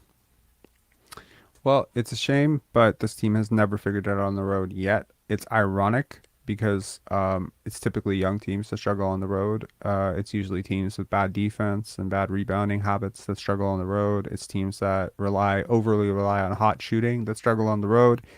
The Raptors do not fit the modus, like they don't fit the model of a team that should struggle on the road. Defense carries. Exactly. Defense travel, as they say. So this team should be beastly on the road. And that's probably like the gap in the schedule. That just proves how much these guys don't like each other. Yeah, it's like, interesting. Because that's what the road's all about, like coming together as a team, right? That's a really good point. You're right. I've always heard that, like when you're at home, when you're on home games, like I was listening to Michael Porter Jr. talk about it the other day too. He was like, you know, like you're at home, there's all these distractions, there's your family. When you're on the road, you're with your team. Yeah, you're right. That is a very good point. I don't blame him.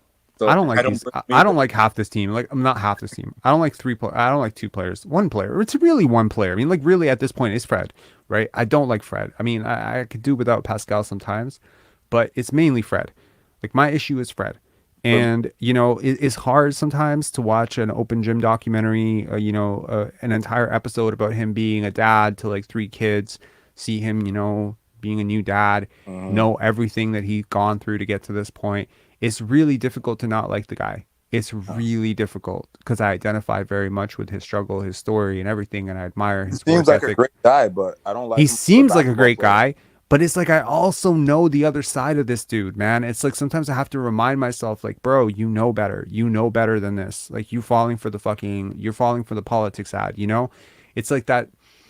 So man, who was It's yin and yang, right? Like nobody's like you can be good and have some bad in you as well too, necessarily. So I feel like people are who they are. Like deep down, you are who you are. Like you are either sincere or you're not sincere. You're loyal or you're not loyal. You can pretend, you can front, you can do whatever. You can go on media tours and try to convince everybody you're all about team. But it's like deep down, I know you about you, then it doesn't really matter if like sometimes you talk about the team and shit. You know what I mean?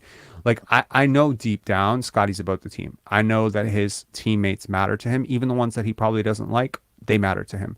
Yeah. That's consistent throughout. That's consistent in how he bigs up all his teammates, ex-teammates. It's consistent in how he gave Goran a hug before this game. It's consistent even when the media turned on Goran when he left. His Twitch stream is like talking like mad shit about Goran. What does Scottie do? Nah, Goran's my man. Goran's great. I'm always gonna be like fucking with Goran. That's why I like Scottie. That's why I'm always going to support him, because I'm the same way, yo. Like, honestly, if I don't like you, like, sorry, if I do like you anything, he is who he is. Exactly. So like, let's say you and I are best friends, right? And I'm in a room where everybody hates your guts, right? Everyone's talking mad shit. Chris is a fucking asshole. Chris is so terrible, whatever.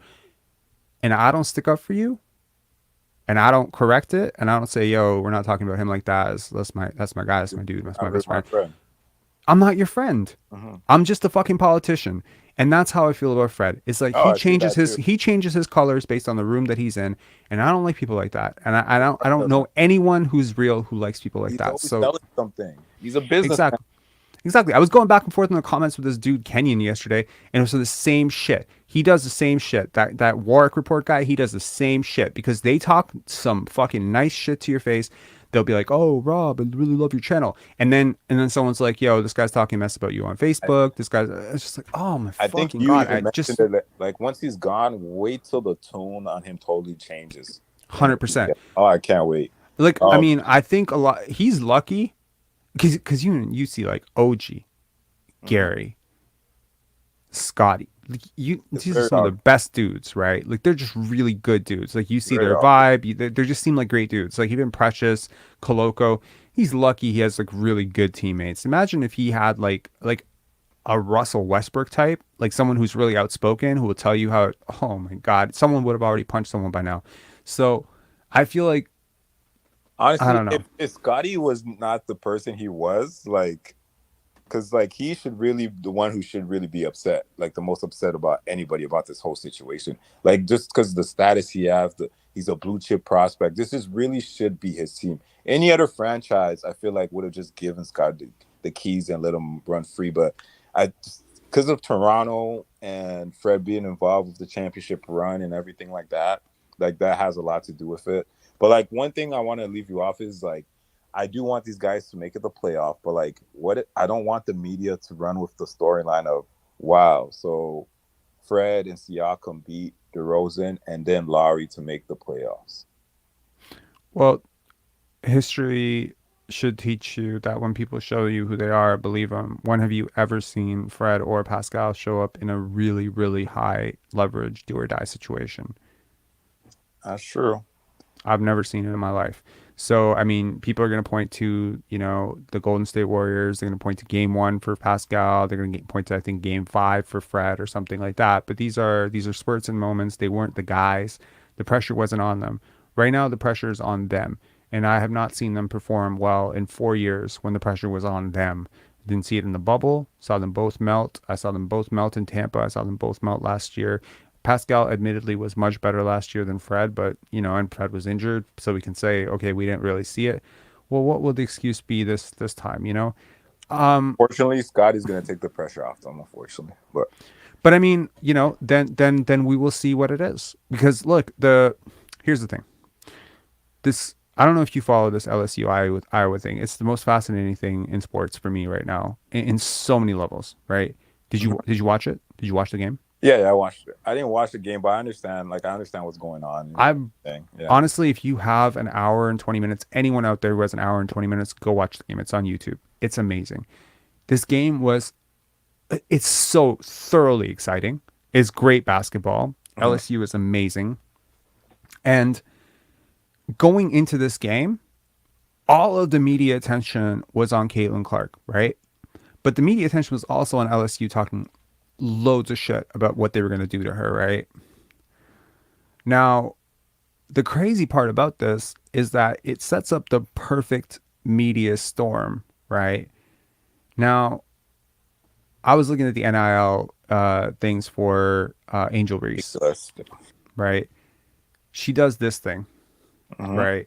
Put the ring on it, right? She gets called classless. Joe Biden does her part by inviting the all-white Iowa team to the White House. She rejects it like a boss. Great move. Great move. Says, no, we're going to go to the Obamas. Also great move. Her NIL fucking figure, I think, has doubled. And she's getting so paid for this. Yeah, now, they set this up. They set this whole thing up. They're like, oh, you guys are going to like be really excited about this Caitlin Clark girl. That's just setting it up. We are going to use all of this media storm. We're going to be the bad guys. We're going to play heel. It's okay. It's okay. We'll be the bad guys. We'll be the bad LSU team. We'll taunt her. We'll taunt America's darling, right? We'll do the fucking John Cena thing, the Tony Yayo thing. And we're going to be famous forever. You know, this is one of the most watched games, 9.9 million. When's the last time someone watched the Raptors? 9.9 million people watched a Raptor game. I don't remember. Probably the finals. So this was relevance. Yeah. Like these, like to put this into perspective, just so anyone doesn't know like how big this is, Angel Reese has more followers on Instagram than Scottie Barnes and Fred VanVleet combined. No, she's huge right now. She is huge. And she's leveraging every second of this. They all are. Because this is the right way to do it. Branding is so important in basketball. And as someone who comes from a finance background or an economics background, I fully appreciate the hustle and the hustle required and the timing required to do this. Fred and Pascal have gone on a very unsuccessful media tour in the wake of their dominant performances against a depleted Charlotte team, which no one is bigging up or no one cares about. And I swear to God, like what? But go on. Huh? I love how you're putting this together. Go on, continue. So I'm seeing it as like everyone is looking at Fred saying, I'm easily top 50. And the timing of this, you know, back-to-back kind of shit games against Boston could not have been worse. Because you got all the eyes on you now. People weren't paying attention to you before. You were on a lottery team. No one fucking cares about you. This is the league is lit right now. Plus, we're watching Wemby shit. And we're watching March Madness. No one has time to watch Raptor games right now. But, oh, you're top 50. Let's pay attention to what you're going to do. You dropped 2020. You're wearing the fucking glasses like you had that shit prepared. You're in the locker room. You're gassing yourself up. You're talking about how you're a top 50 player. You easily, no fan can tell you. You draw all of this attention to yourself. Just like LSU drew all this attention, how they're going to shut Caitlin Clark down. Yo, if they don't back that up, if Caitlin Clark comes out and drops 60 on them and they lose and they get blown out, they look like idiots. Now you look like bad guys who are also terrible at basketball. So that's the worst thing. You don't want to be the heel who loses. If you want to win, take it from a professional wrestling fan, you got to be the heel who goes over. They were the heels who went over. And now they're baby faces. Now, because Joe Biden decides to do her whole fucking thing, the whole racism angle comes around.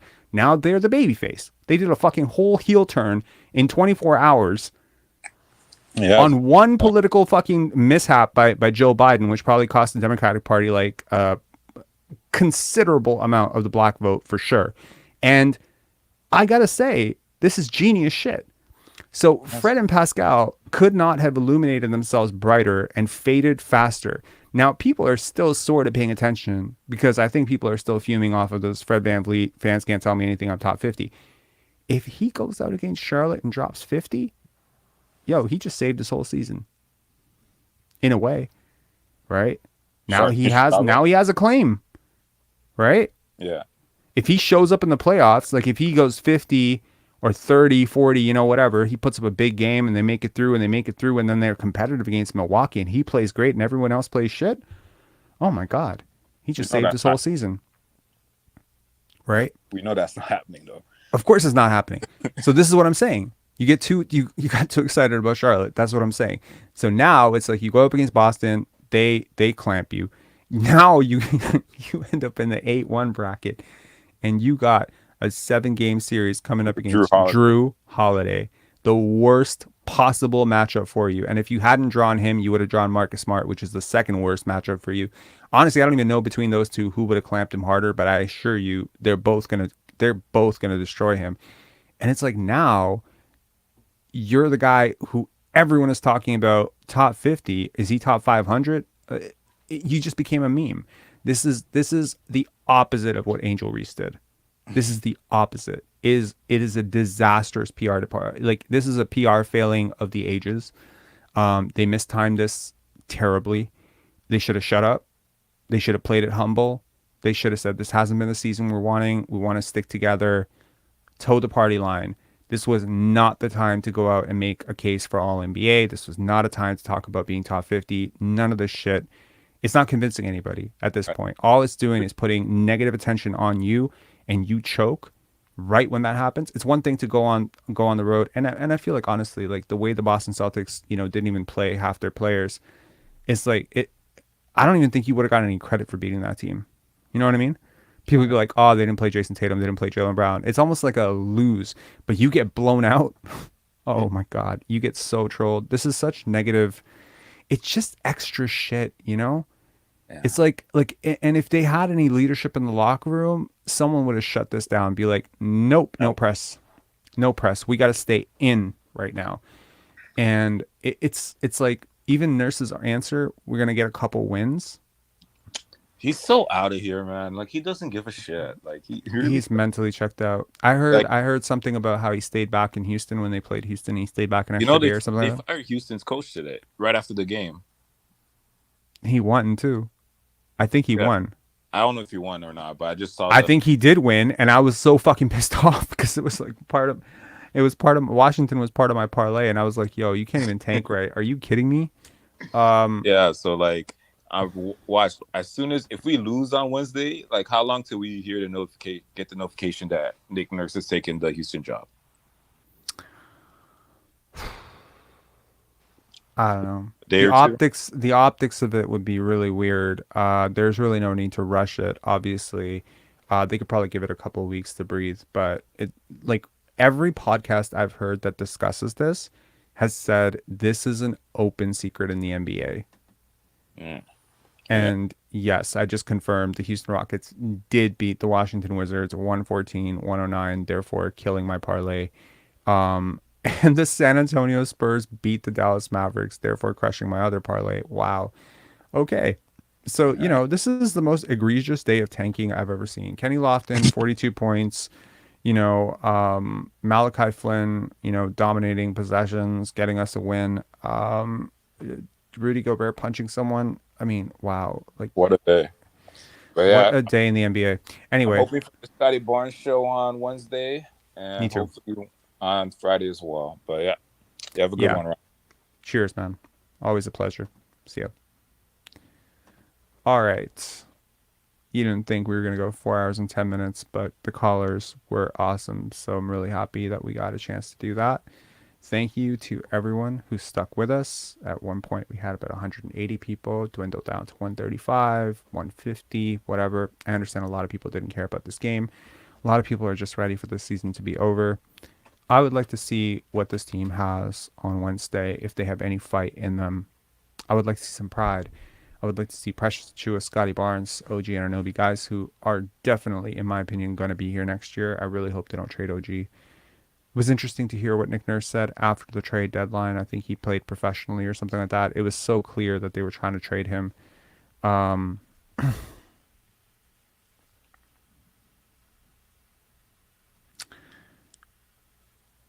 There are certain teammates that Scottie has really vibed with.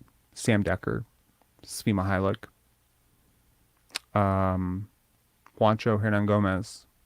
Picking like a certain type of player. Goran Dragic, I think I've mentioned. Armani Brooks.